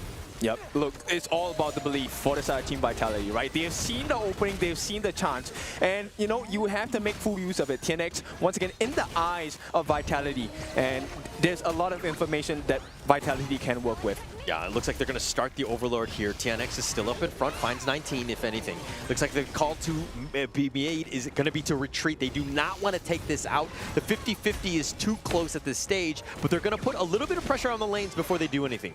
They have to be careful, right? The T2 on the mid for the side of Dominator, it's looking a bit low. I think they can kind of steal and force their way in, actually. Yeah, but they don't need to force anything out. Guyu was putting pressure, he was split pushing in that top lane, and it looks like Tufts has kind of rotated to do a little housekeeping in that sense. But this is the big thing.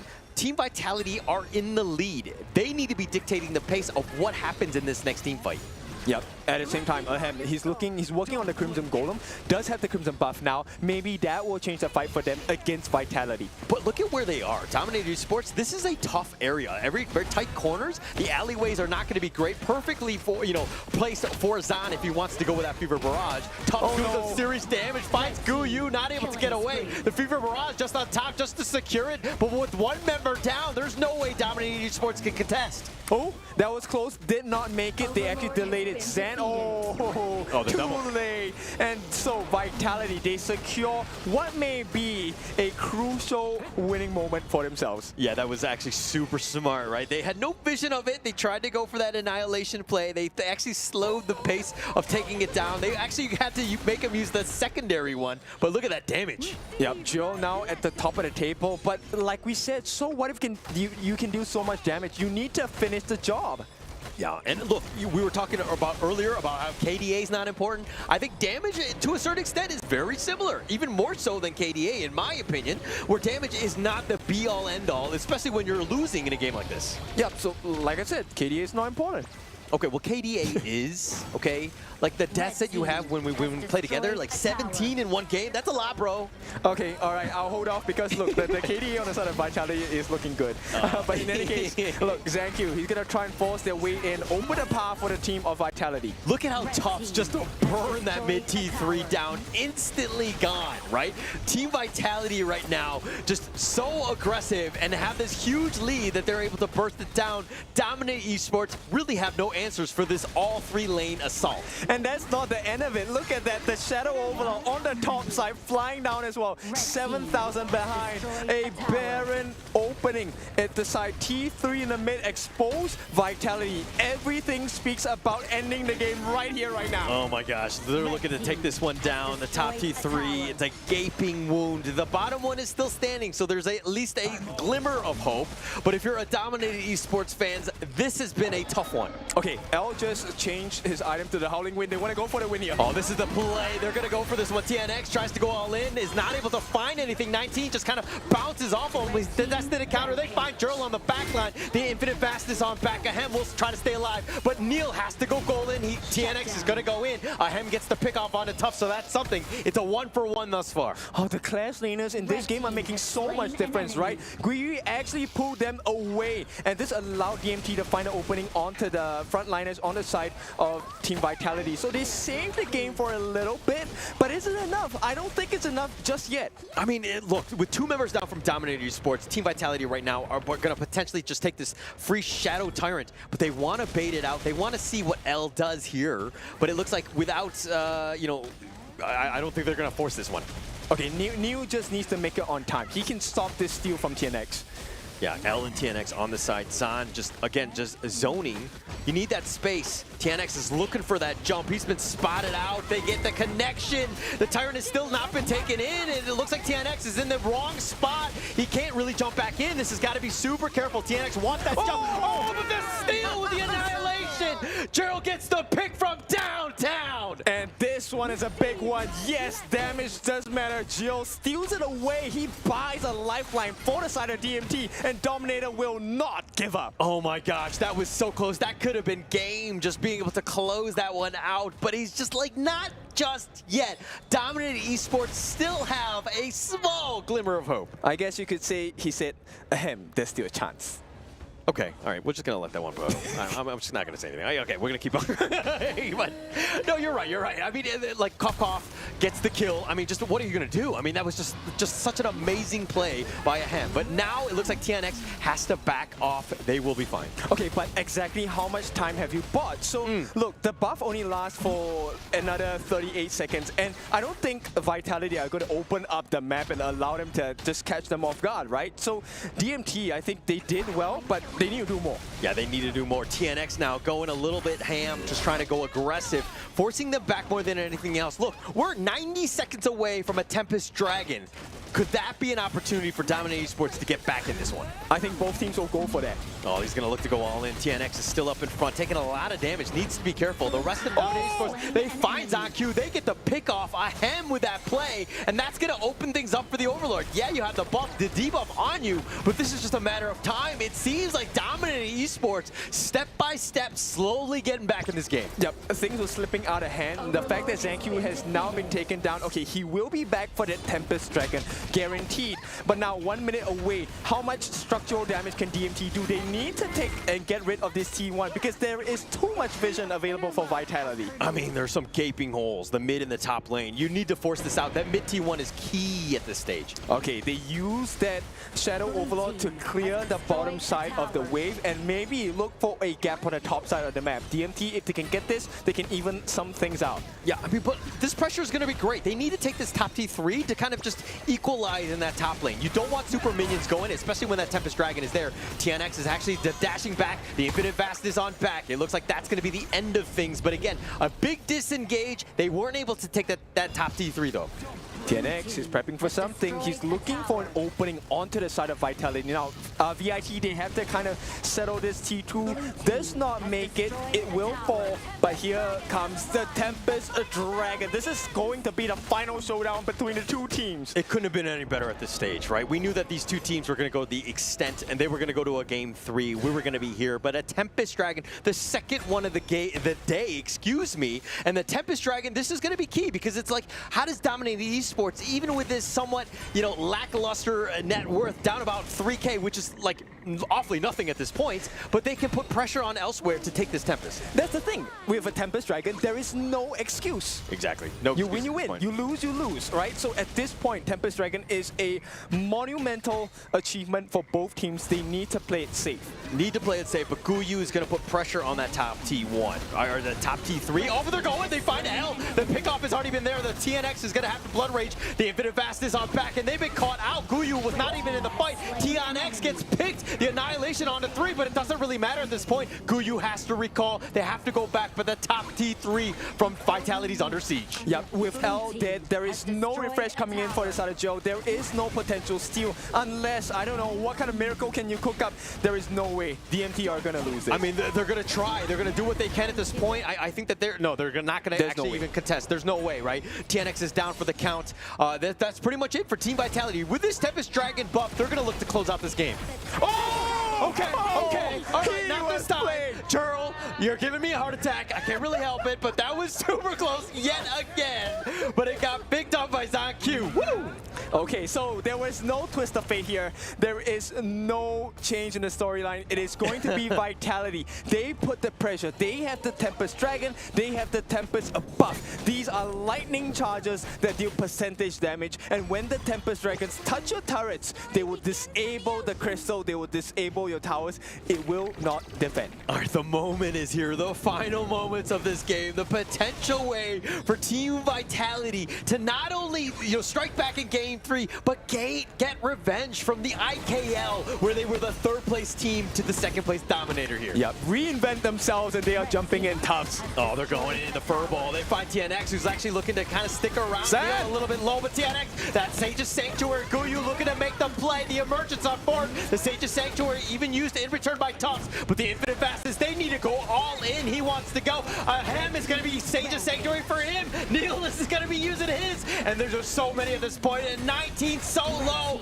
And Guyu gets picked off. They've got 3 members down. And Team Vitality are looking to go as they take down a Ham. And they take the base. Welcome to a new history. It is Vitality. They take this series 2-1 in a very convincing fashion. What a performance. What a performance indeed. Team Vitality coming back in that one and just really sticking it to Dominator Esports. They're like, oh yeah, you might come back in. We might have all these plays, but we are able to outclass you in the end. Yep, look, Gen.G this game, he did well. This was a team effort. And Zan as well, I have to say, okay, no more Marco Pillow. This guy, Polo all the way. What a performance. What a performance indeed. I mean, just the fact that Zan, man, that guy was on point. His damage was unreal. And we were talking about the fact that, like, hey, Marco Polo takes a little bit of time to kind of get online, but Zan was like, actually, I'm okay. You know, I know the limits of my hero. I'm able to go in and get the right pickoffs, and it just really snowballed from there. Yeah, I mean, to take it against a Lung of all people, right? Exactly. One of the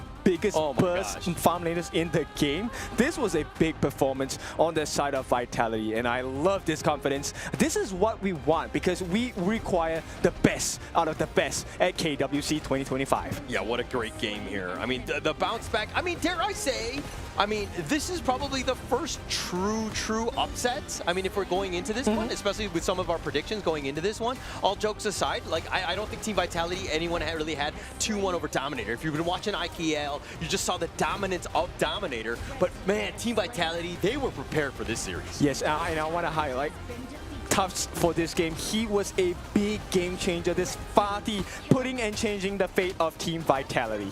Yeah, just too much, right? I mean, he was just really annoying, tough to deal with. I mean, just really well played by Team Vitality. All right, so besides that, I mean, there was a couple of nail-biting moments, right, towards the later parts of the game. Jill, he was playing with our hearts. This guy, I mean, the annihilation coming in. But at the same time, on the corresponding side, Neil did some big plays to stop the stealings of neutral objectives coming in from the side of TNX. Yeah, Gerald had so many different plays. I mean, the potential, if they got that Tempest Dragon, I mean, I think that game changes, right? The dynamic of that one. The result changes, yeah. Right? Yeah, I mean, this whole series would have been won for the side of DMT. And I like the fact that DMT, look, this is the mark of a champion team because, okay, yes, they may have lost the series, but they're confident enough to go and try again and again. It doesn't matter whether you fall, it's about do you rise above. Yeah, and stepping up to the task and order, right? Team Vitality, that's got to be a huge confidence boost. Taking the first series against Dominator Esports in the way that they did it, this is a great one. And they probably learned a lot more about themselves, you know, if 2-1 instead of the 2-0, right? I think that they would have learned a lot in this one. I mean, okay, let's be honest. It was meant to be in the other direction. So the 2 was meant to be on the other side. But the fact that they came back and in such a fashion, they allowed the lead to come in from DMT, but they slapped their faces and said, no, sit down. We're going to show you how the real champions play. I'm telling you, man, like at the end of the day, this game is completely just the representation of what we want to see in this KWC. Unexpected results. We want to see top level, almost steals over there on the Tempest Dragons. Amazing. The players want to tell us a lot more about what they heard, about what they feel, what is going on through their minds. The interviews are ready. Mara, show to us. Here with me is the man with a lot of swag. Gen.G, congratulations. Yeah. And you know, we can't help but notice you're here. And a lot of people are talking about it online even, and they're saying that this is the hair color buff. Is there a story behind this? Maybe because before this game, A7 against who? Loops, right? Yeah, and then after the game, A7 is win, right? I was say to us, my teammate, I say, you see, A7 Danny, he hair is silver, right? Then all of the loops is blonde color, right? I was like, say, today we gonna do win because 10x blonde and I was silver, right? Yeah, destiny. It's destiny. And I mean, I think so. And you know what? While we're watching all the players, you're the one who stood out. You're the one who's standing out in front, out of everybody. Now let's talk about the opponent. They brought out a new hero that we haven't seen before in the international scene, and that's the floor-born tank. Were you guys caught by surprise, and how were you guys able to adjust so quickly with something that you don't see normally? Yeah, when he picked Floorborn Tank, we was like, oh yeah, thanks God, you know. Why? Yeah, because our hero bet good to against Floorborn Tank. Yeah. Now, you know, everyone is saying that you're the man. In fact, the game earlier with Alpha 7, Danny said he wanted to face you guys. He said he has a lot of respect for you, but he thinks that Alpha 7 is much stronger. You're going to face each other next. There's the camera right there. Is there something that you want to say to Danny after saying that to you? I love you, Danny. So, yeah, I love you. Give me to win. Thank you so much once again. Congratulations. And now we're going to break things down for you. We're going to take a look at the highlights. So casters, leave the gorge. Who doesn't love Danny? Well, I know we do, and seems like Satoru Goju means the same. So very well done. Thank you very much. Thank you. It was really nice for you to say this. A lot of people take it too seriously, man. Like everyone is just expecting that everyone's gonna be like, oh yeah, we're going to go and take you. And he's like, nah, I love Danny, man. I'm chill with the man. So why not? Love it. Love it. Thank you very much. Thank you on that amazing interview. Well, right now, the brackets are already set for this group. It's going to be A7 against Team Vitality, exactly what Danny was calling. And then on the other side, it's going to be Loops against Dominator Esports, something that not a lot of people was seeing happening. Oh, exactly. I did not expect that to happen today. I mean, the performance, a lot of teams have reinvented themselves today, and we will have a lot more as well. Yeah, I mean, look at those. Both of those two series, the lower seeded team from the regionals actually ended up prevailing in both of them. That's actually kind of crazy. Is that going to be a trend that we're going to see? Who knows? It was 10 players out there for this match, and one of them stood the highest as the MVP of this whole thing, and that's going to be Zan from Team Vitality. Yeah, Zan on this Marco Polo. He made a couple of very good calls. His Fever Barrage, that ultimate, the spinning, pistols coming out. He had 506 on his KDA. I know I say that KDA is not important, but it helps to have a good KDA. Yeah, okay. I thought it was very funny that you're going with KDA on that one. And I'm pretty sure Zan has a higher than 25% win rate. This is a guy that was just really next level. Just not dying. It's very hard to do on the Marco Polo because it's a very finesse type of hero. And every single moment that he went in, he had such an impact. I like the fact that, look, Zan, he has showed us that Marco Polo is definitely a viable pick in the Gorge, in the professional level here at KWC, a global platform. At the same time, it also highlights the strength of team play. He was assisted by a lot of members, especially like Tufts. We were talking about the Fatih. He was on fire, and that allowed Zan to really perform to his best. Yeah, and it looks like the team is really starting to kind of gel well together. You're seeing it, right? Especially in Game 1 and 3. Very dominant performances, really taking the fight to them and not playing scared. Yeah, it kind of takes away that concept of like, yeah, they kind of edged it out. No, this was a very strong performance from Vitality. Yeah, and I want to see more of Team Vitality. I think that was a very impressive win. But are they of the same level of Alpha 7? Good question. I don't know, man. Like, we're gonna have to wait and see, because right now, Alpha 7 and Team Vitality are waiting for them, waiting for their match, man, that is gonna come in a couple days. But next match up that we're gonna have for today is not gonna have those two. It's going to have Blacklist International against Pause Gaming. That's gonna be our next match of today's amazing 4 matches. This one is a spicy one. Blacklist International, they're coming in strong. They are also current champions. Pause Gaming also current champion. So it's champion v champion. How are we going to see the result of this game? Yeah, it's the KWC, man. Yeah. It is the KWC. It's just champions everywhere. It's the best of the best. Internationally top level competition of everything that we want in here. Ladies and gentlemen, half of the games for today are done. We still have one more half coming ahead. We're super excited about it. I know you do as well. Stay online and we'll be back with the KWC 2025.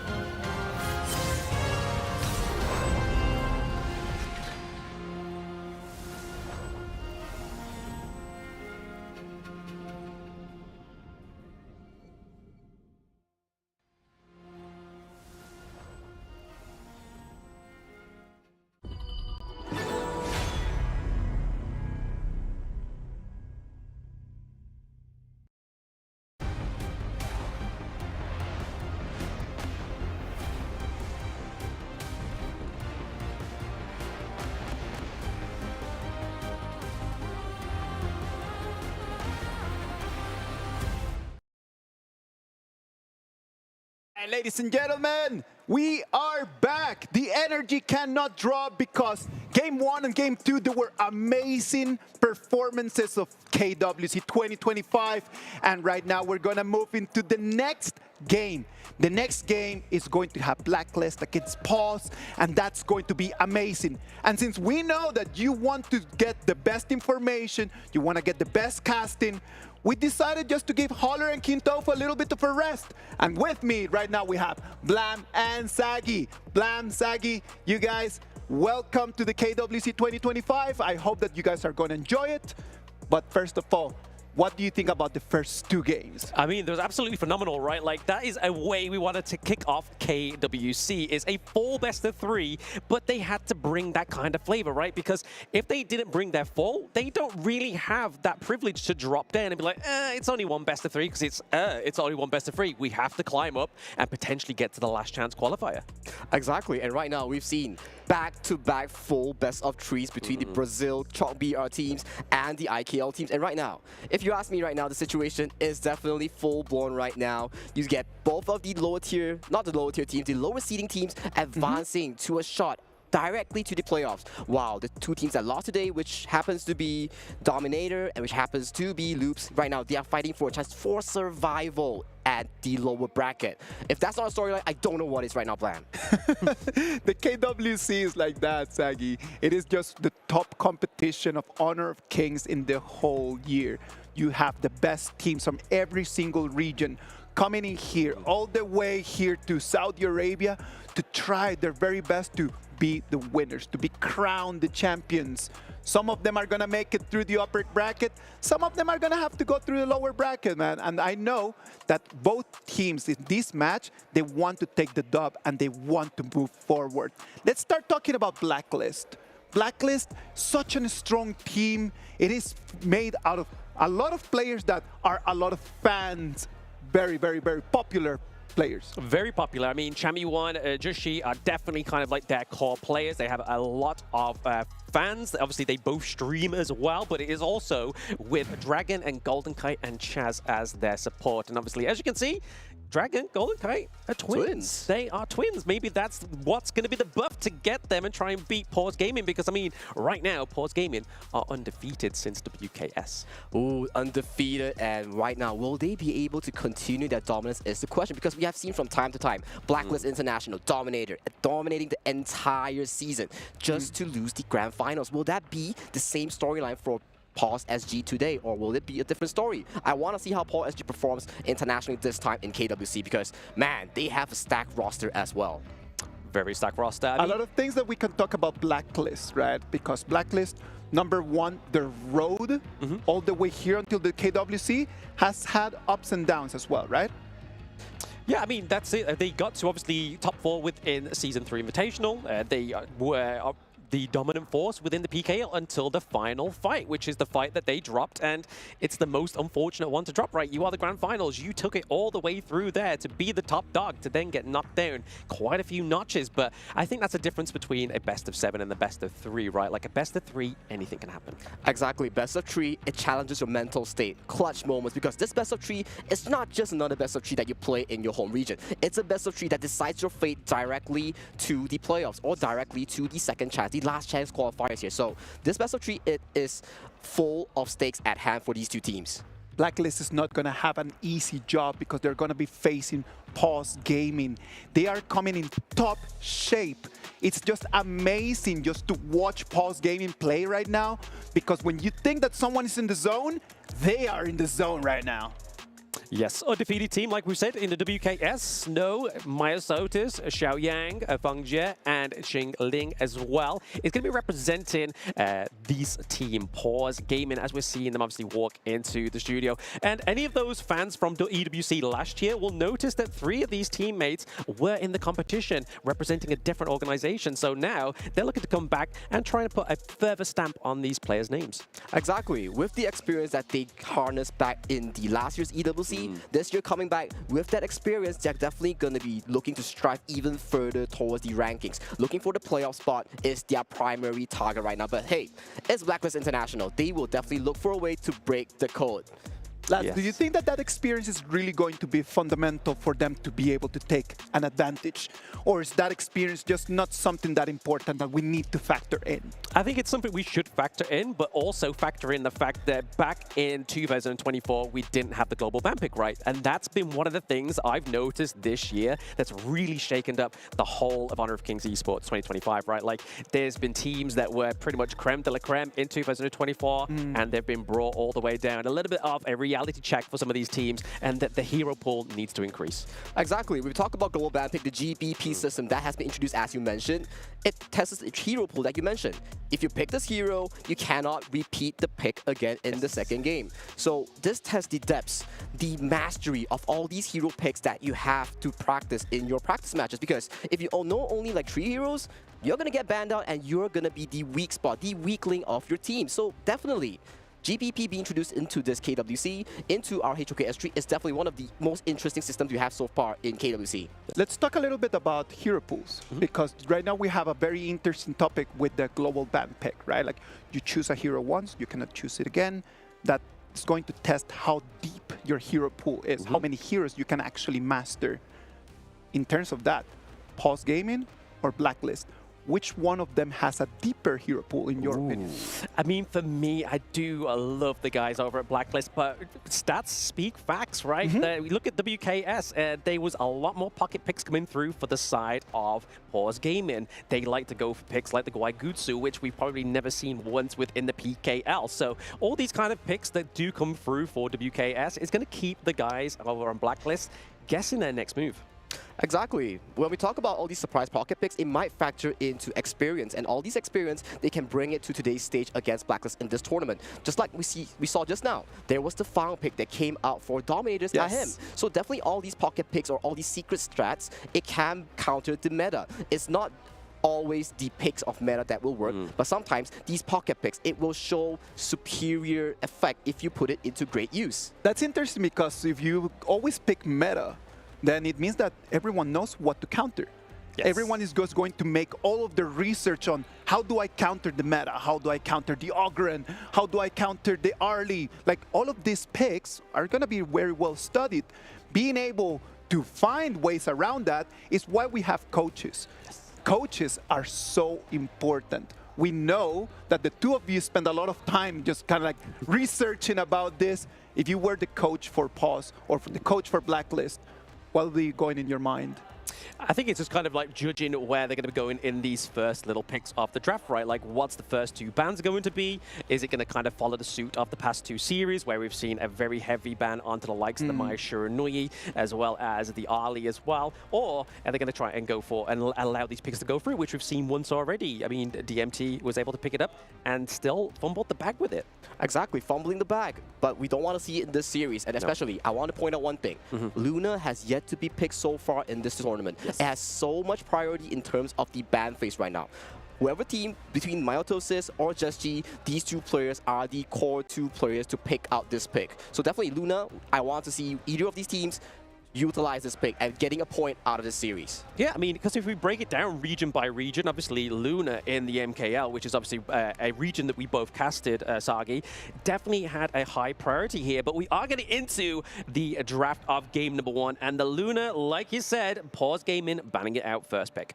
Exactly. If you fight against Gen.G, his signature pick, one of his signature picks has to be Luna right here. And Blacklist International, knowing for a fact that, hey, Dharma, Diadea, looking for the previous series, has shown results in their matches here. So definitely removing them is the staple bans coming in from Blacklist International. Yes, Blacklist International coming out, obviously huge bans. There it is, the Mai Shiranui, like we did say, but it does allow the Ali to be picked up here for Blacklist International. Will this be Golden Kite locking it in? I feel like they have to on blue side, right? Like, if they don't pick it up on blue side, and then you get the reactive red side, so you can get to pick the Ali and something else to counter whatever they go for the blue first pick.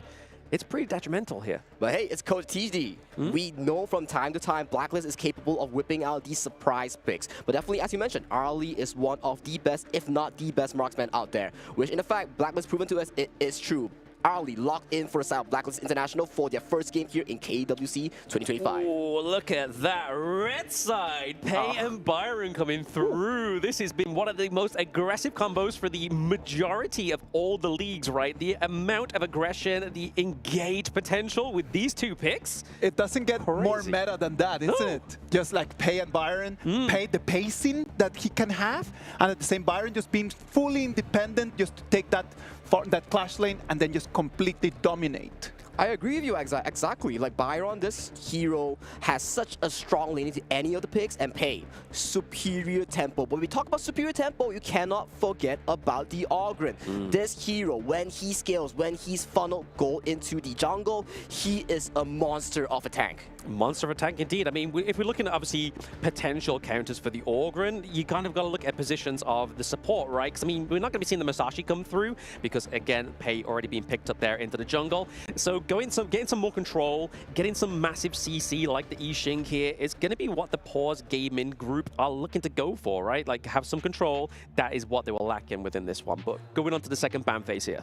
Going into the second ban phase, decisive, the hero that we've seen from the last 2 series that has almost 100% pick rate, has been banned out from the side of Pause Gaming. And furthermore, Sun Ce as well has been banned out. For these 2 heroes to be banned out, they are limiting Chammy's pull into the clash lane here. For the side of Blacklist International, they look to ban out 2 of the roamers pull right here, targeting Qingling in the roamer role. On the BO3s right now, we're seeing Fatih just being a very strong pick, right?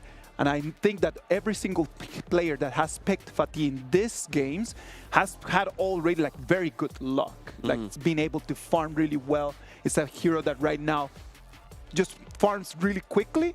And at the same time, whenever that he's very strong, it's very difficult to kill. Very difficult to kill. You need to kind of draft like a very heavy CC team to stop like any kind of sustain that comes from the party, but also stopping him kind of like lashing around the team fight. But looking at Pause Gaming here, they are locking in the ladies soon, so locking in their marksman a little bit more earlier here, since they haven't really banished or punished the marksman pick within this draft, which is a little bit something different we've been seeing in the previous tournaments, right? Exactly. Feng-Jie, as you know, Pause FMVP of WKS. Getting his hands on the Lady Sun will be detrimental for the South Pause draft. But yet again, you have the Blacklist International locking Guan Yu. They want total lockdown on this Lady Sun. From time to time again, we see protected president team composition coming in from all these teams. But who's there to break it apart is the Guan Yu pick here being locked in by none other Chammy 1. Yeah, I mean, it's a lot of bullying, right? I mean, you've got the push away from the Ali ult. You've also got Motsu that's going to be able to pick you off from a range, get you locked down. But then you've got, obviously, Chammy on the Guan Yu, which we know, like you said there, Sagi, is one of his prio picks. So the bullying that could potentially come through here on the side of Blacklist International could be pretty huge. I mean, let's look at where Pause Gaming can kind of try and bring this down. Like, in terms of damage, if they start taking off the Nua, if they start taking out the Ali, damage is going to be a bit of an issue here for them. But when we talk about damage being an issue, that's not Pause SG's concern. No. They lock in the main. They want to fully funnel the damage towards the Lady Sun right now. The game plan is simple. You funnel gold to Paul SG's to carry, the pay, the Lady Sun. So for the side of Blacklist, you definitely have to have this Guan Yu to break the backline. Ladies and gentlemen, I am not very happy with the Pause composition. I think it's very Lady Sun dependent. And if Lady Sun was to fall, I don't know what's going to happen. But well, we'll get to see as the Gorge is right now getting open for the second half of the games for today. On the blue side, Blacklist. On the right side, Pause. Pause, exactly. That's what I mean, right? Like, if they are very heavily dependent on the survival of Lady Sun, like Asagi rightly coined it, it is protect Madame President, right? So they've got to be doing that within these team fights right now. A little bit of tip attack going on into the mid lane, just trying to get that sort of longer range distance from Pause. But yet again, a short pause coming in for the side of the tournament. We might be having some technical difficulties, so do keep in check right now as we check on the issue real quick. Yeah, exactly. A pause coming through. I mean, we've had no pauses at this point. We get Pause Gaming going onto the stage. It's Pause. Pause Gaming, isn't it? So we're going for that one. A little bit of a dad joke there from me, so you can take that one on the chin. But yeah, again, the drafts here are looking to be very sort of different between both of these two teams, right? Like the front line onto the side of Pause Gaming, very heavily dependent on Byron, and onto the side of Blacklist, we're looking at the Auburn. Exactly, and if you were to break down both these teams' priority and objective, we want to see Blacklist be able to push out using Chammy's Guan Yu, the Razor Cavalry, onto the backline to make sure that Feng-Jie on this Lady Sun does not get to play a fun game. For the side of Pause Gaming, you want the same thing as well. You want to protect Feng-Jie and pay on Myotosis to make sure that these two carries can have a safe environment to dish out DPS. So definitely both these two team comps, they clash in terms of their objective here. It depends on execution and whoever pulls the trigger first. Yeah, exactly. Execution, pulling the trigger first, is what is going to be at the forefront of both of these teams' minds going into these engages, right? So they've got to be careful. Depending on the Lady Sun, they can't allow that pick to be picked off within the team fights too early. So right now we're just waiting for this pause to come through and then get back onto the Gorge. But looking at these drafts, sort of Which one are you favoring more? Well, for me, I think picking Ming into a Guan Yu is a bit of a risky pick. It's very high risk, high reward. Yes, you do give the damage, but hold on a moment though, as Pause, Myotosis is looking to invade the jungle. Yeah, he's very cocky here, right? Like 3v1, trying to contest the Azure Golem is something that only Myotosis here, it seems, could escape that. Like they didn't try and punish him onto the side of Blacklist. Exactly. Chaz there looking for a play, but burning the flash early towards the game. What we mentioned so much about the drafts for both teams, but yet again, we need to talk about the jungle matchup as well. If Myotosis does scale off, if he doesn't get all these jungle invades, he doesn't get this jungle lead, it's definitely going to be a hard cookie to swallow for the side of Paul's draft. Yeah, you don't want to be swallowing a full cookie, right? But what you do want to be swallowing, at least into the game, is putting Battle on with the CD key to get some freebies in game. So if you catch that on the screen, lock that in and get yourself some freebies on behalf of us at KWC. But right now, in terms of obviously gold, we're seeing the Pause Gaming are just kind of edging that out ever so slightly, thanks to taking and contesting some of these side camps. Exactly, side camps are the name of the game because the fire peak from the bot side only spawns once. Once that is gone, it is gone forever on the gorge. For the side top side, that is the primary place where you want to contest the objective. The river sprite for the dimensional sprite is definitely the key thing, but hold on a moment though, Golden Kite takes a big chunk. Yeah, we do obviously exhaust the flash here from Bungjia. It's going to be detrimental here. The cannon blast coming through is going to be enough to stop them. We do get the emergence here from Dragon. First blood going up to the side of Blacklist and potentially getting some more here. Jingling and Bungjia looking pretty low, but so is Dragon. He gets taken down. That is looking like a 2-0 trade for Pause. 2-0 trade coming in from Pause in the 2v3 situation. And what's next? The jungle has faltered for the side of Blacklist International. Things are not looking good because losing bot side in a 3v3 situation, you lose the top chance. But hold on a moment though. Oh, that was brilliant. Cannon blast coming through here. That's a nice thing to come through. Not going to quite connect and lock down the Lady soon, but that is pretty much a constellation prize here for the side of Pause Gaming. Exactly. 2 minutes in, almost 3. A 2,000 goal lead already cemented for the side of Pause SG. It is such a strong lead coming in such an early game. Very early game. Very aggressive from what we've seen in the past 2 series, right? Like, I remember, I think it was Loops against Alpha 7. It took a while to get that first blood. Exactly. Loops against Alpha 7 took a while for the first blood. Same goes to Dominator versus Vitality. But this game is looking hot and fire just 3 minutes in. Yeah, 3 minutes in. I mean, what we're looking at around about a 2K gold difference already for the side of Pause Gaming. So that's already something that Blacklist International have to stop. They need to make sure that that doesn't keep amassing. Exactly. And Pause SG, who do we coin? Feng Jie, the FMVP player of their team, the farming, the marksman on Lady Sun. He did that 2v3 alongside with Xingling. That was beautiful. Kiting away from the side of Dragon's emerges, immediately making it such an important win for them. Translating that towards the top side, getting more jungle caps, making sure that they have number advantage at the top side. Yeah, I mean, these side lanes are both where they're going to be looking at within both of these drafts, right? Like, we really need to put some very big emphasis on the potential of if you don't focus enough or give enough resources over to the early, it's going to suffer going into the late game, especially against a pick like the Lady Soon. Exactly. When we talk about late game, early, yes, a very strong early to mid-game tempo once you unlock the Doomsday, capable of dominating the side lane. But yet again, your DPS, your burst, does not equate to Lady Sun's late game. Lady Sun, once you get that rolling rate in, you get that 4 items, your burst is just insane. Let alone, you have that Ming as well. Yeah, I mean, there's many times I've faced that in ranked matches, right? Like, you think you're safe under that T1, and then those rolling raids come through. They give you that one tap, you know, oh, my life flashed before my eyes. So, for those obviously watching, you may want to kind of like look into Lady Soon. It's a great pick. One of the most, I would say, prioritize popular picks within the farm lane as well. Exactly. If you look to pick up the farm lane, definitely Arlie, one of the best in terms of micro mechanics. If you like flashy, mobile heroes, definitely Arlie is the go-to pick for you to pick up. But if you want those long-range bursts, high DPS sort of hero, definitely you can look at Lady Sun as well. The rolling rate, the shell damage coming in from all her spell set, a very high burst hero. Very high burst hero. And we can kind of break it down even further than that, right? I mean, Arlie compared to the Lady Sun, there's definitely more of a gap in terms of the way way that you play this hero, right? Like Lady Ali has a much more chance of getting out alive, whereas Lady Sun, she has to, the whole thing about a kit, she has to roll in, she does more damage rolling in.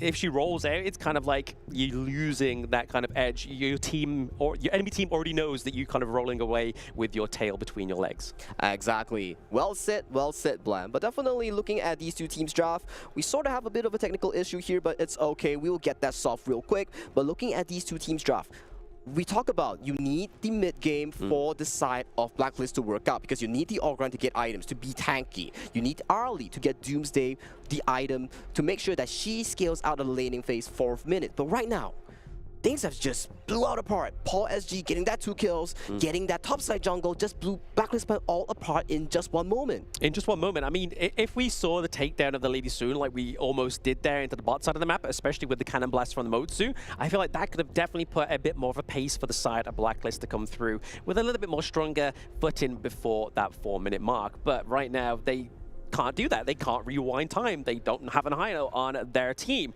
So they've just got to take that one on the chin. They've got to make sure that they get that focus into the bot side of the map, because that Tyrant fight is going to be really important for those two marksmen. Exactly. But once again, when we talk about Blacklist, we always talk about potential comeback moments. Yes. That's why they tend to break the code. They're analyzing the code right now, and they're looking for opportunity to really come back, because one thing's for sure, we haven't seen Chammy been activated yet. Yes. His Razor Cavalry is still offline. Once it's activated, maybe the Tyrant fight, maybe the 10th-minute mark, we might see an engage coming in from this important Guan Yu pick on Chammy, looking for these flanks on the side of Paul SG. Yeah, I mean, there's definitely that one kind of spectrum that we could look at, right? Like going for the Guan Yu, looking at obviously Chammy 1's potential on that pick into the later team fights, into the neutral objectives. But the thing is, if they get the focus into that top side of the map, onto the side of Pause Gaming, then Chammy 1 doesn't really have that safety net to go back to, right? He doesn't get to go back to ground zero. He has to kind of make sure he is roaming around a little bit more to make him seem a little bit more viable. But we are back up to Pause. We are back in on the action, and there is some ultimates being expended right now. Think inside the box. The emergence coming through. A double kill pickup here for Blacklist International. What did I say, Blam? Breaking the code, they analyzed the code, and they got such a beautiful engage on the duo of the side of Paul SG's farm lane. Right now, you gotta think more, because the goalie is still 2,000 healthy for the side of Paul SG. You gotta find more of these opportunities to break this ball in apart. Yes, again, just committed some more cannon blast here just to push away Myosotis here, but you say they need to think more. Is there not enough thinking with the think inside the box ultimate? I think that's a lot of think. They think inside the box, and right now, Chammy 1 and Byron on the hands of Snow, they are looking to contest this Tyrant on the map. Yes, Chammy 1 coming into the back line here. Obviously, already putting a bit of strange onto Xiao Yang, but it is going to be the Tyrant going up the side of Pause Gaming for now. Snow just getting out of there. He was able to put himself into the front line just to soak a lot of that damage for his teams. Well, the Tyrant buff goes over the hands of Paul SG. If you need more damage, the main D-Tyrant is now on the hands of Paul SG. That's a lot of damage for this Lady Sun. Yeah, a lot of damage, right? I mean, just getting that extra bit of damage, that movement speed as well means she's going to be able to roam around the gorge and clear a little bit faster. Exactly, and right now we are looking at the form of jungle sharing, the camp sharing from the side of Paul SG to further elevate Feng Jie on this Lady Sun to a higher level, making sure that he gets the items he needs to really scale towards the mid-late stages of the game. That's what we're looking at right now. I mean, if you look at obviously gold per lane right now, obviously only 500 difference in the bot side of the map, so there's still room for error here for the side of Pause Gaming for Blacklist Golden Kite to come back into this race. Exactly. Goal-wise, it's about the same for both teams, but right now we have to put focus on Myosotis as well on this pick, because this man, he's rocking a 600 gold lead. Not the best, but hold on.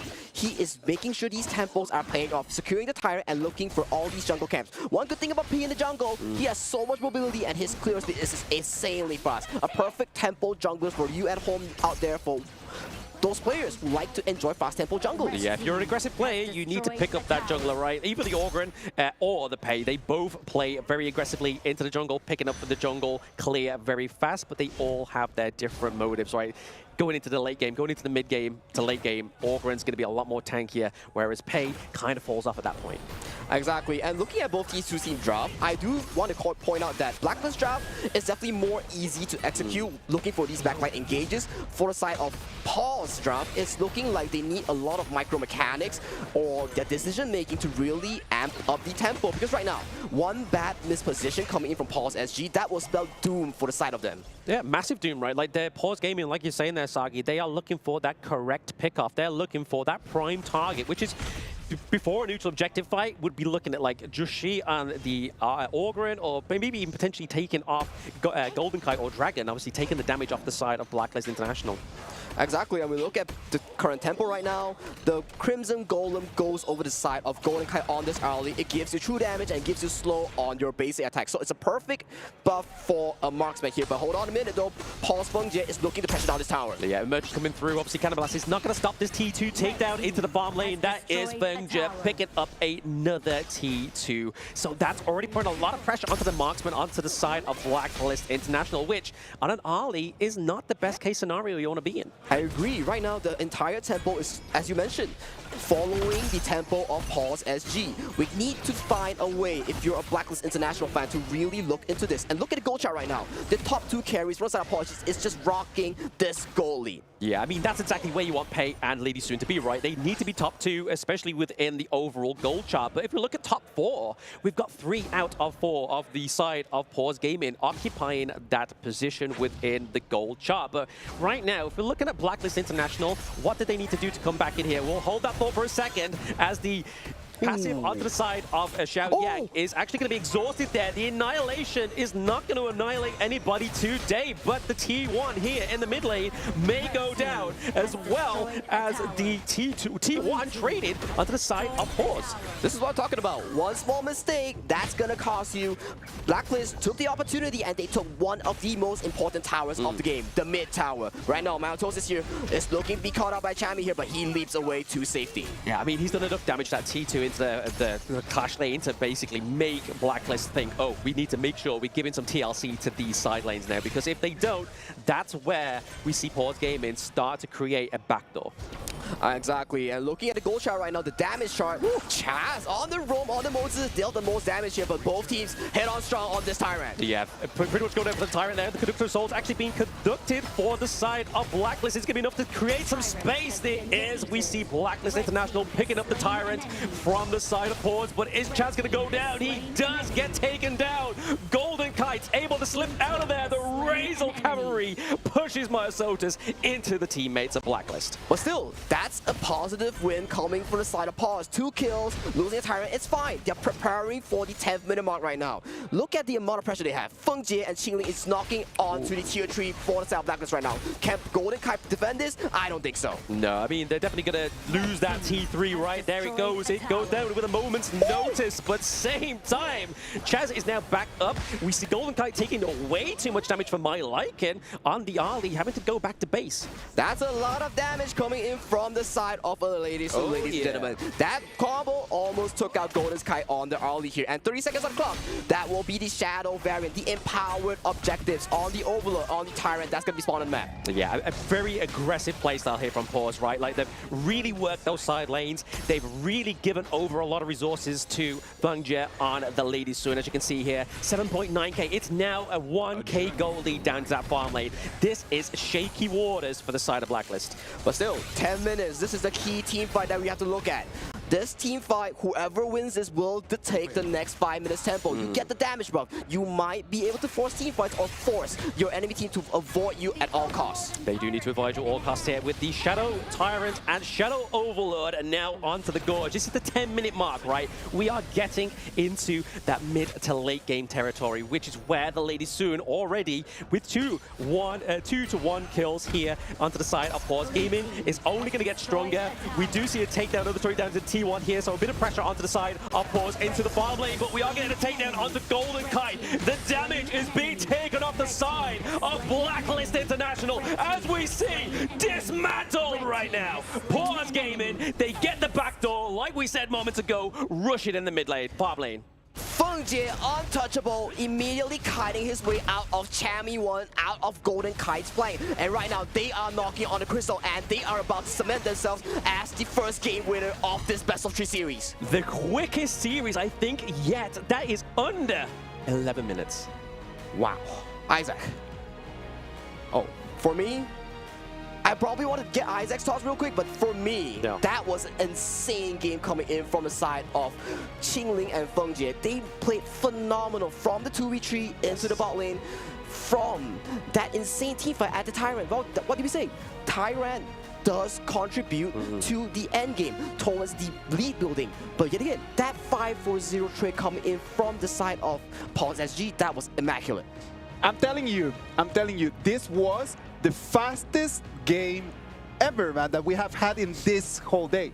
It was quick, it was intense. We were thinking a little bit about the compositions. I did not believe at the beginning, but you know what? Fonje came in and then he told me, you got to start believing in me, you know? It made you a believer. It was like, hey, you aren't a believer right now. We're going to make you believe. And even with those two pauses as well, right? Like, they were just like, 11-minute game? Sure, why not? Let's go for it. But the aggression, we saw it into before the mid-game mark, right? They really made a great effort of creating a backdoor into that farm lane. Yes. And that's exactly what they did. They were always thinking 2 steps ahead. They were thinking 2 steps ahead, and Feng Jie and Qingling played this phenomenal. They were always positioned in the correct position to avoid these catches coming in from Chammy and Golden Kite. Look at this last fight. Golden Kite goes in, Feng Jie immediately responds with a flash. Chammy comes in, but it's all little too late. Golden Kite has already been liberated from the map, and all things, it's Chammy alone. And Feng Jie, even if he drops here, the game is still gonna be for the side of pause. Exactly that. I mean, the fact is that we obviously saw Chammy Won get into that team fight towards the end very late, and we knew that Pause Gaming knew what they had to do to deconstruct the code that is Blacklist. They had to take that damage off of that team before they could go in onto Chammy as well. It was interesting to watch in terms of Blacklist came in with a clear plan, right? Yes. Like that one you pick for sure, that Mozi pick for sure. They came in just trying to counter something in a pretty abstract way, in a completely different thought, but it was difficult for them. Feng Jie in that Lady Sun, let's talk about that. Lady Sun and Ming, high risk, high reward. Is that something that we want to toss out there for the people watching right now the stream? Well, if you're a duo queue and you want to play all these high risk, high reward, high tempo sort of strong laning duo in the farm lane and roam, Lady Sun and Ming, Feng Jie and Qingling definitely prove a point to us. With that 2v3 in the bot lane, that was just beautiful. Exactly. I mean, even on my streams, right, like I get my duo to be like, hey, what support do you want me to play? They always like to play Deity. I'm like, no, I'm going to go consort you. I need you on the Ming. And the damage that comes through in the early game, chef's kiss. Is that a 100% win rate that you're talking about? It's close. It's close. It's close. It's not 100%. It's close. Is it like 90% close to 100% or like 50% close to 100%? I'll be charitable and say 85%. All right. You carry me, please. You gotta carry me, man. Thank you very much. Well, you know, Lady Sun and Ming is one of those pairs that we can have right over there. Everyone at home, if you have a friend that is going online, go and give it a try. It's a super important thing to master. Any other pairs that are right over there that we want to just kind of like toss out there for the audience? I just think anything that has great damage, like naturally, say for example, like the console Yu, Lung, obviously you're not going to see that paired with the Ming within competitive, but it's going to be able to push you within ranked, especially if you're able to communicate with your duo as well.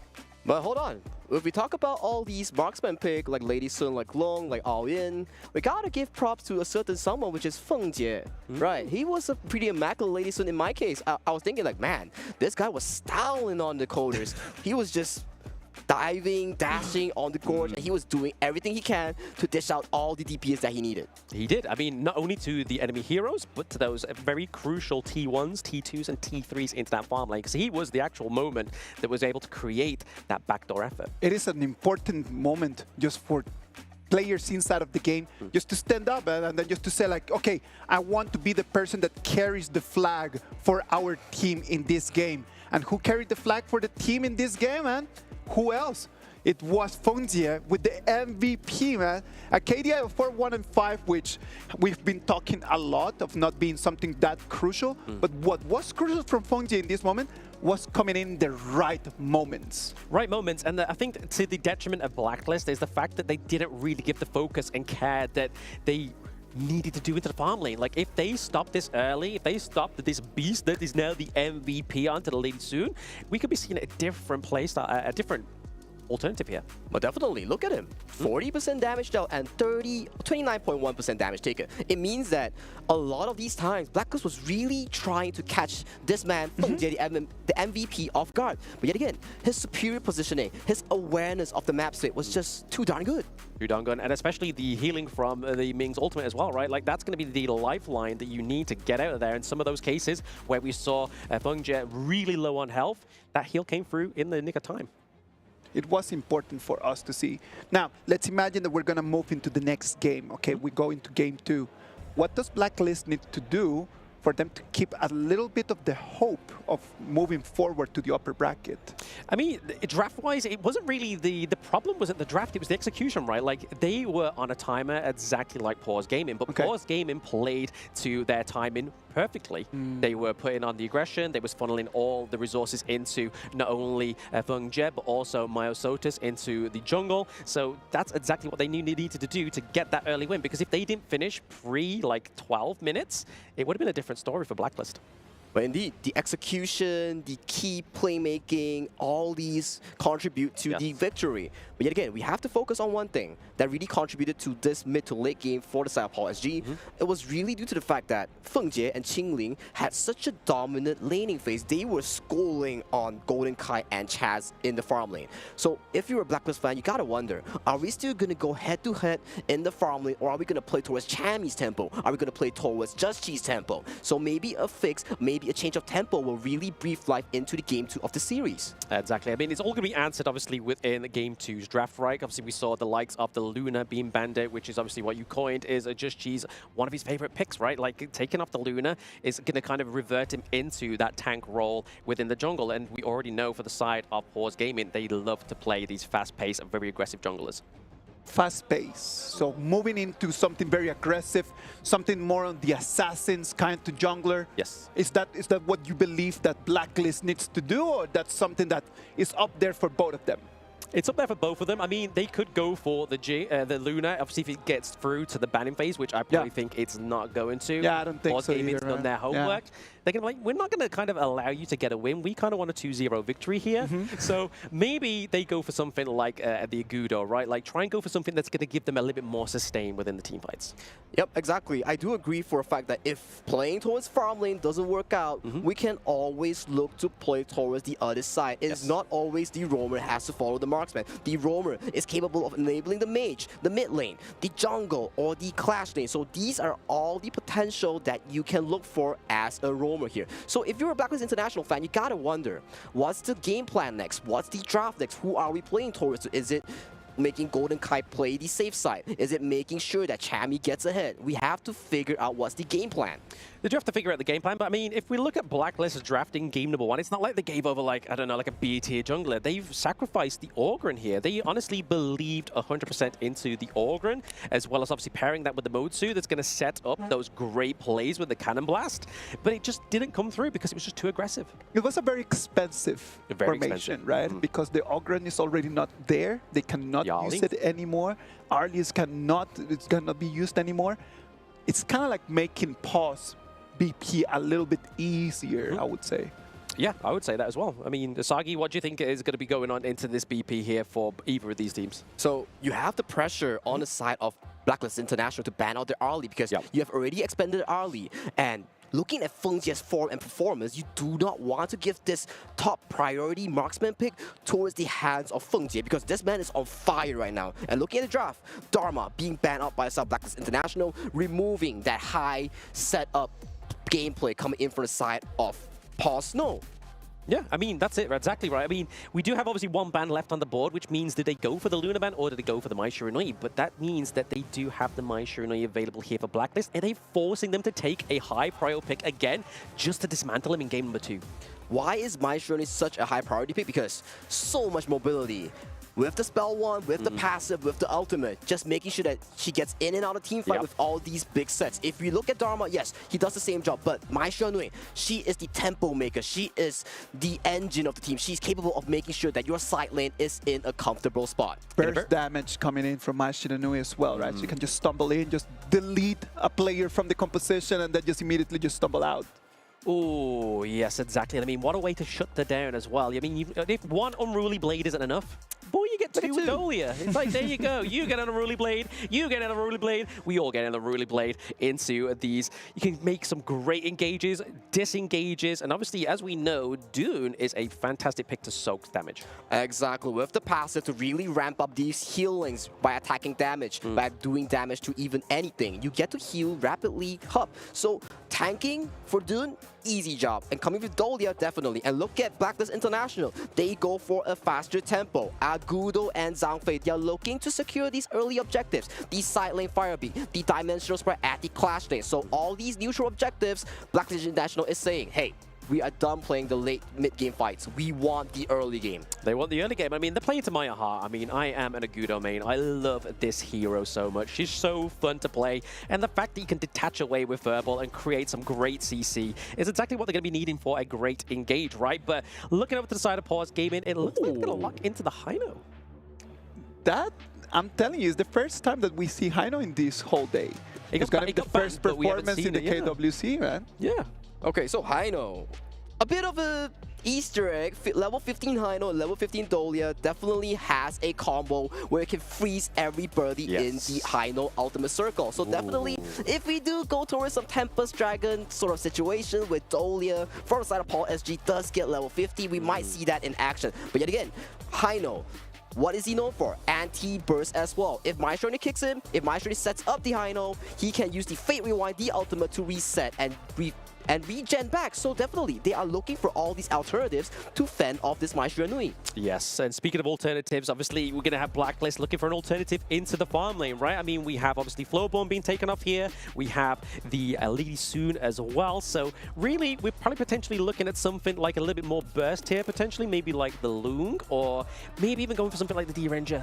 Oh, Long and D-Ranger, definitely those two picks come in heavy as a laner. But definitely, as you mentioned, Long and Dolia, the double Infinite Vassals has been removed. And what else is being picked? The Fatigue.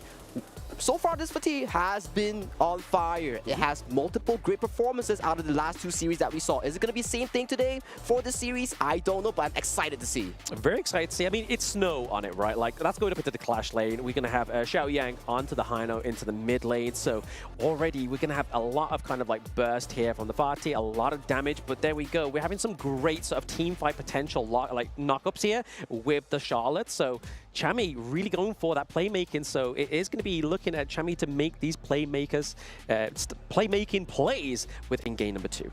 Exactly. You bang the early game on Golden Kite and you let Chami be on this Charlotte, this amazing late game threat in the side lane. Yep. Once Charlotte scales towards the Pure Sky, towards the Axe of Torment, she's going to be such a devastating unit in the side lane that I'm not sure Paul Snow can handle at all. But yet again, we got to put focus on one thing. The marksman pool has been banned out for at least 4 heroes right now. Yep. What is Feng Jie gonna pick as his last pick? Is it gonna be the Channel? Is it gonna be the Shouyue? There's a lot of potential here, right? I mean, there we go. It's going to be the Mungia with the Dolia. Mungia, we haven't seen that yet. That is going to be a KWC debut, right? And again, these both teams are playing to my fandom. I love Mungia and I love Agudo. This is the guy with the crazy teeth. The guy with the Gatling ton. We talked about the hero pool, no? Like we talked about like just showing us something different, showing us something that is going to make the audience fall in love with this whole composition. Yes. And I'm telling you that right now, Pause Gaming, they are here just to satisfy everyone in this. Exactly. Like for me, Pause bringing out the Mungia that's not frequently picked in any of the regions. This is one of the picks that we want to see bloom and actually shine in this important series. A very important series. I mean, this could be the closer for Pause Gaming to get themselves into that upper bracket within this Group B, right? So Blacklist need to come with the punches in this game number 2.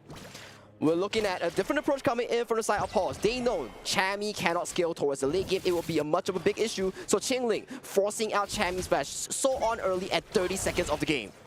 Very early on in the 30 seconds of the game, which is going to be obviously troublesome for the side of Blacklist. No kind of like escape. We could potentially see a gank up at the top side of the map to try and make some kind of headway with that. And the board goes right over to the side of Champion 1, securing with the Spell 1. So easy setup coming in from the side of Blacklist International. So right now, a different approach coming in from the side of Pause. They do not want to play towards Feng Jie. They want to cover Snow on this fatigue, making sure that he gets a smooth early game, making sure that he secures all these neutral objectives on the side of the River Sprite. I mean, he's going to need to, right? I mean, definitely the playmaking potential here for Snow onto the party is going to be something that those at home are going to be watching and potentially even be like, hey, I fancy my hand at this pick. It seems great. It seems like it fits my playstyle. So definitely look into the game to pick up party here. But we're already getting very aggressive fight here into the T1 territory of the side of Pause Gaming. They're not going to have to take it down because obviously, as we see, the turret has extra shielding in the early game and it has been activated here. Myosotis given time to come down to the bot side of the map. This is what we're talking about when we talk about Agudo. You want to play the strong laning. You want to bring the Gen.G and the Agudo synergy to take down these turrets. And what are they doing? Blacklist is just making sure that Feng Jie, you're picking this late game marksman. We are not letting you farm towards late game. We want to break your tower, your safe zone, making sure that you rotate with us. Yes, exactly that. They've got to try and do something here. I mean, this is the beauty of the Agudo, like you were saying there, Sagi, is that she's able to take these turrets very quickly. And right now, looking to try and get the takedown onto Chummy 1 is Snow, but she's able to get out alive, able to get that health pool from the bottom of that T1 there. But a bit of a rotation here from Xiaoyang, looking to try and set up that early advantage for the side of the Clash lane. But I gotta say, Snow in this lane is doing a heck of a good job thanks to Qingling providing so much space and time to farm towards the level 4. And right now though, a 2v2 coming to the bot side and Chaz is slowly chunked up, but he has the Unbridled Outburst ready to go. Yeah, he kind of took that beating at the right time, right? Like he was borderline level 4, he now has the Unbridled Outburst, so he could just basically get whittled down to very little health and then just go boom, go beast mode and get a lot of that health bar back and shield. Exactly, and looking at the gold chart real quick, there's not a lot of big leads going on for the side of both teams. Just some small advantage coming in for the side of Blacklist International. A healthy 400 gold lead scaling towards the Tyrant. That's going to be spawned in just a moment. Spawn in just a moment, and then right now the Unbridled Outburst has been committed, so we are going to be seeing a dive into the backside of the T1 here. Feng Jie and Qingling is enough to drive it away. They've expanded quite a lot to get nothing out of this. Second Unruly Blade coming through, forces the flash from Golden Kite to get to safety. I feel like that's a bit of a mistake from Blacklist. I think Blacklist does want to chain the CC onto Feng Jie using the Just.G's ultimate on the Agudo, utilizing Chaz Unbridled Outburst, but yet again, they didn't chain it immediately, they failed the kill. But yet again, the most important thing is, you do not have the Unbridled Outburst for the Tyrant that's going to spawn in 10 seconds right now, Blam. That's detrimental. Very detrimental for the side of Blacklist International. So they're going to try and find another way to potentially steal this away from Pause Gaming, because it's looking like a done deal here for Pause Gaming at this Tyrant, right? They're looking to run it down. Chaz is here, Dragon, but nowhere. Just.G is rolling through with the Gorge mobilization. It does go over to the side of Pause Gaming. Feng Jie gets the last hit onto the Tyrant. Well, Tyrant going over to the Paul SG right now, and they are looking healthy right now at the 4th minute mark. Goldie is equally tied, but Hino gets caught at the mid lane. First blood coming from the side of Blacklist International. Snow's got to make sure he does not melt here into the mid lane. We see that his ultimate has been expanded here, just trying to keep that T1 alive. We do see Furball having to retreat back to Agudo. And this is what we're talking about. My Shiranui. High burst, high setup, and that was it. Yeah. Yes, Hino can do Fates Rewind, can heal back the HP, but if you can't press the button, that's gonna be useless. It is gonna be useless if you can't press it, but there it is, the Unbridled Outburst catching on to one, and Just.G with Golden Kite comes through, picking up the second kill here for the side of Blacklist International. Are they gonna go for the third here? Qingling looking pretty low, but we are trying to create some pressure here into the mid lane.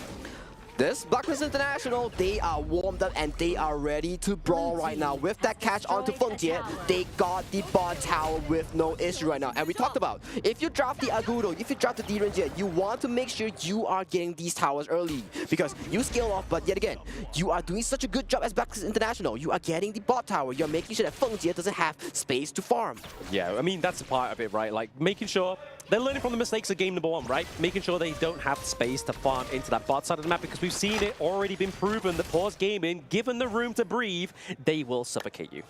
Yes, they will suffocate you indeed, but right now, 2,000 gold lead healthy going to the hands for the side of the Code Breakers. Blacklist International. Right now, swapping Golden Kite on the Gen.G towards the bot side. They want to rinse and repeat and get this Clash Lane tower.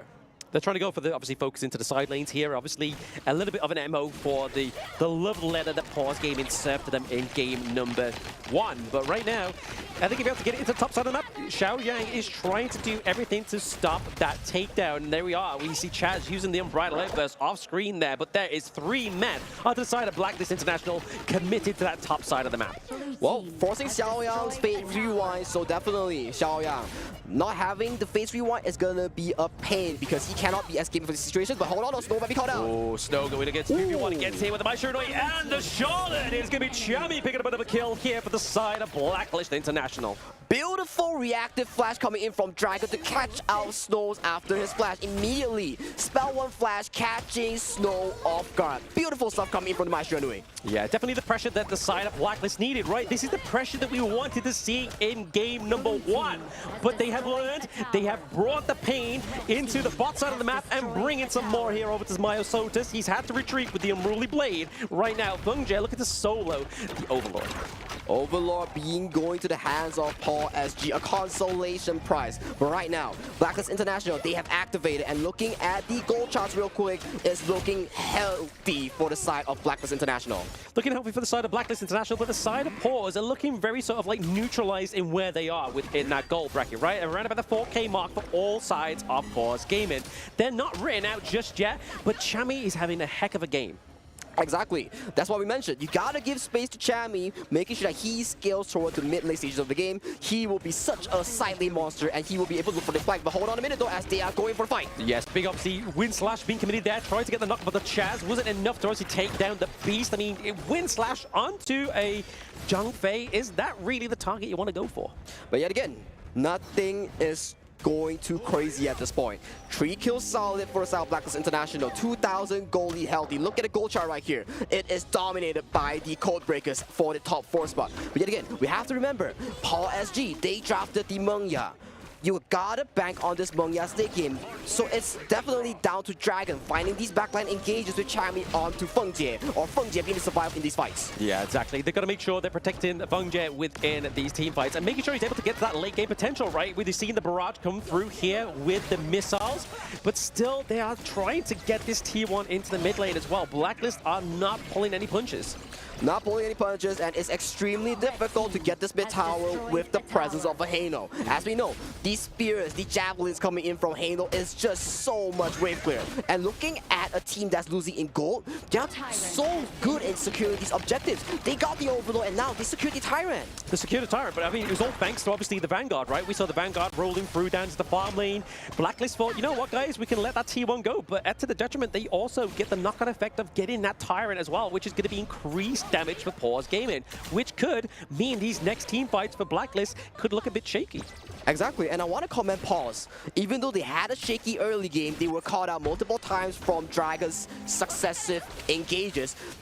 Through their map rotations, they are slowly creeping back to the gold graph, and they are making a situation where the 10-minute mark will be a 50-50 fight for these two teams. Very 50-50. I mean, this is definitely not looking like it's going to be an 11-minute match for the side of Pause Gaming this time around, right? They don't have a single kill on the board. They're still behind by around about 2k gold, so they need to make leeway in those 2 vectors. Exactly, and we're slowly creeping towards the 10-minute mark. 24 seconds for the Tyrant that's going to be spawned onto the man. As we mentioned, ladies and gentlemen, Shadow variants at extremely strong that can secure you a lead in getting more gold, more team fights in the Gorge. That's exactly what Pause Gaming need to do right here. The Umbrella Labels has been committed. There's going to be the 2-dive onto Xiaoyang into the mid lane. Crucial initiation. We get a takedown of the T1 in the mid. Blacklist was waiting for that prime moment. They could go for the neutral objectives with ease. Beautiful Unbridled Outburst coming in from none other than Chaz on the Zhang Fei, securing the crucial engage on the crucial 10-minute mark that they need. Right now, securing the Shadow Tyrant, they are looking to contest them in the Shadow Overlord, making sure that they are not able to reclaim this. Yeah, they got to be careful here, but obviously we are seeing a same effort from the side of Pause Gaming. We see Fengje looking to create that backdoor once again, but over to the clash lane. So is this their MO in the entire of KWC? They're just looking to make sure they can create space for themselves. Feng is doing a heck of a good job. He's looking for these farms. He knows he has to be this late game carry. But yet again, as we mentioned, Mengya doesn't have mobility. If you get caught up by Maestro Nui, if you get caught up by Chami, or the Unbridled Opus coming in from the Zhangfei, you're gonna be in a big trouble. So definitely we have to see how Feng Jie pilots this Mengya in the team fight. Exactly. I mean, you can kind of see here, they kind of stuck together like glue here. Feng Jie and Qinglin. It's just that wave breaker keeping away. The Maestro Nui, Chami does fall down on cam as well. Could this be the comeback? We see Golden Kite traded. Snow there into the bot side of the map. We see Dragon get taken down as well here for Blacklist International. So currently, Myosote is soaking up so much damage here. The engage onto the dude is just not enough. They don't have it in them. Blacklist are struggling here, but it is going to be the damage from the DRN Jet that's going to be able to close out Myosote's rage. That was true Tyrant buff, and Pause came out on top. Snow single-handedly 1v2 Chami and Dragon coming on top. Before he fell, Dragon was already so low thanks to Snow. Very low, very low. Snow, obviously, he took the L there, but it was for the team. But Gen.G is just trying to keep high. He's trying to keep a little bit of intel here onto the side of Pause Gaming whilst they try and go for the Shadow Overlord. Have they got it in them? Is it going to reset? It doesn't reset long enough. Are they going to be able to take it? Feng Jie secures the steal, and although he falls, he takes down 2 with it. What a play coming in from Feng Jie in this crucial time. Yeah, 2-1 trade for Pause as well as the Overlord. This guy knows how to steal. I mean, it's a good job he's not a criminal because he'd be good. Criminally good, but also Golden Kite sneaking a recall, making sure that he's safe from Xiao Yang's chase. But definitely, through such a good early game, Pause is slowly creeping back and catching up to Blacklist International, and they will get outscaled eventually here, Blam. Yeah, that's the problem, right? I mean, we were seeing it in the early game. Obviously, they create the space into the top side of the map. They are able to take these team fights later on, thanks to obviously just allowing the room to breathe. And obviously, Feng Jie and as well, Xiao Yang obviously being almost into that 4th place within the gold bracket here as well now. But overall, it's looking shaky for Blacklist. They needed to run this one out early. Exactly, needed to win this out early, but yet again, Fatih on Snow was such a good performance here. Time and time again, when you need someone to stand up the most, he was there to really make it happen. Gotta give props to this man, but right now, Shadow Vanguard, the Overlord, has been spawned at the mid lane. They want to push. They want to secure more lead for Zappa SG. Yeah, exactly. They were trying to pay back the dividends that they've already faced into the mid lane for themselves. Pause G here, looking to try and take it now, but we have the Unbridled Outburst. The Fate Rewind has been committed already, so nobody's going down just yet. Myosotis looked pretty low, but same with Dragon into the back line. Chami's had to go into the back line to try and protect him as well. Means that the T1 into the mid lane has been taken down.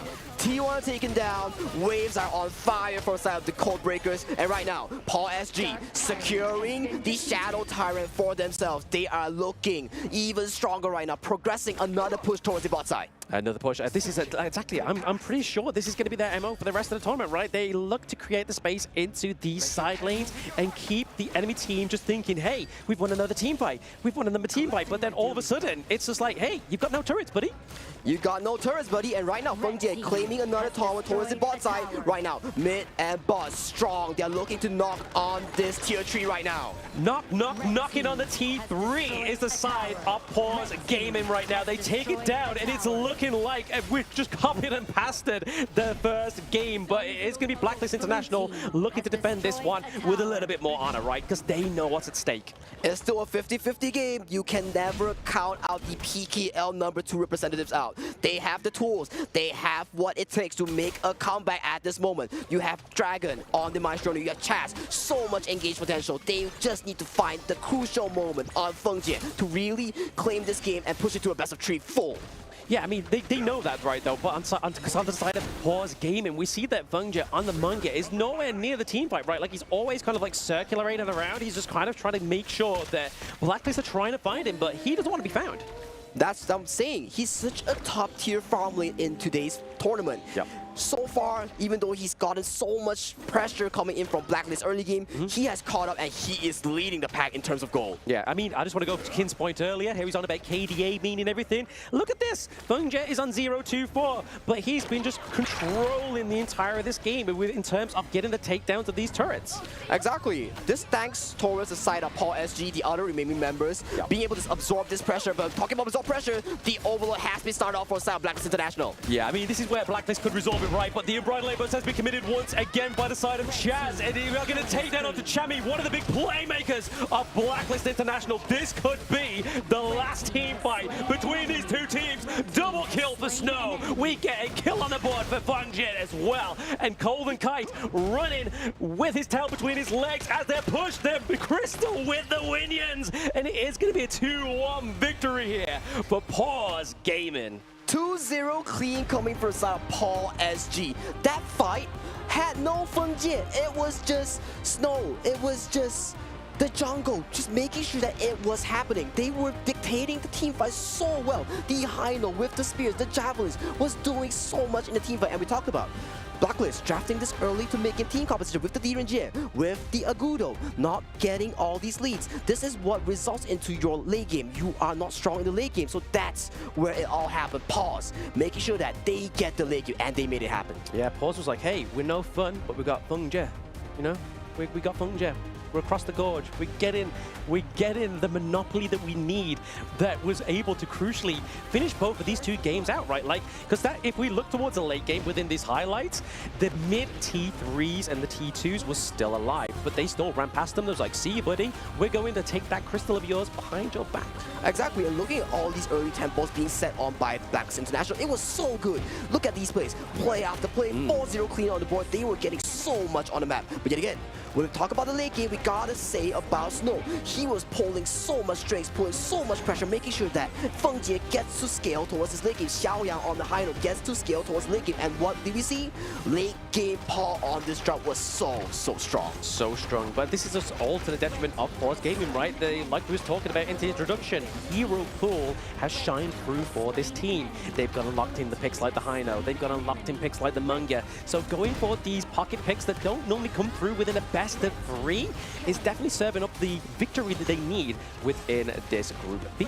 Exactly, I do agree so as well. With this clean 2-0, Paul SG is definitely going to continue their run towards the upper bracket, and we'll have to see the Code Breakers fight their way through the lower bracket. It is the first 2-0 that we see in this KWC, man. Where's Kin? Where's Kin? Where's Kin? Where is he? Oh, yeah, he's not casting, so it's not going to be 4 best of 3, is it, Kin? I love it. I love it. It's going to be 2-0 for Pause, man. Pause Gaming is going to take a quick victory. It does not mean that it was an easy victory. It was just fast because Blacklist, they had opportunities. They had a lot of very nice opportunities at the beginning of the game. They had a very clear understanding of what they wanted to do. We're talking about just for them to be a little bit faster, to be a little bit more on the meta, have plays go on. And that's what they tried to do. The Agudo just a couple times tried, but they were not successful at just getting the kills. Yeah, well, it was like that play into the bottom side of the map in the early game, right? They exhausted so much resources to try and get the, I think it was like a 3v1 takedown, and they didn't even get that, and they didn't get the T1 turret because they still had that early game shielding. So Blacklist was really, at that point, a desperation. It was like, right, we've really committed a bit too much here, guys. And that was me already kind of like the boat was kind of shaken at that point. Even through that shaky point, I still want to give props to Blacklist. They did find a lot of these crucial engages thanks to the side of Chaz on the Zhang Fei, thanks to Dragon on the Maishunri. But yet again, Snow on the Fatigue was so good. He was stalling so much space. He was stalling so much of these spaces and time for Fengje to really farm up, for Xiaoyang on the high note to actually farm up. And yet again, he was also the key difference maker, the engage, the follow-up, the damage dealer in all these team fights. Man, this man does it all. Let me add up to that, man, because Fatih at the beginning had a little bit of a rush start. It was kind of difficult for him, but then turned up and then got kill after kill after kill, just winning all of the fights that in that moment Pause Gaming needed to turn things around.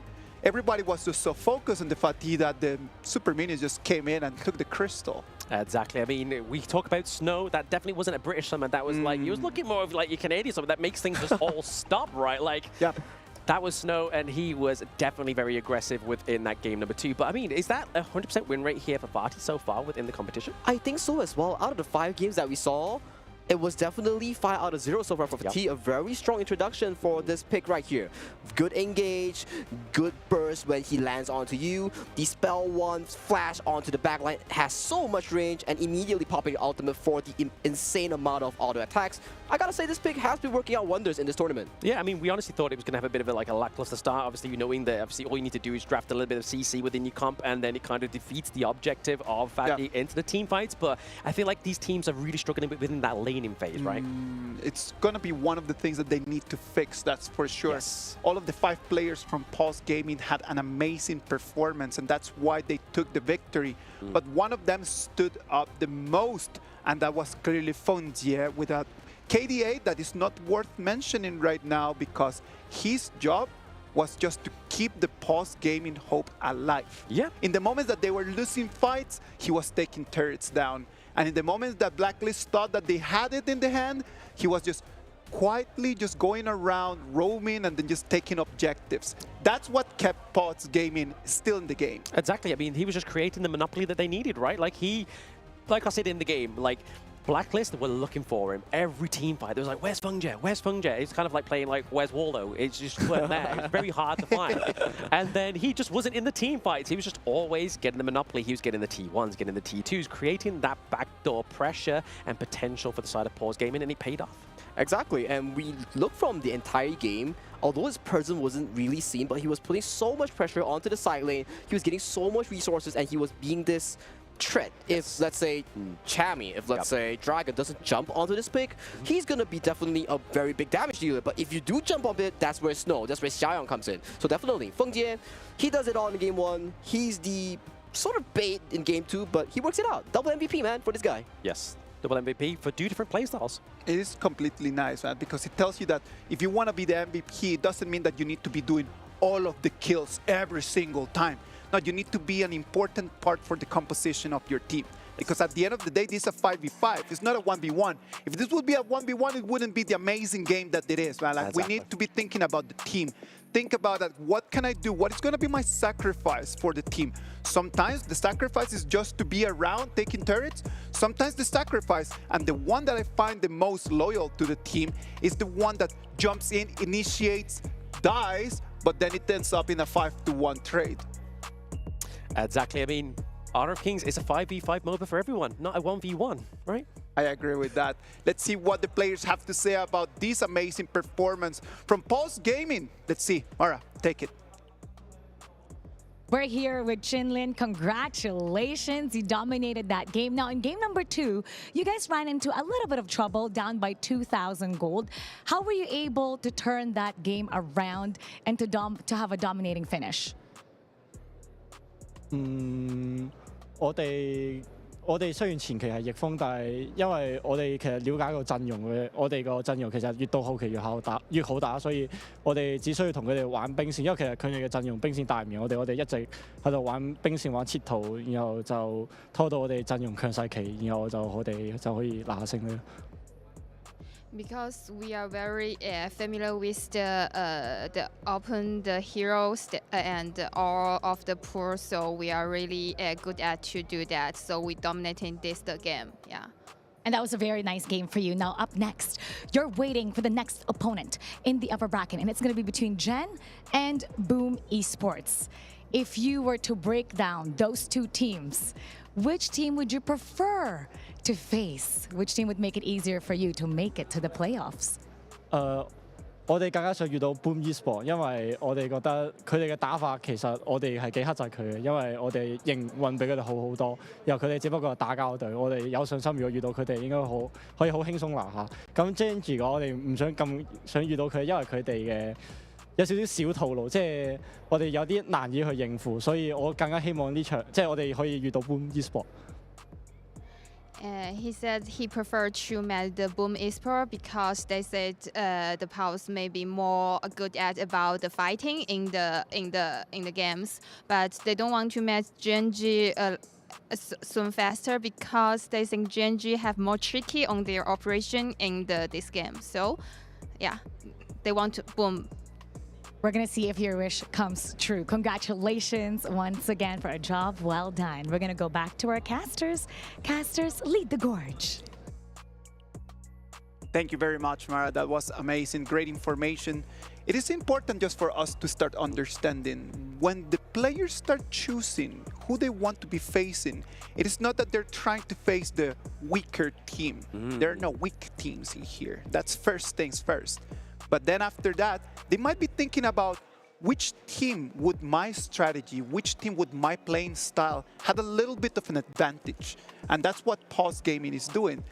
We just saw like, okay, they would prefer to play against Boom Esports, right? Yep. Does that mean that they believe that Boom Esports is weaker? I don't think so. Boom Esports is a pretty decent team and they play really well. What is your take on that? Exactly. I mean, it's not only just in Honor of Kings normally where we respect, obviously, right? I mean, it's within the esports as well. Huge respect for every team because you're not going to be like, hey, guys, we just want to take the easiest team. It's like, we want to take this team because we feel like our skill set matches theirs and it will be a great fight. I completely agree on that.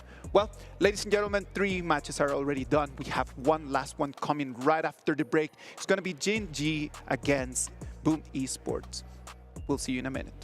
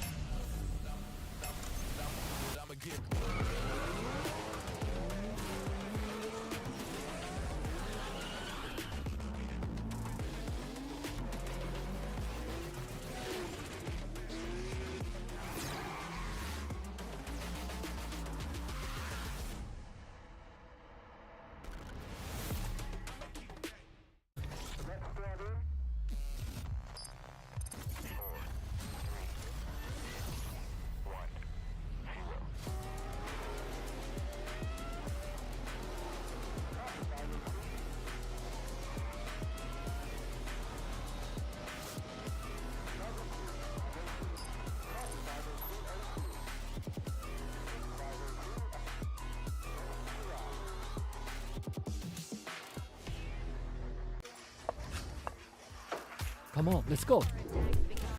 Rush mid now. Come on.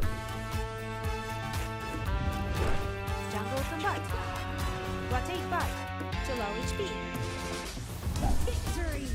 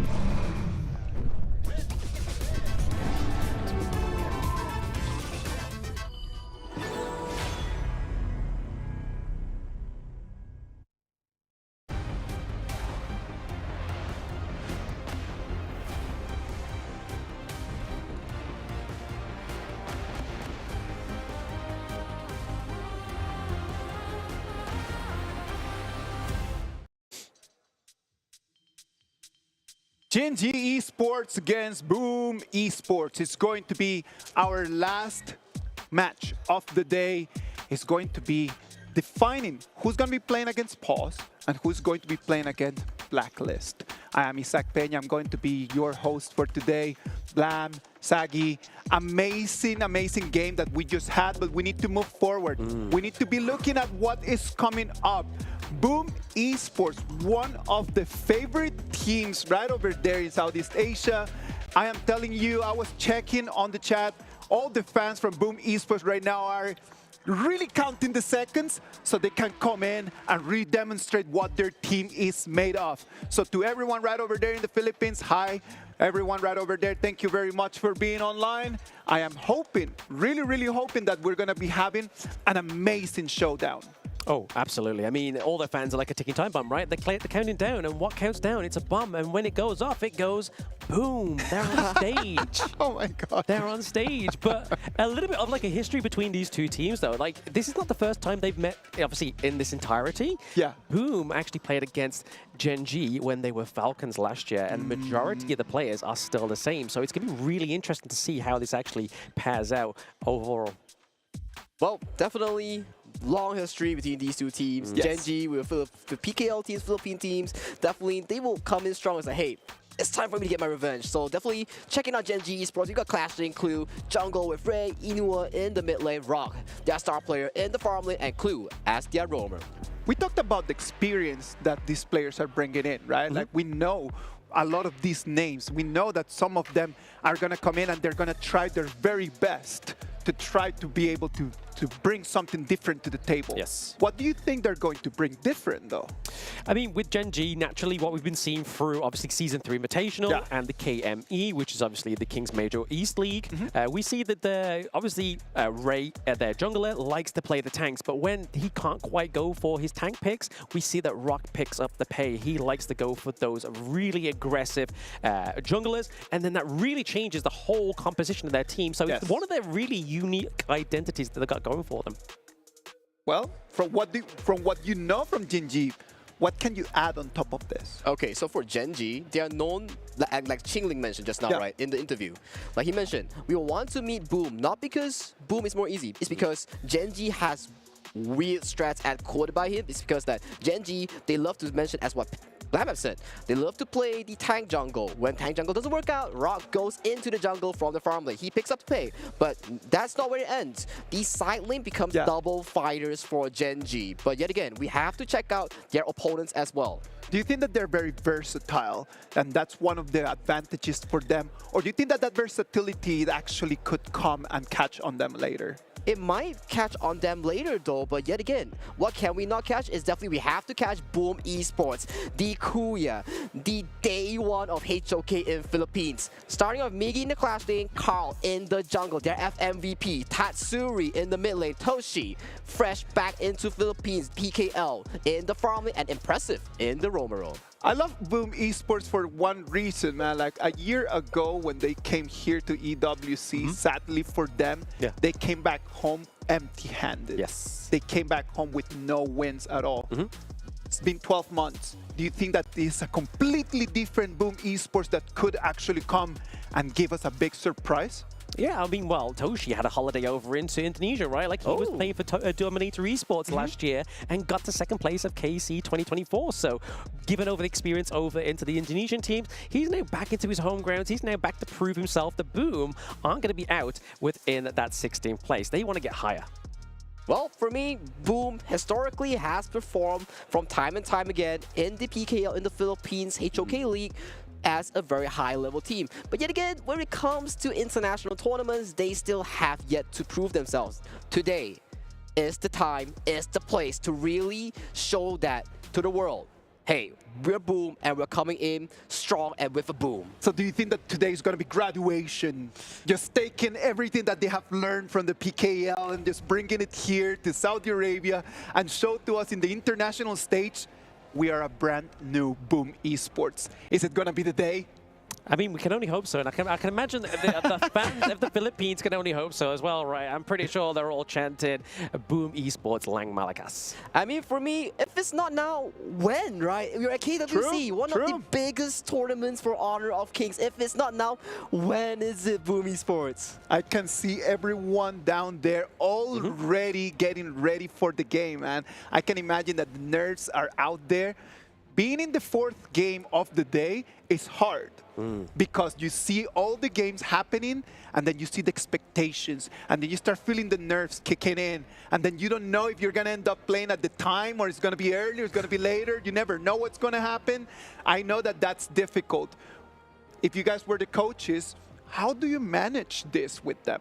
I mean, naturally, a bomb only really goes off normally when you cut the red wire, right? I mean, that's what Gen.G's coach is going to be doing. It's like, we need to find that red wire. We need to disarm the bomb. So that's what they're going to be doing onto the side of Gen.G, right? They're going to be looking at maybe, let's not go for our unique, quirky kind of strats just yet. Let's see what we can do with like a tank jungler. Maybe let's go try and lock Dune in first game, try and orientate around that. Give Rock kind of like a carry into the farm lane rather than kind of trying to force him in game one onto the pay. Okay, so you're thinking about just coming in a little bit more of a slow fashion, something a little bit more subtle. Yeah. And then after that, as we move into the game two, try to go into something more aggressive. Sagi, would you go for that gamble? I mean, it's Gen.G. They always come up with these interesting picks, and especially this meta, we introduce picks such as the Pei and Luna as all these top priority, and also the Jing that's been recently revamped, right? So definitely, if you're Boom, if you're Gen.G, okay, you gotta think that, oh, so many of these junglers right now, they're meta, they're all assassins. And who's the carry, the big boss of our team? It's definitely Rock. So Rock, get over to the jungle. You think it'll be jungle game one? I think that's very... I love it, man. I love it. Very ballsy thing to say. We'll see. I mean, because I mean, it is the thing that obviously cost Gen.G their very early exit in Season 3 Invitational, right? So I don't think they want to leave KWC that early, right? They want to try and get as much as they can to obviously try and get to the victory, because I mean, they were pretty much last place last year. You know what? Like, from what I've seen right now in this whole tournament, it's a BO3. Sometimes us, as casters and analysts, we kind of like just think too much about it. Just if it will be a BO5 or a BO7. It's a BO3. Go with whatever you got in game one. If you go and take the dub in game one, you're just one step away from that upper bracket. But you need to go out and take the dub in game one. Does that mean that you need to be a little bit more aggressive? Maybe. I know that from what I have seen today, the teams that have gone there with a big gamble, just saying like, I'm going to go all in game one, most of them have come with the dub at the end. Maybe that's the strategy, right? Hey, just go all in on game one. But I mean, we are starting to see how these players are reacting, how they're feeling on stage. But obviously, Gen.G, Clue, he's always a great taunter. He's always a great player to sort of watch, interact with other players, interact with the crowd. I can remember in the Philippines of Season 3 of International, where he was just kind of like the back and forth between the audience. He was cheering, they was cheering. I don't think he was even know what was going on, but it was just so hype. It was so nice to see. Definitely, we love these interesting personalities when it comes to HOK Esports. They bring the vibe, they bring the cheers, and they bring the crowd together. And when we talk about matchups, I gotta put the matchup onto Toshi versus Rock. This matchup is the key matchup that I want to see today. Toshi, multiple achievements, has made it to the grand finals of KC 2024 and has a lot of results and experience. And Rock, the core carry, the man of Gen.G. So definitely this matchup is gonna be hot. Going to be hot, but I mean, if we look at this seating arrangement of Gen.G, it's already kind of spelling to me that Rock is actually going to be in the jungle. Because look, he's right next to Wawa. So we're already getting kind of like maybe a foreshadowing of Gen.G. Rock looking to take jungle both of these series. But we're going to get into the BP of game number one. Dharma being a prio ban once again in this series with the Liang for Boom Esports. Well, Arlie also being banned out for the side of Gen.G Esports, the standard SOP for any draft that we have seen so far. far, you do not want to give the early for strong marksman players as it will elevate them to a different level. But yet again, my Shiranu as well is locked off, but you know what's out? Luna and Pei is up for grabs here, ladies and gentlemen. They are. I mean, Luna for the first time of the day could be pretty huge, right? I mean, is that something the Boom Esports Carl is going to want to go for, right? But he's going to go and lock in the priority of the Lung because they don't really want to give over to Gen.G. Lung is just one of those heroes that just can do a lot of damage in the early game, but then as he gets to the late game, he is on fire. Exactly, and also banning out their early, it means that another counter has been removed from the pool on the side of Gen.G. Gen.G and Yuhuan has been locked as well for Gen.G. They want the strong laning. Where else can you get it? You can get it from Yuhuan and Gen.G. And this Yuhuan pick that we talked about, it can be flexed to the roam. It can be flexed to the mid. And worst comes to worst, it can still go to the jungle. It's very flexible. Very, very flexible. I think it's a good call for Gen.G here. Kind of keeps Boom Esports, the players and the coach guessing, where is it going to go? What do we ban in the second phase? Because that's the ultimate part of having a flex pick, right? Like, you don't know where it's going and you don't know what to ban. But looking to bring the Pei and Byron combo for the second time today is Boom Esports. Well, Pei and Byron, Lung has to be on the weak side, but if you talk about the strong side, we can never forget about the Byron. Strong laning, very high sustain, can set up, can tank in the weak side. He does it all. The only bad thing he does is the late game. But if you give him the early to mid game, pairing up with a Pei, that's super high tempo gameplay we're talking about. Yes, exactly. I mean, if it's anything to go off of last series as well, obviously we've had a bit of a mixed bag today. We've had games that have gone all the way to the Tempest Dragon, which is around about that 20-minute mark for those at home that play Honor of Kings. But we've been having some very quick matches as well. 11 minutes so far, pre-11 minutes, sorry, for Pause Gaming has been the fastest match. And I mean, if we're looking at a pick like this, like the Pei, you want to try and finish a game earlier as well as the Byron, right? You don't really want to be waiting and hoping that his late game pickups is going to be enough to keep him alive. That's definitely the case. And another lone counter has been locked in for the side of Inua in the mid lane. Nua, when you cast the Infinite Vastus, when you land, the Nua is capable of using the ultimate, the long-range ultimate, to really snipe you down when you're landing. So the only way of dodging it is to commit a flash from the long. So that's definitely a counter that we're looking at from Gen.G to handle this long on the Toshi. Yes, but speaking of that, obviously we're looking at the second banning phase here. Gen.G looking at some solid support bans here. The Zhang Fei, the Motsu as well. Obviously would be a great setup for the likes of the Pei and the Byron, right? Getting that Cannon Blast would just really allow them to just dive in and do the damage. But over to the side of Boom Esports, they know they're going to take off the Orgrin and the Monkey. So they're maybe trying to say like, hey, we're calling your buff. Q1 is maybe the jungle here. Yuhuan is maybe the jungle here. It can still go to the roamer. There are still several picks here like the Luna, but Luna into Pei, that's kind of a tough cookie that you don't want to buy. Mayin here being locked in for the side of Gen.G Esports. Like you mentioned, the potential of Yuhuan going to the jungle still remains. Is it high? Maybe not so high, but there's still a possibility. For the side of Boom Esports here, that's a lot of roamers being banned out from the side of Gen.G here. So is it going to be the Lian Po? Is it going to be the Diadea? So what is the cost? What is the pick here coming in from Boom Esports? Yeah, they definitely need some kind of control, right? Like into the mid lane, maybe go for something like the Yixing, maybe pair it out with something like the Lady Chen as well. Obviously have that Destructive Deluge that's going to really kind of create control, but also do a lot of damage here for the side of Boom Esports. Because really, only the Maisha and Noye has been taken off, but they're going full aggressive here, Sagi. They're going for the Kung Ming. They're going for the Lian Po. Impressive on this Lian Po is something that I love to see. Impressive on Lian Po is definitely gonna be impressive, as you mentioned. So this Kong Ming being locked in for Tatsuri, they are just making sure that they have a secondary carry that can back up Pei, that can back up Long, that's being piloted up by Toshi and Carl, making sure that even these two, they are getting outranged by Nua, by the Yuhuan. You still have Kong Ming to back out the firepower with the decisive strategy. Yeah, I mean, for those obviously tuning in first time, I mean, Carl is one of the young prodigies within the Philippine scene as well, so he is one of the guys we are keeping an eye on within this tournament. But the Nutsa is going to be an interesting pick here for Gen.G and a debut for this hero. Exactly. We've seen from time to time, Nutsa has the global ultimate, has the healing reduction that you can apply on the enemy here. So definitely this hero, when you land onto the backline, you get damage reduction as well. So lots of things that can be funneled to this Nutsa to beat this late game monster, to apply all these damage reduction towards himself. So definitely, we gotta see who comes out on top in this game one.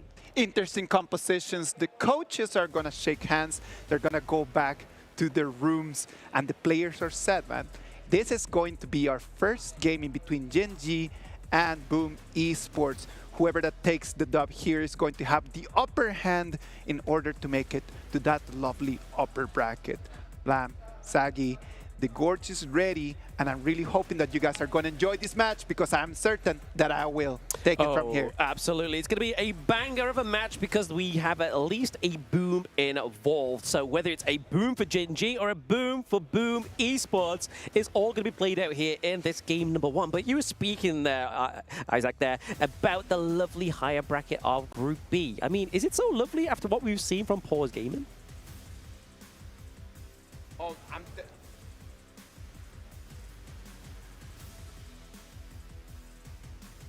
I'm really sorry about that. You know what, man? Like, it just took me a little bit of a while just to figure out the answer to that question. I'm telling you, man, like, after this, if you go to pause, like, come on. It is going to be an extra life. Everybody wants to go to the upper bracket. The teams are ready. The Gorge is ready. Boys, take it from here. We'll take it from here now. Yes, absolutely. Game number one, getting out of the way for Boom Esports and Gen.G. Already seen a little bit of a usual tit-for-tat into the mid lane, right? We see, obviously, Tatsuri impressive, as well as Toshi there, just trying to get a pressure, get that first wave clear created. First wave clear being secured. 1v2 for the side of Tatsuri to make sure that he gets the priority here. And towards the jungle, Carl is looking for an invade here, but does not get it. But Tatsuri, no. Okay, Rock gets it for... Just gets it secure. All is safe. Gets it secure, that's all you're going to say, right? I mean, some people at home maybe get a bit confused. They're like, hey, why is Gojo on the Gorge? But this is another thing with HOK, right? We have some fantastic collabs. And obviously, JJK was one of them, and we've recently just had a Bleach collab as well. So if you're into playing your favorite anime characters, Honor of Kings is definitely the game you want to be looking at going for. Exactly. Migi also piloting the Byron, almost getting caught up, but escapes well. But check out the CD key, ladies and gentlemen. Battle or redeem for tons of encounter fragments and precious dragon crystals here. Hit the community button in the settings and go claim the CD key right now. But talk about the game right now, we gotta say, the early game coming from the side of Gen.G is pretty consistent, but Impressive goes in. Impressive goes in with an impressive engage. The burst ramp does come through, and it is going to be Netza with a Skyfall onto the backline. Oh! Meiji goes down first blood. Carl looking pretty low. The Nua coming through here with the emergence. He is able to get out there with a complete emergency. Well, Rock here traveling from the sky, landing onto Migi, who expended his mobility to really catch up Inua. But Inua immediately responding to the flash and getting himself to safety here. Impressive, might be caught out here, gets chunked out, going super low, drops to Wawa on the Migi. That's not the bush you want to be phase checking, buddy. I mean, that was definitely a fright, but I want to just make a little comment there. Is it a bird? Is it a plane? No, it's a rock. It's a rock, flying in with the Nuzza. And I mean, if he's traveling some distance, that's going to hurt, and that's exactly what happened to Migi there, right? It hurt him, and it caused the first blood. Enough damage to take him down. But right now, a very steady start here for Gen.G. 1 point, we'll say 1K. I'll be charitable. 1K gold lead so far with 2 kills ahead. Wow, 2 kills ahead, and we have seen multiple times if you can cement yourself with 1 to 2,000 gold into the early game, you will have the smooth Tempest. Sorry, not Tempest. You have the smooth Tyrant transition towards the 4th minute mark. So definitely, can Gen.G transition this league towards the first objective of the game that's going to be spawning on 4 minutes? Potentially, right? I mean, they need to set up that farm lane. They need to make sure they're able to create that pressure. I mean, we do have Toshi. It's not like we just have any random marksman. It is Toshi, but we are going to be a little bit of a divide here for the Azure Golem. It does go over to the side of Gen.G. They have found their home and reclaimed it into a Boom Esports jungle for now. They are looking to just get out with that Azure Golem. That small little dub for the side of Gen.G. Rock here is having a masterclass of a game. The entire Gen.G, the collective hive mind is really supporting supporting Rock in all his invades here, and Rock coming out ahead against Carl in this jungle matchup, already a 500 gold lead. And we talk about the Pei here, Blam. If Pei falls behind, it gets extremely hard to pilot towards the mid game. Extremely hard to pilot, but I mean, Mai normally extremely hard to pilot, but he gets the takedown on Carl there. The Skyfall coming in very close is going to be enough to take Midgie down. No, he's able to get out. Tatsuri, impressive, like the true teammates they are, come for the save. Wawa is on fire with this Midgie. Play after play, one play on to impress, another play on to Carl, and right now, they're setting Carl even more further behind. Yes. Tyrant has been spawned, and Carl, you gotta think, are you able to contest this? Exactly. I mean, putting the pressure into the mid lane there was pretty good. Obviously, clearing out the minion wave as well was enough for them to try and take this neutral objective with a little bit more ease, a little bit more control for the side of Gen.G, and they get it. Well, first Tyrant goes over to the side of Gen.G, as we mentioned here. You transition your early lead, you transition towards the 4th minute mark, you get the Tyrant here, and right now, we are looking eye strong onto Ray right now and Wawa in the side lane. They are looking to break through this side lane with ease thanks to this Tyrant buff. Yeah, extra bit of damage here going up to somebody like the D-Ranger on Ray, right? I mean, we're normally waiting for that kind of like mid to late game where his power really starts to come through. Obviously, one of the good things about the D-Ranger, he doesn't only just do physical damage, he does magical damage as well. Exactly. Hybrid damage, but looking at mid lane though, they are looking to secure this mid lane priority. Whoever secures the mid priority gets to move first right now.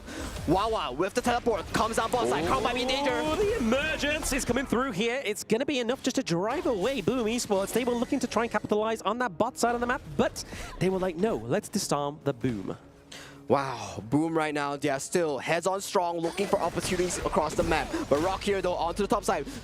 Clue, expanding the unending sorrow, escaping from danger here, but Rock is so darn tanky. Miggy goes down! Miggy goes down. I mean, it would be a crime to be named Rock and be soft, right? We see there with the net set, he's able to tank the damage at just enough time for his teammates to come around and then just claim the poor victim onto the side of Boom Esports. But no turret's been taken down just yet for either of these teams, but the kills are coming in thick and fast for Gen.G.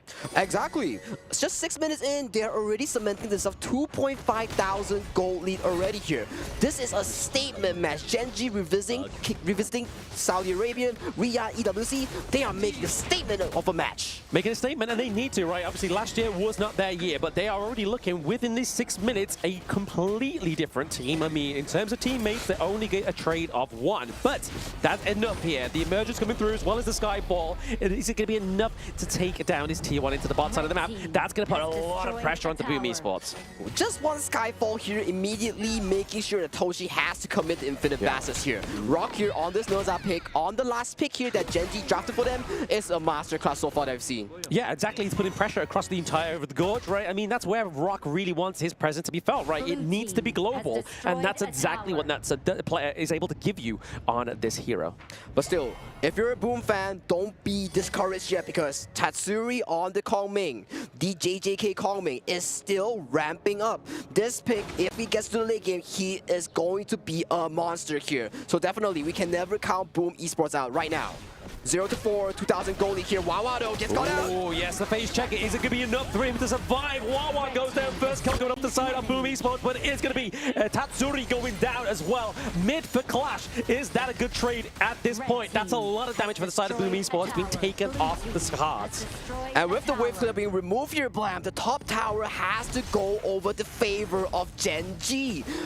But yet again, you have Boom Esports here actively looking for this trade towards the bot side, so it's still an even trade for towers and kills. So definitely, if you are a Boom Esports fan, it's still something to be happy about. But hang on, those Skyfall goes to bot side. Yeah, Skyfall onto the call there. He's going to be able to get it out. He is Pei, he is Slipperay, but the Annihilation is clipping his wings there, doing a lot of damage onto Boom Esports. Carl here. Toshi is here to try and save his teammate, but it is going to be Clue with the claim to the kill. Clue not giving a single clue at all for his whereabouts, immediately flashing in to save his jungler. Rock solid indeed for Rock on this Noza pick.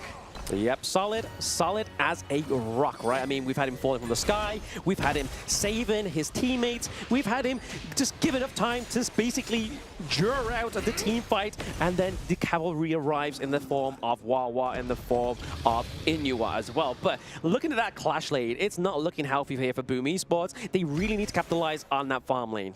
We talked about this, right, Blam? Miggy, Carl, on the Byron, on the paint. You gotta play the early tempo to a perfection. But Wawa, Inua, Rock getting all these picks, getting all these tempo in the early game, negating the early game draft coming in from the side of Boom Esports here. Yeah, I mean, putting a lot of pressure here and kind of denying a lot of the neutral objectives as well is really the MO here for Gen.G. They just don't want to give. They are not a charity, they're a business. They are indeed a business right now, and what's up with the next business is going to be another tier 2 towards the bottom side of Boom Esports here. Right now, 4-man, both teams strong going into the bot side of Gen.G and Boom Esports. Yeah, T2 takedown into the farm lane is pretty scary for the side of Boom Esports. They are losing real estate, and if they were a realtor, I would not give them my business. Indeed it is, Blam. And right now, after the business is done towards the bot side, they are knocking onto the mid tower here. But yet again, they're taking it slow. They don't have to rush it, but Clue here though might be caught out on Ending Sorrow to escape. Yes, the lifeline there from the Huan, the Unending Sorrow, is going to be enough to kind of soak a lot of those skills, a lot of the damage from the side of Boom Esports. So a great bait there from Gen.G Clue. And yeah, look at the gold chart right now. It's heavily dominated by the side of Gen.G Esports here. But hang on, though, Impressive might be caught out. The boxes are really boxing him in. Yeah, I mean, forcing the Tremor Smash as a defense is going to be a bit of a problem here for Boom Esports when you're already kind of looking like your back's against the wall. Especially, that's such a crucial engage tool that's been expended just prior to the 10-minute mark. Yep. Shadow Tyrant has been spawned on the map, ladies and gentlemen. Another Shadow variant, the Empowered variant that's being spawned. So, Gen.G, with the lead they have, 4,000 strong, securing this with no issue. Yeah, no issue. The Tyrant is going to cause a lot of issues here for Boom Esports, potentially, as we see, obviously, Rock go straight in onto Midgie. Midgie looking pretty low. Wawa into the backline as well, just to give over some hate. But it is going to be Clue getting the final kill over onto Midgie there. So Clue on the Huan playing very aggressively as a support, creating so much area of effect. And CC, just like we saw there with Impressive, but that is a 2-0 in trade. That is impressive for the side of Gen.G. Impressive indeed coming from the side of Gen.G here. Rock immediately finishing up along the side of Gen.G Esports on the Shadow Tyrant immediately. Skyfalls dives onto Midgie and Tatsuri, making sure that they are punished for even thinking about doing a trade. Yeah, I mean, look at this damage dealt, right? I mean, 53k for Rock. I mean, no one's even close, right? No one is even close. I mean, Toshi should not be taking that much damage, but he is, and it's only thanks to the infinite vastness, and he gets the takedown on Inua as well. Impressive, not looking too hot there, gets taken down onto the red side of the jungle as well, but it is going to be a 3v1 here. Midgie, Carl are going to be the last bastion to save this T2, and they're not going to do it. They're going to say, lads, take it from me. We'll keep the higher grounds, though. That is an amped up tempo from the side of Gen.G Esports here. Yes, they lose Inua, but they trade back Impressive, and they got all the outer towers, all the outer tier 2s from the side of Boom Esports, and right now, they are slowly approaching the Shadow Overlord to really look for the game-ending push. Game-ending push. I mean, they've got like 6k gold ahead of them as well, right? I mean, this is looking like a very healthy Gen.G in game number 1. Boom Carl having to be retreating on the back foot here once again into the top side of the map. But if we're looking here between these two, Netza ahead in terms of the gold resources. Wow. It's not where you want to be with your pay. Exactly. We talk time and time again. If you're pay, if you are a Byron, you have to secure the early lead. But from what we've seen so far, Gen.G has been a masterclass in negating the pace early tempo here. And right now, they are eyes strong looking at the Shadow Overlord, and they're looking to really nail the coffin of game 1. It looks like it, right? I mean, claiming both the Shadow variant objectives is very scary and very hairy here for Boom Esports. I mean, their logo is a wolf. There is going to be some hair on the gorge right now, whether it be singed, whether it be shed from stress, we are yet to see. But they need to pull something out the bag, right? They need to keep these high ground turrets alive. Exactly, and look at the build coming in from the side of Ray on this D.G. Succubus cloak already completed with an ominous premonition. He is a tanky boy. A very tanky boy, and we can see here Ray using the tokens from D.G. here. Another thing to point out for these teams, these players at home, is that extended 4th token. That's going to put some pressure on if you are Boom Esports in this situation. It's not the pressure you need. Exactly, and we're looking at Miggy here. He might want to look for a flash storm strike on his spell too, to really look for the backline of Gen.G Esports. If they have to find a way with Impressive or with Miggy to really get access to the backline. But right now, things are looking tough as waves are crashing strong in 3 lanes. Crashing in 3 lanes, but I mean here Boom Esports just need to take a good team fight, right? Just to try and reset, but is it going to be enough for them? We are seeing the whole committed here. Impressive, the annihilation from Inua comes through, and there it is, the break of the siege from the Vanguards as well. That is a 2-0 trade right now for Gen.G. Looking to try and get a kill on the board. It's going to be Tatsuri, but Hang on, is it going to be enough? Infinite Vastness clears out the minions. Shadow Vanguard is approaching. Shadow Vanguard is approaching. 2-for-1 exchange. Rock out of the map. Miggy, Impressive out of the map. 4v3 for the side of Boom Esports. Can they hold the fort? Only 30% here on the Crystal here, Blam. 30% on the Crystal, and it is looking like this barrage could be the last. Gen.G with the 1-0 victory in game number 1. Gen.G coming on top in game 1, surprising us with the Nerza pick, the Skyfall, making sure that every play that they commit to was coming into fruition. And I gotta say, I gotta give props to the Nerza. Yep. It made wonders. It made wonders. I mean, this is definitely something they've been holding, right? I mean, yes, it's probably best they don't show all their cards yet, but if this is the Gen.G we're looking at right now compared to Season 3's Gen.G, this is growth. This is definitely growth here. I did not expect this kind of performance here. Look at the early gameplay here. Yes, Miggy flashing in, looking for the engage here. Rock immediately with the Skyfall, catching them off guard, and Impressive here. Looks for a cheeky bush attempt, but gets immediately punished by Wawa. Yes, cheeky indeed for Gen.G. I mean, they definitely tried onto the side of Boom Esports. I mean, Impressive was really trying to create those team fights that they really needed, right? To try and claim some real estate back onto the Gorge in terms of gold, in terms of those turrets, but it just never was given over. Exactly. I want to give props to Wawa as well. He had such a phenomenal game on Mayin here, making play after play, making sure that he gets these catches. He was making so much room for Rock to farm. He was punishing Carl and Miggy for all the failed attempts. Oh, absolutely. I mean, like I said, is it a bird? Is it a plane? No, it's gosh darn Rock. It's gosh darn Rock from the sky, ladies and gentlemen. And Wawa and Rock really cemented themselves as the 2 players to really cement the tempo alongside with none other than Clue. He had a masterclass with Yuan. Yeah, I mean, I think that's probably like one of the most aggressive support Yuans we've players seen, right? I mean, we've casted MKL. We've seen Wendy in the mid lane on the Yuan. It is crazy, but to play so aggressively as the Yuan on a support is just very nice to see. It is indeed very nice to see, but I gotta say, Gen.G, really, really well done. I gotta give props to them. I'm gonna tell you, it's impossible for us to find one player from Gen.G that was the carry in here. All of them had such a great performance. It was so interesting just to see the synergy between them that completely turned things around and did not allow Boom Esports even a chance to catch their breath. Yeah, exactly. I mean, that's definitely what Gen.G have seemed to be doing in 2025, right? Within the Honor of Kings Esports, is trying to catch their breath, trying to find their mojo onto the Gorge. And I feel like in that game number 1, they're displaying that they have found their mojo. Indeed. We were talking about, is Rock going to the jungle? Is the jungle just gonna be swapped around, like rotating around based on like whoever's available, hero's availability? But yet again, the draft has showed us from the start, Rock will be starting in the jungle, and with that, we have seen results, much more solid results compared to any performance that we've seen from the previous tournaments of Gen.G. Exactly. Something very interesting to analyze right now was the different picks that we got to see in this game, right? Like we got to see Nutra. What about if we talk a little bit about that Nutra? Because no one got a chance to actually play with it before. It comes in here. Is this Nutra really available for everyone? It's available for everybody, but I mean, like we've been seeing already within day number 1 of KWC, we've been seeing picks that notoriously and traditionally come through within the best of 5 or best of 7. So we see teams already pulling out those kind of stops and those interesting team comps or interesting picks, to say the least, in these best of 3. So it already makes you very excited for the longevity of how these teams can perform in a best of 5. Gen.G, a great performance. All of them had amazing performances, but one of them stood up the tallest among them. And that person is going to be sent as home with the MVP for this game. And who else, man? Rock, you said it. Like he came in that Nutra. I remember it was like very early in the game. He made it straight to 4. Got his ult, immediately just proc that.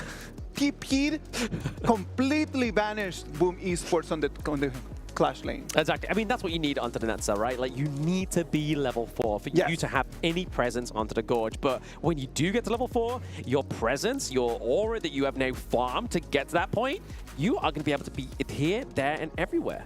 He was here, there, everywhere. He was always in the front line dishing out damage. Just look at the damage now. 22.7% with a 35% damage taken hit. That was impressive, man. That was impressive. Taking so much damage coming in from Boom Esports. He did not die. He stood there, and at the same time, he was still just throwing punches. Imagine, that's such a cool hero to play. Yes. So everyone at home, if you have a chance, go online, get in there, practice your Nerdra. It's such a cool option available for everyone at home. Available for everyone at home. And I mean, if you keep playing him enough, you may be just as good as Rock on the Netza one day, right? I mean, that is definitely going to be, if you are obviously a solo player, it's definitely something you're going to want to try and perfect, because if you don't have comms, you need to know where that presence needs to be felt, right? Like, but in a 5v5, it's very crucial to make sure you're communicating. Like, guys, I really feel like this is where we need to be with this Skyfall. I do agree so as well. Communicating, making sure that your Skyfall is not a 1v5 dive. It's always Rock flying into the enemy team of Boom Esports, and then the cavalry arrives with the Gen.G bunch, making sure that they support their jungle's choices and actions. So definitely a very good display of teamwork and gameplay here coming from the side of Gen.G in this draft. Right before we move into the BP, let's analyze a little bit of those meta picks. Pei and Byron, they were chosen by Boom Esports. They're supposed to be meta picks. They're supposed to have an advantage in this patch. It did not work out. We talked a lot about they need to have a gold advantage at the beginning of the game, but if it doesn't happen, what to do? What is out there? Like, what are the probabilities? What are the possibilities for people to turn things around, Sagi? Oh, for me, I do think in terms of draft, when we talk about gold distribution, there is so limited resource in Heroes Gorge in Honor of Kings. So when we talk about locking in that Kong Ming as the last pick coming in from Boom Esports, maybe that's the detrimental part. Maybe they need a control mage, someone at a sacrificial lamp to really provide the gold towards who? Pei, towards who? Long, on players such as Carl and Toshi. So definitely making a tricore, yes, it works as a tricore, but being punished such an early tempo, drafting Byron, drafting Pei, and falling behind, that's not what you want. Wanting too many things at the same time. Do you think that that was the problem with Boom Esports strat? I do think so as well. I think in terms of drafting too many carries, maybe that's where the downfall actually started to happen. But yet again, we can never count out Gen.G for their fantastic performance in negating the early game of Boom Esports. All right, Blam, do you have a different take on that, or would you say that Sagi just hit the nail on the I head? think it's pretty much foolproof, that one, to be honest. I mean, too many carries, too much kind of like places to put your gold distribution. I mean, you got Lung, you had the Pei as well, which really are kind of like resource-heavy heroes, and you really want to kind of like activate Lung's late game a little bit earlier, especially if the Pei is being punished as well, right? Like, Pei getting into the late game doesn't quite have that kind of same effect, and unfortunately for the side of Boom Esports, they weren't able to get that aggressive kind of play style onto the Pei that they really needed.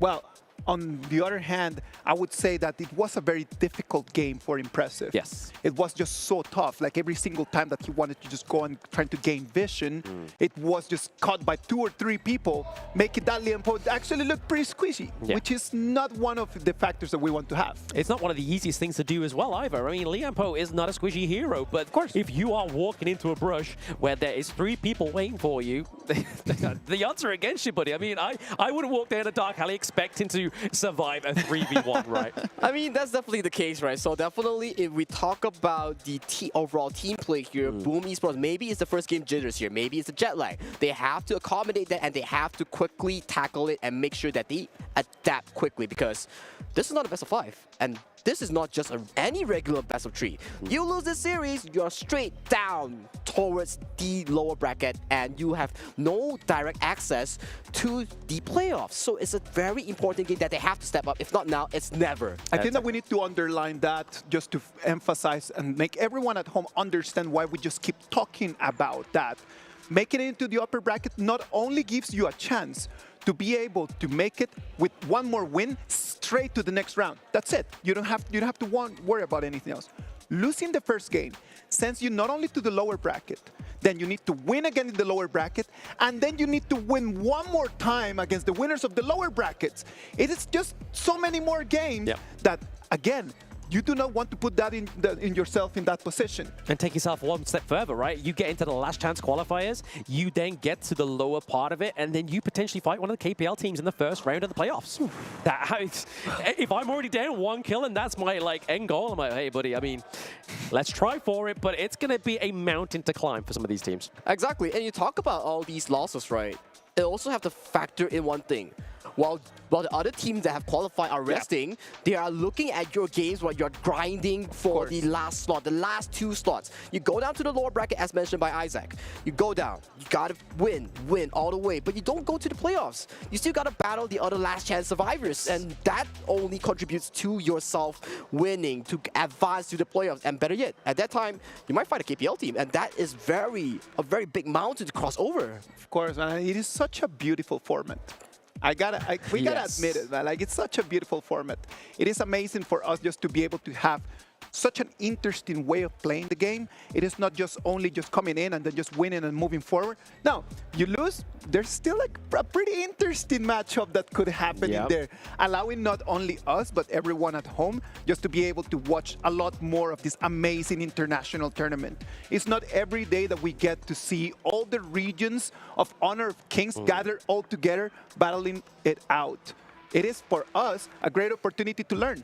Oh, very great opportunity. I mean, not just for us, I mean, the players as well, right? I mean, the differences between some of these regions really allows you to kind of like try and take it back to your own region. Like, yes, scrimming against teams in your own region is cool and all, but if you then go to an international composition and you don't know what their meta is and how their playstyle is, you're going to get hit with the half-truth.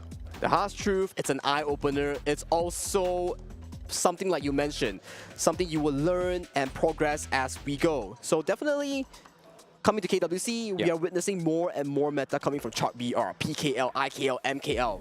So it's definitely what I want to see right now. And Isaac, we have a Group A bracket right here. Look at that.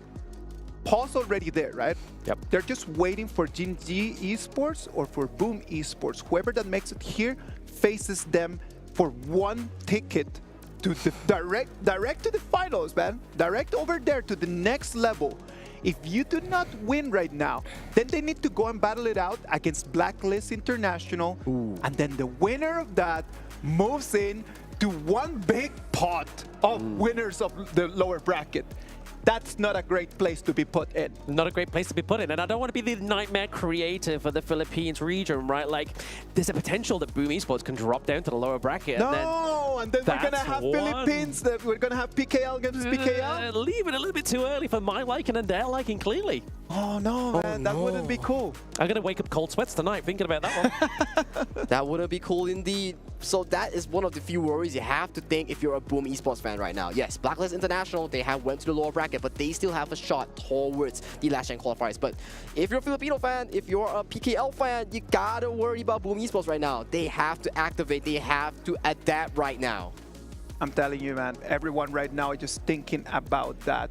Right now, the players are getting ready. You can see them just kind of like being all fired up to walk in and just walk into the gorge and fight their way to get that last ticket. They want to start this. We all want this to start, but they still need to keep prepping so they can take this as what it is, a last ticket for survival. I mean, we don't want the kind of like the first 2 series of the day to be the full best of 3s, right? I mean, we're hoping for as many matches as possible. We get as much action onto the gorge. I mean, it's been so enjoyable today. And to finish this one with the 2-0, we want to see more. We want to see more. It is a good showdown, man. Come on, like everybody wants to come here. We're already right over here, all the way to the other side of the world. We're in Saudi Arabia, man. It is such an amazing place. Give us more. What about if we just take this to all the way to the last game? Wouldn't that be nice? Wouldn't that be nice? A full BO3 for us, for the viewers, and for Boom versus Gen.G will be an absolute banger here, Blam. It would be. It'd be a great way to finish off the day, right? Like, we get a full best of 3. We get a potential for the first seed of the PKL to kind of prove themselves against Gen.G. But I've got a bone to pick with you here, Sagi. We did our prediction video. You wanted to put Gen.G into the D tier. Ooh. How you feeling about that one there, buddy? Receipts, I want to hear this. Come on, go for it, Saggy. I still trust in Boom Esports here, ladies and gentlemen. From Philippines, from PKL as the first seed, they gotta prove me wrong right now. They gotta make sure that they secure this in the bag here. But definitely, let's head on to the pick and bans here as Gen.G Esports. Banning out the Yuhuan and Diadia, with Boom Esports responding with both of the jungle carries, locking away the Luna, the Pei from the back pick. All right, I want to just highlight something. That Diadia right over there. Yes. Why is it being banned so much right now, and before it was being picked so much? I want the people at home just to have a clear idea, a clear picture of why that hero right now is so important. All right, ladies and gentlemen, and casters, so Diadia, why is it so strong? She has an innate knockback. She has super solid early game towards late game. Early game, she can set up, she can steal money, she can gain money, she can provide healing, and she is so strong in the lane. And all the gold that she stole from the enemy, or she heals and gets from your teammate, she can convert that towards her healing and damage in her ultimate. So she's an infinite scaling hero in the Hero's Gorge of Honor of Kings. It's just like the max snowball that you could have in the composition.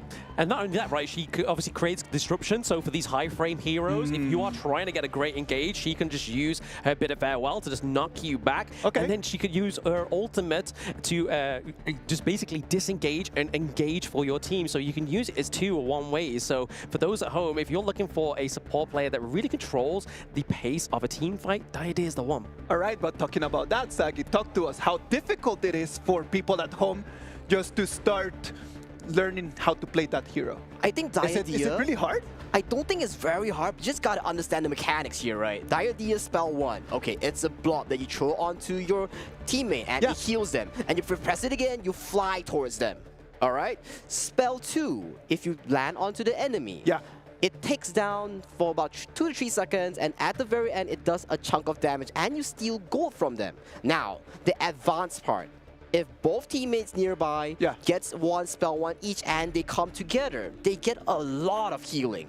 Same goes for your spell 2, the bit of farewell. If you land onto 2 team enemies, you get more gold being stolen. Now, all the gold being stolen from your enemy and you earn from your ally. You don't steal from your ally, you earn gold from them. That converts to more healing, more damage on your ultimate. That's such a cool mechanic, man. Come on. Whoever that designed that hero was completely cooking, I would say. They were completely cooking, but there is a little bit of a caveat, right? Like, if you are a new player to this hero, watch out for your enhanced basic attack, because if you go in by accident with your advanced basic attack into, you may be swooping into a team fight that you didn't want to be there, buddy. You going into a T1, you're taking damage. You've got to try and get out of there. Oh my gosh, that sounds horrible. That sounds like a situation I do not want to be put in. Right now, we're having a little bit of difficulties. Right now, we're having technical difficulties. Everyone at home, hold in with us. We're going to try our very best just to get back into it really quickly. Talking about this, we're back. We're back. That's lovely. That idea right over there, banned. Let's talk a little bit about the picks that we already have, as we are already halfway through the BP. Okay, here's the thing. Arlie is a mechanical difficult hero right here. Is it going to Rock or is it going to Ray? That's the interesting thing, right? I mean, we've seen Ray always, when he goes for the marksman within the team of Gen.G, he likes to go for the D-Ranger, which we saw. Again, D-Ranger, not to kind of undersell him, he is a great marksman hero, but he does definitely require less than the Arlie. So yeah, it might be a good observation here, and obviously with Orgrim being picked up, it could be Ray into the jungle. Okay, so let's talk a little bit about that. Does that mean that the players inside of Gen.G can just kind of like switch roles? They switch like that? Yep, that's and it. Is that something common that you can see? We see mainly within Gen.G. There's no real other team that gets to qualify to this stage yet that we know of. Obviously, Honor of Kings being a MOBA for all, you may be a grassroots team that can get to this way. We have teams like A.C.T. that get to KWC and could be the same the next Gen.G. But as of the moment, it is going to be Gen.G. All right, ladies and gentlemen, this is going to be our second game between Gen.G and Boom Esports. The Gorge is ready. I know that everyone is counting the seconds for this. Is it going to be Boom Esports? It's going to be Gen.G. Boys, take it from here. So we are getting into game number 2 of Gen.G and Boom Esports. And if we just look at obviously the draft, obviously we were seeing it in a little bit of a faster time. We have obviously the Dharma come through, which has been banned in like the past 3 games that we've seen. Agudo here for Carl, taking a little bit more of a different approach into the jungle and giving over a bit more sustain as well. We've not only got the Agudo, we have the Dolia. A lot of healing for the side of Boom Esports. And speaking of Boom, we get First Blood.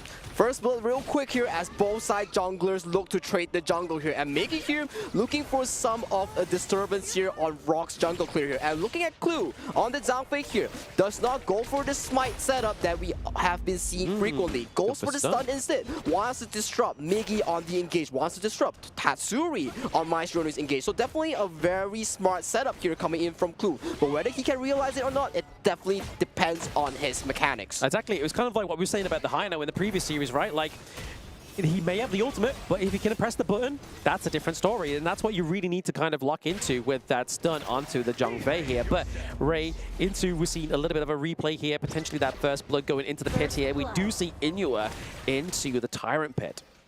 Well, Inua being caught out here, and right now, top side being won over from the side of Wawa and Rock. Rock securing the Dimensional Sprite, and right now teleporting to the mid lane and sharing further farm with Inua. Right now, 3-man strong towards the bot side. Knock up onto Ray. Knock up onto Ray, looking pretty low here. Gudo is going with the Furball into the backline. Ray's having to use the Parasol to get out, but it is gonna be a heck of a chase there. They get another kill onto the side of Gen.G. Inua going down. The Yixing is not Yixinging right now. And we are getting another one. Clue on the beast. Zhangfei taken down. Remember what I said about starting your engine? Remember what I said about it's now or never? This is now or never here, Black. Boom Esports, 0-4, clean start. 2 minutes in, already securing almost 2,000 gold lead already. Yeah, I mean, this is the kind of a Agudo playstyle we was really hoping from Blacklist International, right? We really need that very early, very aggressive takedown of those turrets, and we're already seeing it down to the bot side of the map. They're trying to create a pressure for the side of Gen.G down there. Right now, impressive though at the tier 2 in between the tier 3 of Gen.G right now. And hold on a minute, Toshi! Just another engage here coming through. We are getting the Unbridled Burst to push them away for, thanks to Clue, keeping Ray alive once again. Have to be careful onto this Ali. Tatsuri looking at the land of no return. He gets taken down. Ray with the immediate dodge on the flash engage coming from Tatsuri though. And right now, they are severely punished right now. Is there an invade towards the jungle of Kyle? There is no invade, but it's a consolation prize for the side of Gen.G as they recover the deficit that they suffered from the 4 kills. Recover the deficit, but I mean, we have to give appreciation of the Boom Esports, right? Like, even with that shielding onto the turrets in the early game, they've managed to run it down to at least like 1/5 of health. That's the beauty of Agudo here. You go for the turrets, but hang on a moment, the boys out. Yeah, Toshi actually being stripped away from the rest of his teammates. Could be troublesome predicament for him, but it is going to be trading with the marksman here for both of these teams. Can they take out either of the jungles? Because if they can, this neutral objective is going to be easier for whoever gets taken down, but there is a lot of pressure being created here from Boom. It's a party in the farm lane as we see 9 players strong coming towards the farm lane here as Wawa is safely farming on the Fatigue here. As we mentioned, we didn't get to see in the big and bad, but Fatigue has been one of the most consistent picks today in first day of KWC. Yeah, a lot of weight on Wawa's shoulders, right? I mean, he knows that it's 100% win rate, so if it's not careful, he could be the first smidge, the blemish on the record for the Vati at this point. But Boom, for the first time within these 2 games, gets a neutral objective. Securing the Tyrant does make sure that they have more damage to really burst through this early game here. Right now, we see a rotation coming in from Toshi, securing the Crimson Golem towards the top side here and taking farm in the mid lane here. Yet again, the bot lane tower, farm lane tower for the side of Gen.G is still standing strong.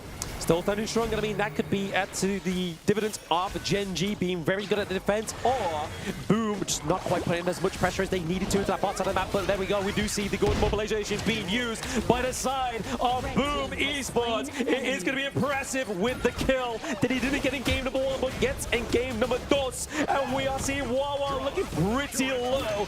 Miji as well as Tatsuri all looking pretty low. So Gen.G licking their wounds, but can they keep this T1 intact into the mid lane? And the answer is no. The answer is no, and the most important tower in the early game, the tier 1 tower, has been taken down in the mid lane for the side of Gen.G here. Right now, Toshi and friends are looking to even further push Gen.G behind. Okay, hold on here, Black. We gotta catch a breather here as we're seeing so much action. It's just a short span of 1 minute. Oh, absolutely. I mean, that 1 minute seemed like a lifetime for the side of Gen.G within this game number 2, right? But Boom Midgey looking pretty low, looking to go for a 2v1 here with Carl on Wawa, but the center stage from the Marty coming through gets the kill for Gen.G. Beautiful stuff. The Enlightened Mantras comes through and hits with a pow. He was definitely hyped up there. He got a 2v1 play. He was thinking like, can I get this kill on Miggy? Nah, Miggy's like, nah, psych. Yeah, no, we're a bit of a tease there. It's like, hey, no, we're pulling him in with a golden carrot. Let's see if he takes the bait. And he did. And that was Boom Esports going out top there. The Unbridled Labors from Clue being committed here onto Tatsuri. He is looking pretty low, having to be forcing the Maestro into the back line is not where you want it. You want it all up in the grill of Gen.G. And speaking of grills, it is Rock into the back line here. Gets the kill onto Impressive. A little bit off sustain is going to be an issue here. And Midgey comes through, claiming that 1-1 trade and takes down Rock, which could be an issue here for Gen.G. Well, I gotta say, a lot of fighting. This is what Paul SG Chilling is talking about. Yep. Boom Esports, they love to fight, and right now, 6 minutes in, we already have 12 kills on the Gorge here, Bland.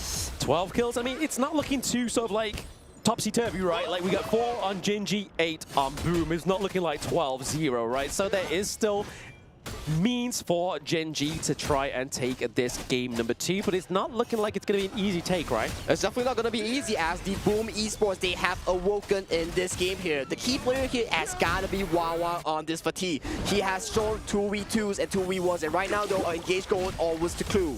Yeah, I mean, they're just trying to chunk down the beast, right? I mean, he's almost at the rage bar, so now he has the Unbridled Outburst, so he's not the target you really want to be going for. I mean, maybe try and bait out the Unbridled Outburst to stop a great engage further on down the line. Could have been the issue there for Boom Esports, but they weren't able to get it out of him.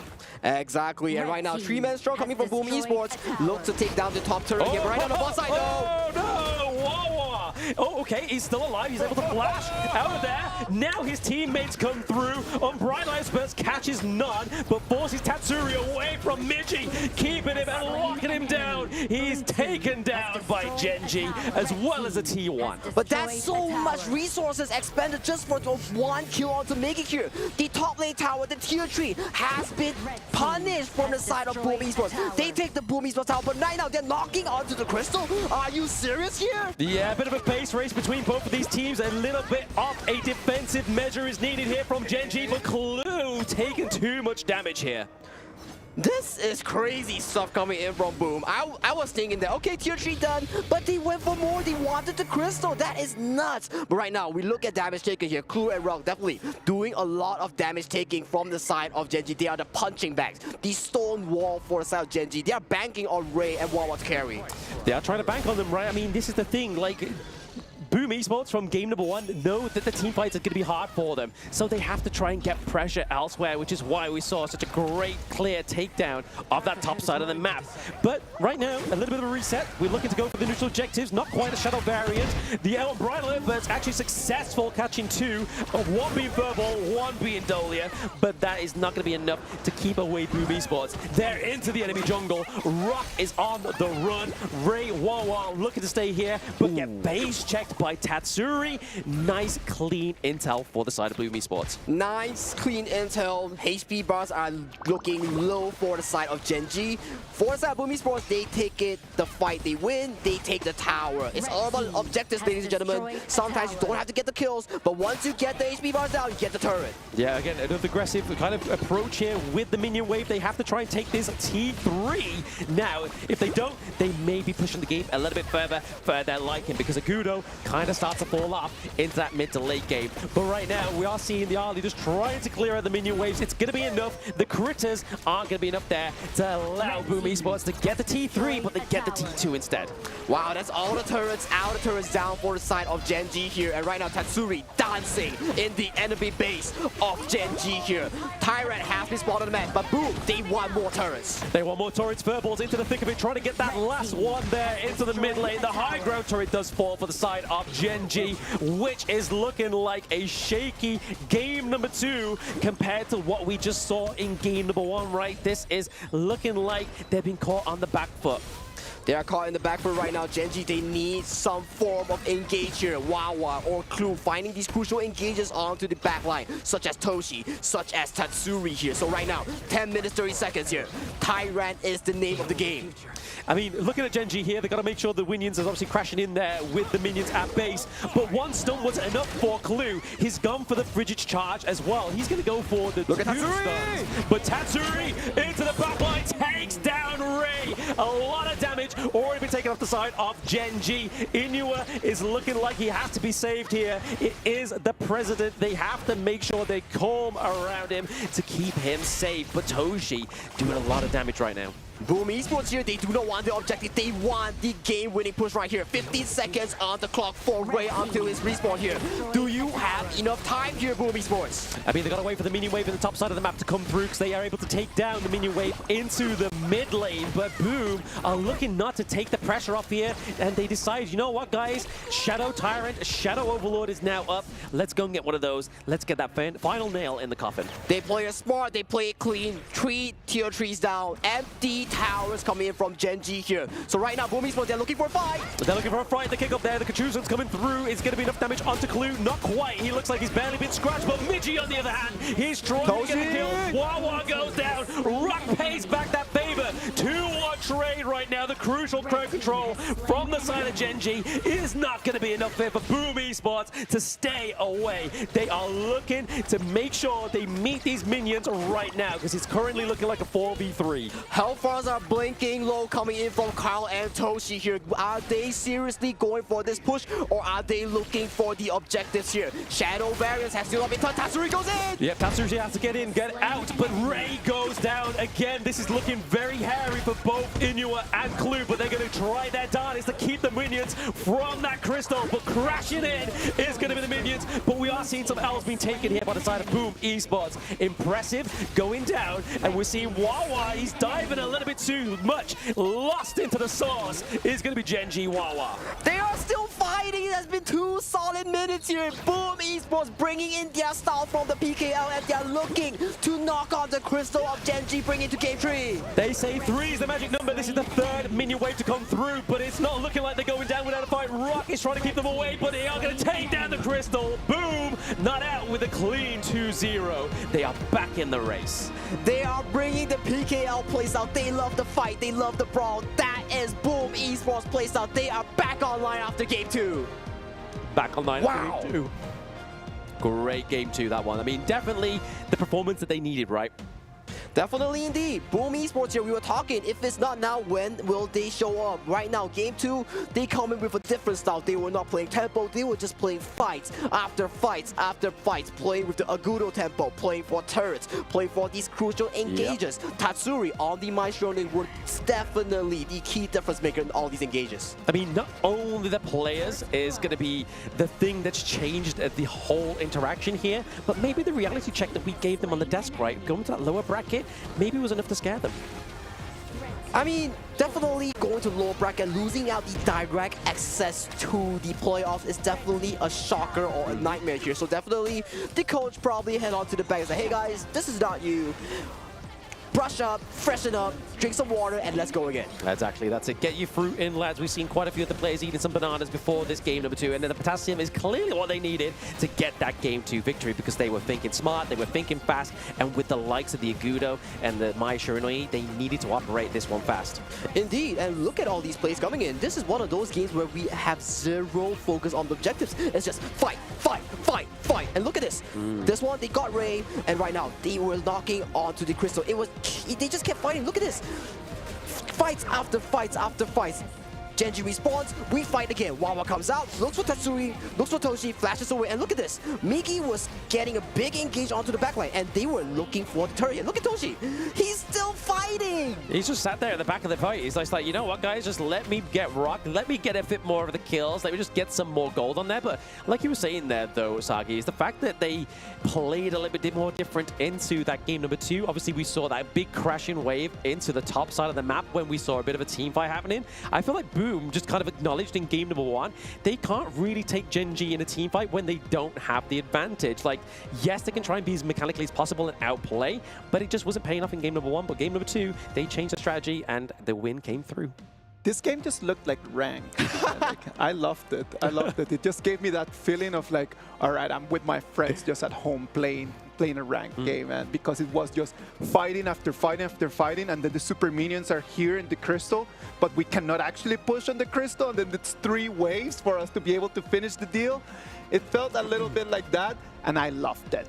I was totally in love with this second game, and we're gonna have to be able to play one more game.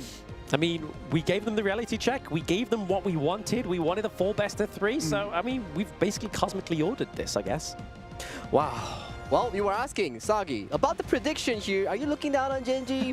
Right now, it's a 1-2-1 here, Blam. So I can't prove you wrong. You can't prove me wrong. They can't prove us wrong. If you drop a group down to a tier list of grade D, you mean that they're going to take a 2-0 stop, right? So we'll put you under the table for that one. We'll put you on a leash until we see who the victor is of this best of 3. But no, definitely Boom Esports played a lot better in that one in terms they knew they did know how to take a team fight.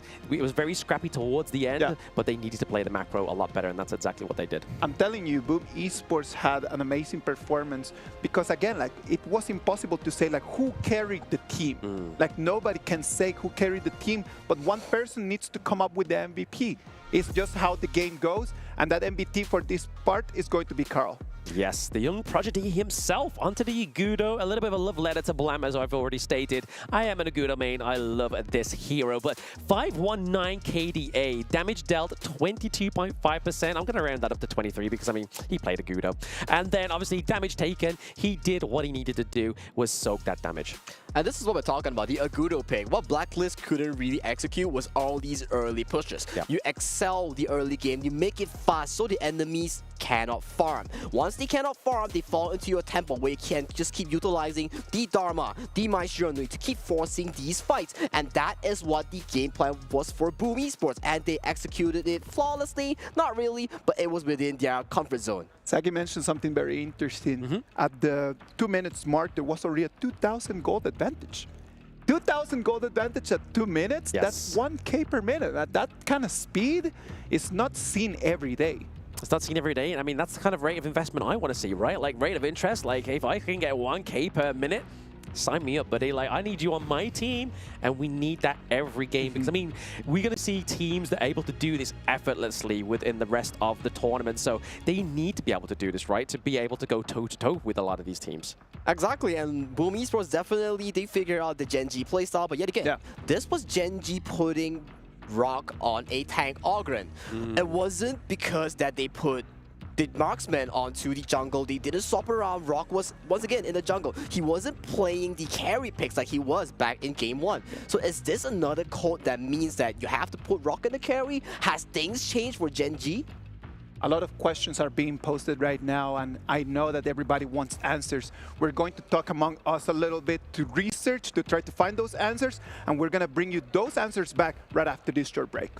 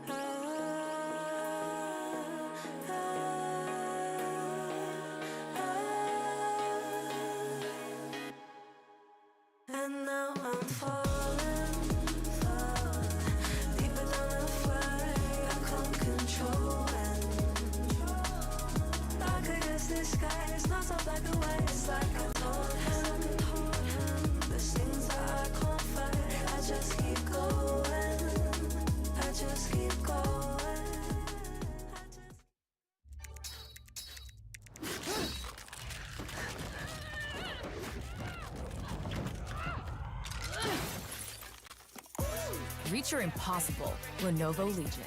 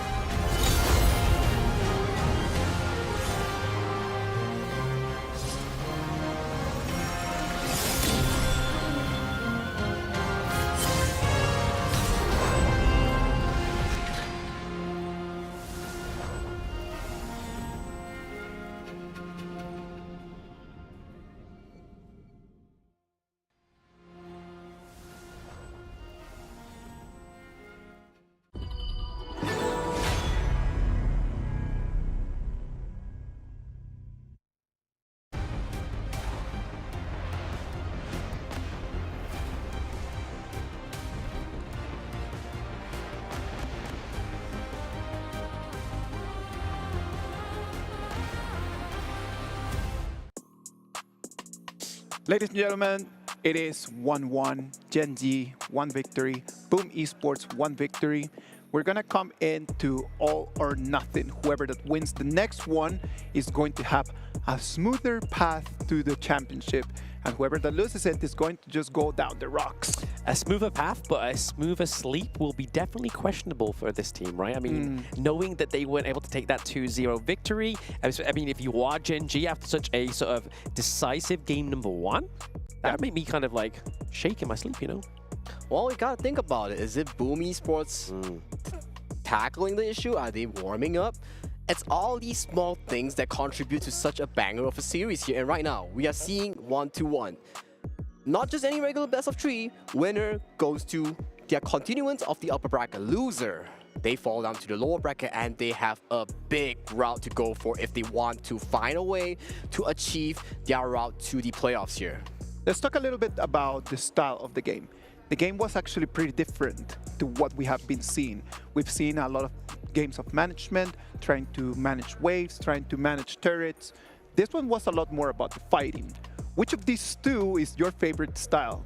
Do you want more fights, or do you want a little bit more of the tactical approach to it? Well, I mean, I'd rather get the tactical approach down first and then take the fights. That would be my kind of like optimal thing, so then you know you're playing at an advantage. Whereas we saw Gen.G was still taking at fights when they didn't have a clear advantage. They didn't have a wave clear. They didn't have the waves pushed for them as well. So it was kind of just like they was taking it at the invitation. It was just like, you know what, they want to fight, let's give them a fight. And to me, that's very risky. Exactly. And looking at all these players right here, they're all geared up and ready. But you got to talk about these styles right now that Isaac mentioned, right? It's like, okay, which of these styles that you like? For me, the viewers, of course, they like the fighting styles, right? For us, we are okay with both as long as we get the cast for the viewers here. And what else is the final pick and ban for today's best of 3. Gen.G Esports locking away the Arlie and Zhang Fei, while Boom Esports, once again, the same draft locking away Luna and Pei from the hands of Rock. We won't be able to see Luna today, man. Come on. What is going on? I want to see that Luna fly around. I mean, titling games, Moonblade, maybe we need the games a little bit later, so when the moon comes out, maybe Luna comes out. True. All right, so Byron being picked up for the side Gen.G Esports here, making sure that they have a solid class lane here. For those who don't know in home, Byron is a solid class lane due to the fact that he has amazing laning, amazing sustain, but he somewhat falls off towards the late game here. For that Boom Esports here, they repeat Gen.G's success in game 1. They pick up the Yuhuan and Mayin as their offer for the counter pick. Exactly. I mean, they're definitely playing them at their own game, right? Obviously, Yuhuan at second pick. They are looking to just go like lock that in with the flex, but we're going to get another bit of the power coupling, right? The Liang and the Princess Frost. Not quite the Byron and Pei approach, but it is going to give Gen.G a lot more control into these team fights. And I'm loving the fact that Boom Esports is actually swapping our Tatsuri and Toshi here. Toshi, he's taking on the role of having to win the laning phase. Once he cracks Ray in the lane, it gives so much space for Carl and friends to really move around Hero's Gorge and get these objectives that Boom Esports really need to facilitate these team fights. Exactly. I mean, we've seen it, and actually, I think this is the first ban of the day for Fade. Yeah. So maybe they were hinting at the Fade come through. Obviously, Fade has been reworked recently. I mean, he now basically has a second execute with his ultimate, right? Like, no longer are you just slowed, you are literally statused and then crushed. Status and crush, and what's better than that in an objective game like Honor of Kings, that can secure you multiple objectives like the Tyrant, like the Overlord, Shadow Variants, and even Tempest Striker. The crucial objectives that you need to do. But looking at Boom Esports, they definitely put heavy focus to target Bad Rock, their star player of Gen.G Esports. Yeah, they just wanted to take away those kind of like high-framed, very flashy heroes into the jungle, because we saw him on the Orgrin only really started to kind of like pop off towards the latter part of the game, but it was a little bit too late for Rock to solo carry the game. So definitely taking him and kind of forcing him onto these tankier jungles is something that Boom Esports is trying to do here.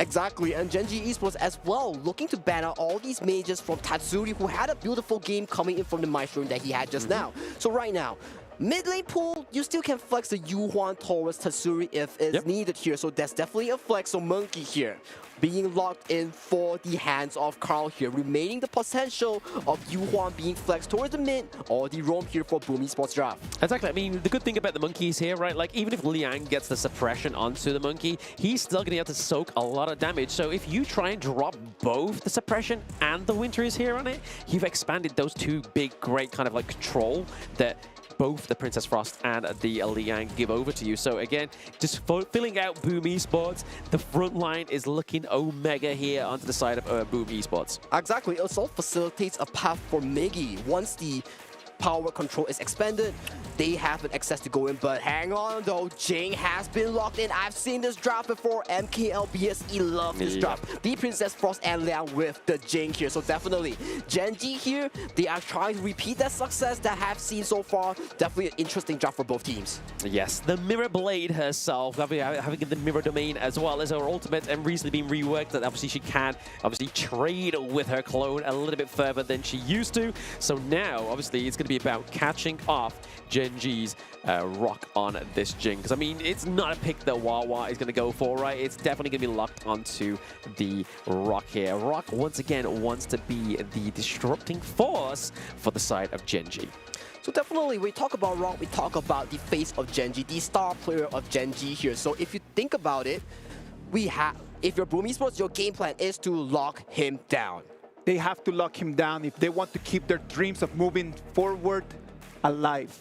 Gen.G against Boom Esports, boys. Let's go into the Gorge. Let's go into the Gorge for the last time of the day. I mean, I feel like a little tear just fell from my eye after that. So we get into the last time we visit the Gorge for today. But obviously, we will be back with more action tomorrow. But we are going to be looking and holding in right now. Clue secured Deep Crimson from Grok's hands.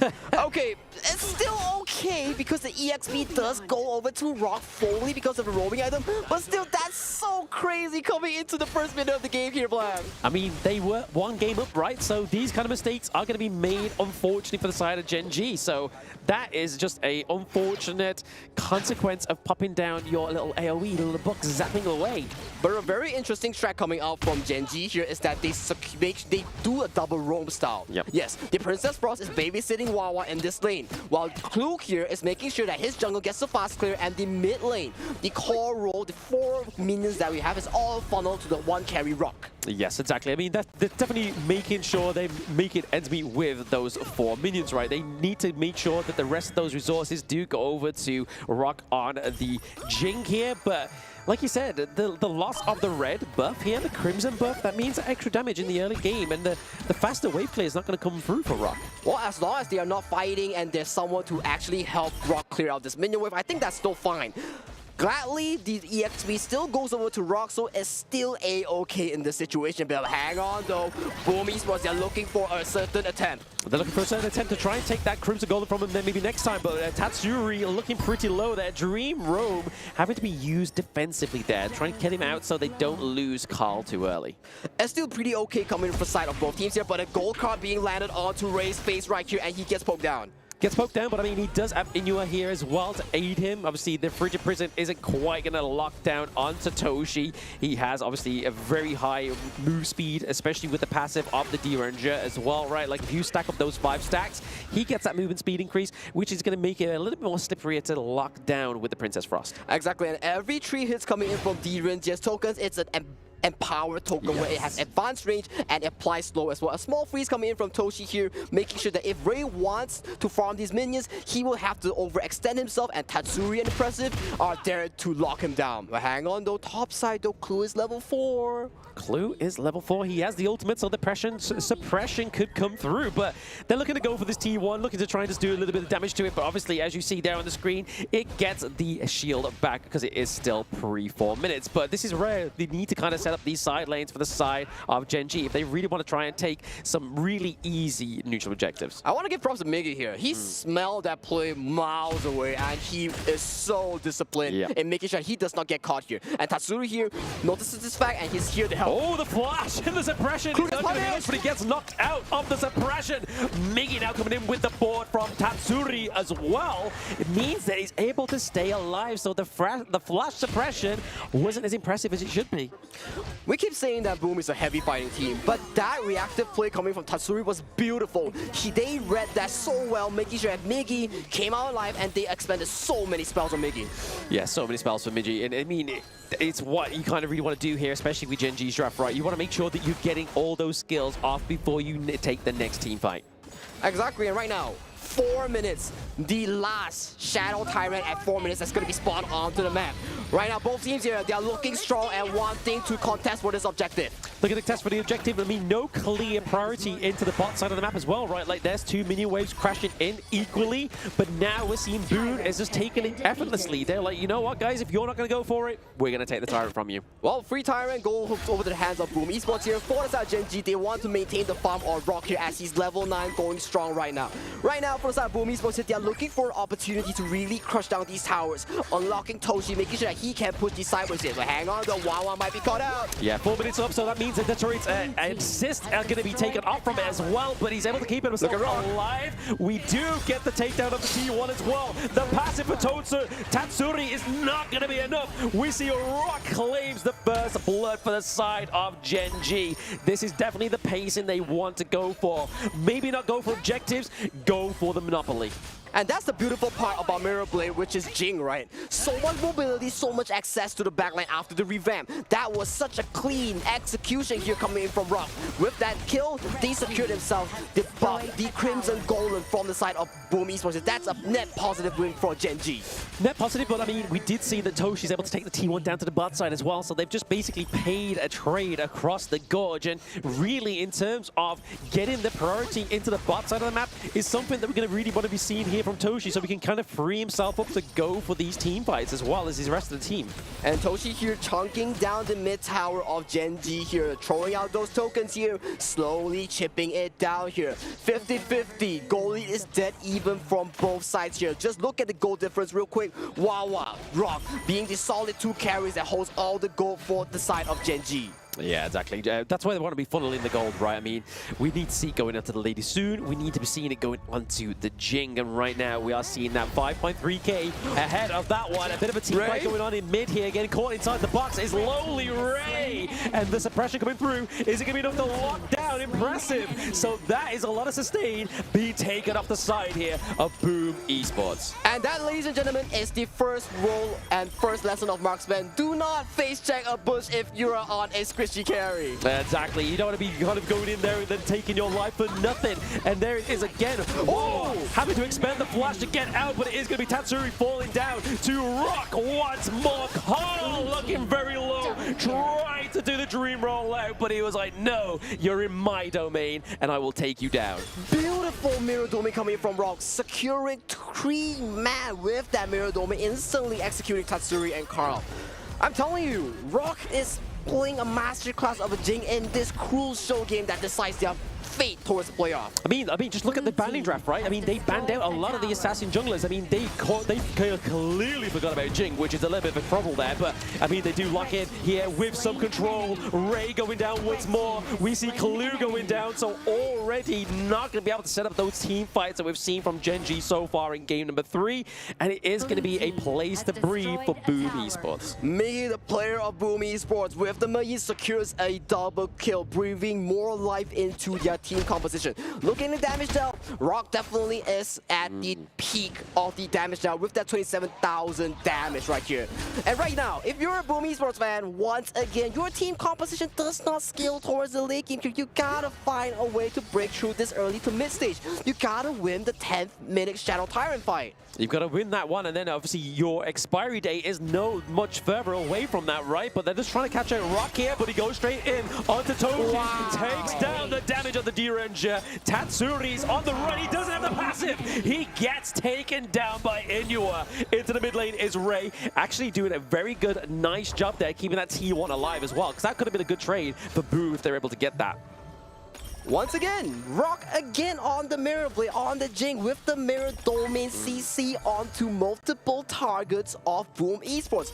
It was Tatsuri on Toshi this time, the two core carries of Boom Esports here, Blam. Yeah, the Stackley, you don't want those two going down too early within the team fights, especially if you kind of playing on the back foot, which is what's unfortunately happening here for Boom Esports. They still have the T2s for now, but we can see up to the top side of the map that the Clash Lane 1 may fall here thanks to Ray. Looking to help themselves and try and contest this Crimson Golem for Rock. He does use it as a bait. He uses the Mirror Domain into the back line. Or chunking a lot of damage onto Midgie. He goes down. Impressive. Not looking too hot in terms of that health bar, but that is the pickups they need because there is no pickup potential here for the side of Boom Esports.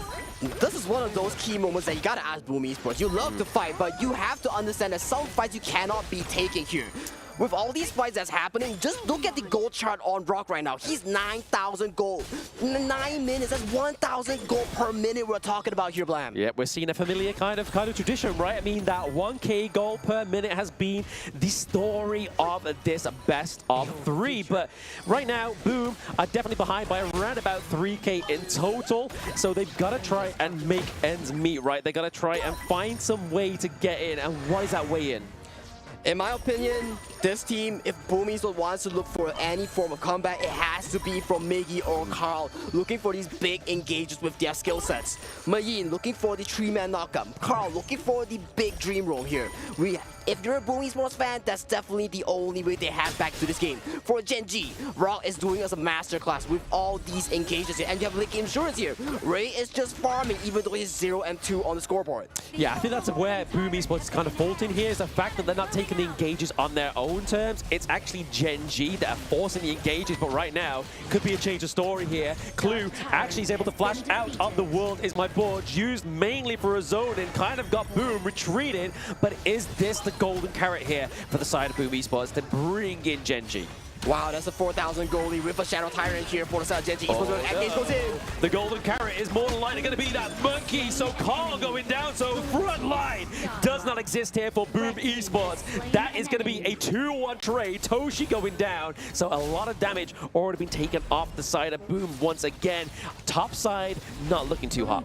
Not looking too hot indeed, and once again, it's another fight at this Crimson Golem. How many times does it take for you to learn a lesson here? Because Boom Esports is getting severely punished for how they love to fight in these team compositions. They want to fight their way to success, but right now, Gen.G is pulling so many good team fights and engaged with their team composition. So many good team fights, and obviously they had the early game lead as well, right, into the lanes. Like, we only really see for the side of Boom Esports that they're able to get that farm lane knocked down to the T2, very much half health. But other than that, there is no pressure being put onto the side of Gen.G, and that's where I feel like Boom is lacking. So that's what they need to do, I feel like, to get back into this game number 3. Exactly, and Siegebreaker already complete by Jing, the highest physical damage item in Honor of Kings here. Once the enemy falls down below a certain percentage mark, you do extra damage to them. A very strong fighter and assassin item right now being completed by Jing. So right now, if Rock so happens to touch Tatsuri, Tatsuri will explode like a bubble. Yeah, I mean, we're talking about, obviously, Rock at this moment in terms of itemization. She has just built the Starbreaker as well. We see Rock is now 6 slotted in his itemization. He is going to be able to shred any member of Boom Esports if he's not contested. Man, 8,000 gold lead for the side of Gen.G right now, and they are knocking onto the Shadow Overlord and Vanguard right now. Ray secures it, 3 waves go strong for the side of Gen.G here. Gen.G Time is ticking, Blam. Yep, Gen.G with the minion waves in 2 lanes for now. Are they able to get a higher ground turret at this point, or just looking to keep Boom locked and restricted into their base? It seems like the case, right? I mean, Rock is like, hey, you can't have your jungle. I'm going to take it from you. I'm going to take it from you, and right now they're slowly progressing towards the end stage of the game right now. 12 minutes, 30 seconds on the clock. The Overlord Vanguard has been spawned towards the mid lane here. The fine final 2 tier 3s for the side of Boom Esports. Yeah, I think if Boom can hold this up, then there's a chance they could come back, right? But right now, it's not looking too hot for them. Rock already taken a lot of damage from Carl. He's already down to half health, able to gain a little bit more health from the Hue 1. So impressive, being a great teammate, giving over some healing to the side of Boom Esports. And right now, one more tier 2 goes down. The Overlord marches towards the Crystal here. Impressive goes in for the engage. With the Boom, yes, impressive does get the CC. The Dream Roll comes through, but it gets met with the suppression. Tatsuri goes down. Impressive is going down next. Rock finally gets taken down, but it's a little bit too late for Boom Esports. And click, boom, it is going down once again at EWC. But this time, Gen.G takes the Boom. Gen.G takes Boom 2-1. Masterclass performance by Gen.G and Rock. Rock was so detrimental with the Mirror Domain on the Jing Mirror Blade. That was such a hero performance that Gen.G needed to seal the deal and advance further to the upper bracket. Exactly that. I mean, this has been a year in the waiting, right? We said this into the introduction. These players are not strangers. They played each other at last year's EWC, but it was a different tale. Boom Esports knocked out Falcons, which was previously Gen.G. Gen.G coming back with this 2-1 victory to go into the top of the bracket to meet Pause Gaming, whereas Boom go down to take their second seed from PKL. Wow, PKL Grand Finals being repeated at the lower bracket of KWC Group A here. Yes. What a storyline that we'll be having for the next upcoming few days for Group A here, Black. I know. I mean, it seems like we've been having a bit of a repeat of finals, right? I mean, today we had the Chuck BR finals repeat, and then some down the line, we're going to get the PKL finals repeat. But it's going to be a best of 3. Man, just look at all these plays here, Blam. Exactly like Chuck BR finals, but look at Rock. Literally, this man, he's doing it all. He's soaking damage. He's looking for these big engages. And once again, at the Crimson Golem, once again, a fight breaks out.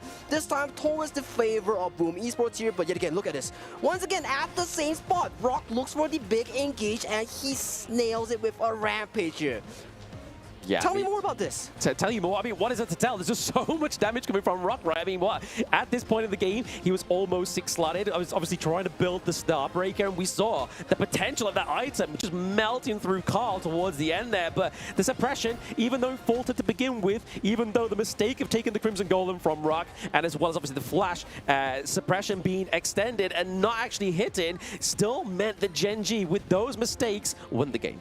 Exactly, and Master Armorer, one of the all these like pop-ups that you can get if you can manage to fast hand and swap your items here. So definitely, Rock here showing us why and how it is to play Jing. You need high APM and you need to be able to item swap while you're redirecting your swaps with the Mirror Domain here. So definitely, good job for Rock. If he's not MVP, I don't know here, Blam. Yeah, I mean, I can barely tie my shoes, so it wouldn't be me doing that. It is such a difficult hero to play, right? It is actually one of those heroes that you need to really master if you want to actually be good at. Yes. You need to be good. You need, your dexterity needs to be right over there. You need to be like fast. You need to be strong. And I think that Sagi wants to say that he is actually the man. So I don't know. I don't know. Not me, not me. I don't know about that. I don't know about that. Well, interviews, ladies and gentlemen, this is already done right over there. Mara's got the players with us, and let's see what is happening right after that.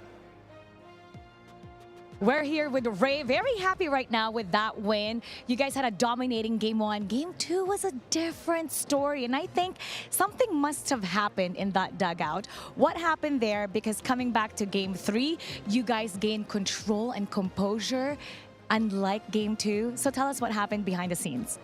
So basically the first game went as planned. We played normal, we played slow, and we basically followed our plan. Second game, we took so many bad fights. We've given them what they wanted. They wanted to fight early, mid, and we've basically given them the fights they wanted and didn't go our way. Game 3, we decided to calm down a bit and follow our plan and play slowly. And as long as we go through the early game, it's going to be a good game. And even though it wasn't so clean, I made some silly mistakes, but it went well so far. You played well, regardless. Now, tomorrow, you're going to be going up against Pause Gaming. If you saw their game earlier, they did spectacular, and you're going to go up against them. What do you have to think about for tomorrow?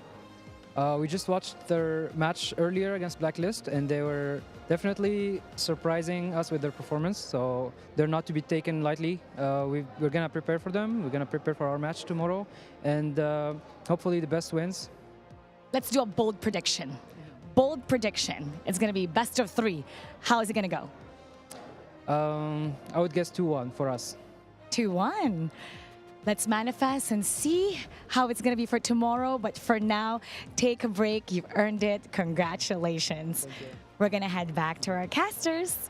Lead the gorge. Thank you very much, Mara. Thank you very much, Gen.G. Qualifying to the upper bracket and sending Boom Esports to lower bracket. We're going to see that PKL final just be relived again, but this time for the last hope to move forward. We saw an amazing game right over here. Gen.G, all the 5 players were amazing. The MVP can be only one of them, and that is going to be Rock. On that, Jing, it is gonna be him, man. Like, it was amazing. It was an amazing performance. Amazing indeed. But solid as a Rock was Rock with MVP back-to-back. Obviously, both of those games that he did have, it is going over to Rock with the 7-1 for KDA. The damage dealt is 34%. And again, I'm going to be charitable. I'm going to round that up to 35 because, I mean, why not? Why not? They played a fantastic game. And then damage taken is 24.1%. So still quite a lot of damage taken, but thanks to the reflection of Jing's kit, he was able to do that.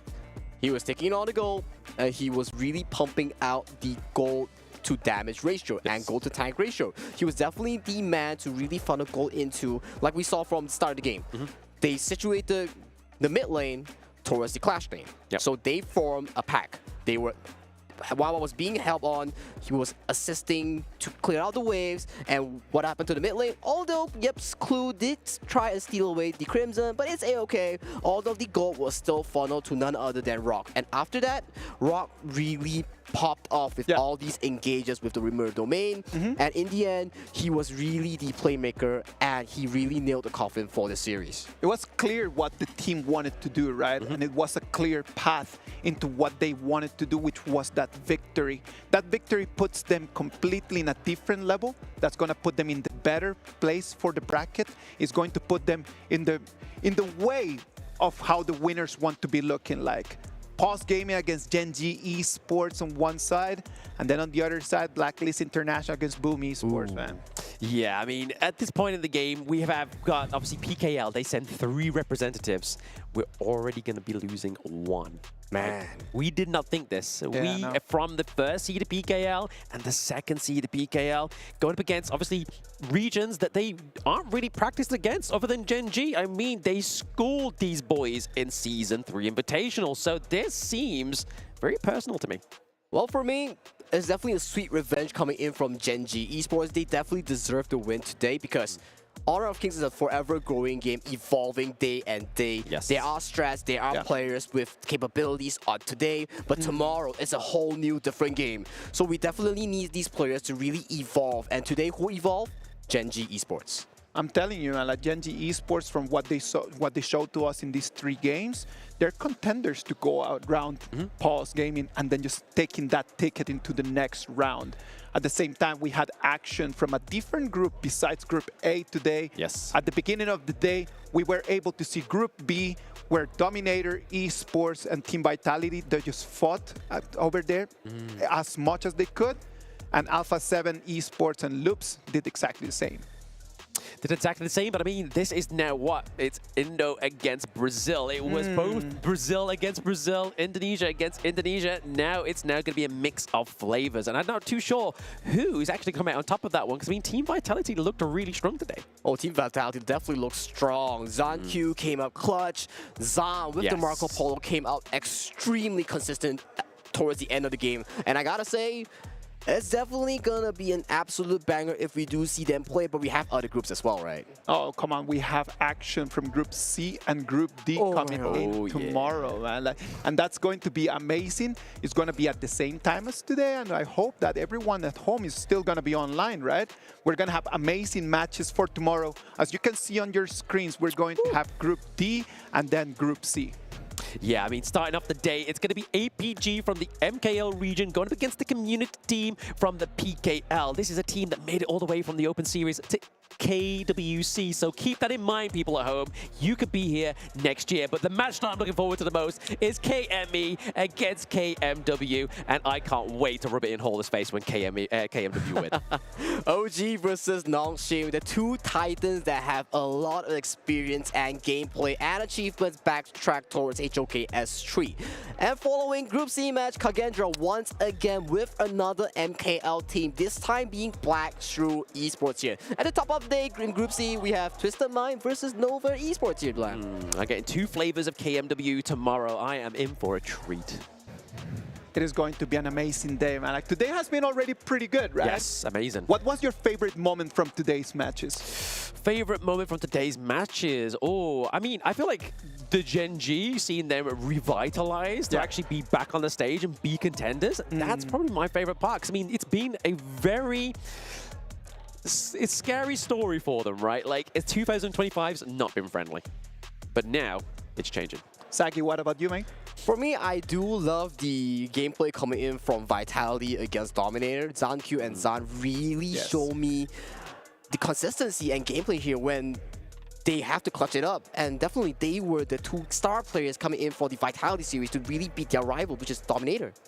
I'm telling you, man, it's been an amazing day. For me, it was the moment when we got the opener, Alpha 7 against Loops. For me, that was an amazing, amazing game. Well, ladies and gentlemen, we've got an amazing day with electrifying competition. We'll see you tomorrow at the same place, at the same time, for some more Honor of Kings action. But first, before we let you go, enjoy the Qiddiya top place of the day. Rest well, and until then, goodbye.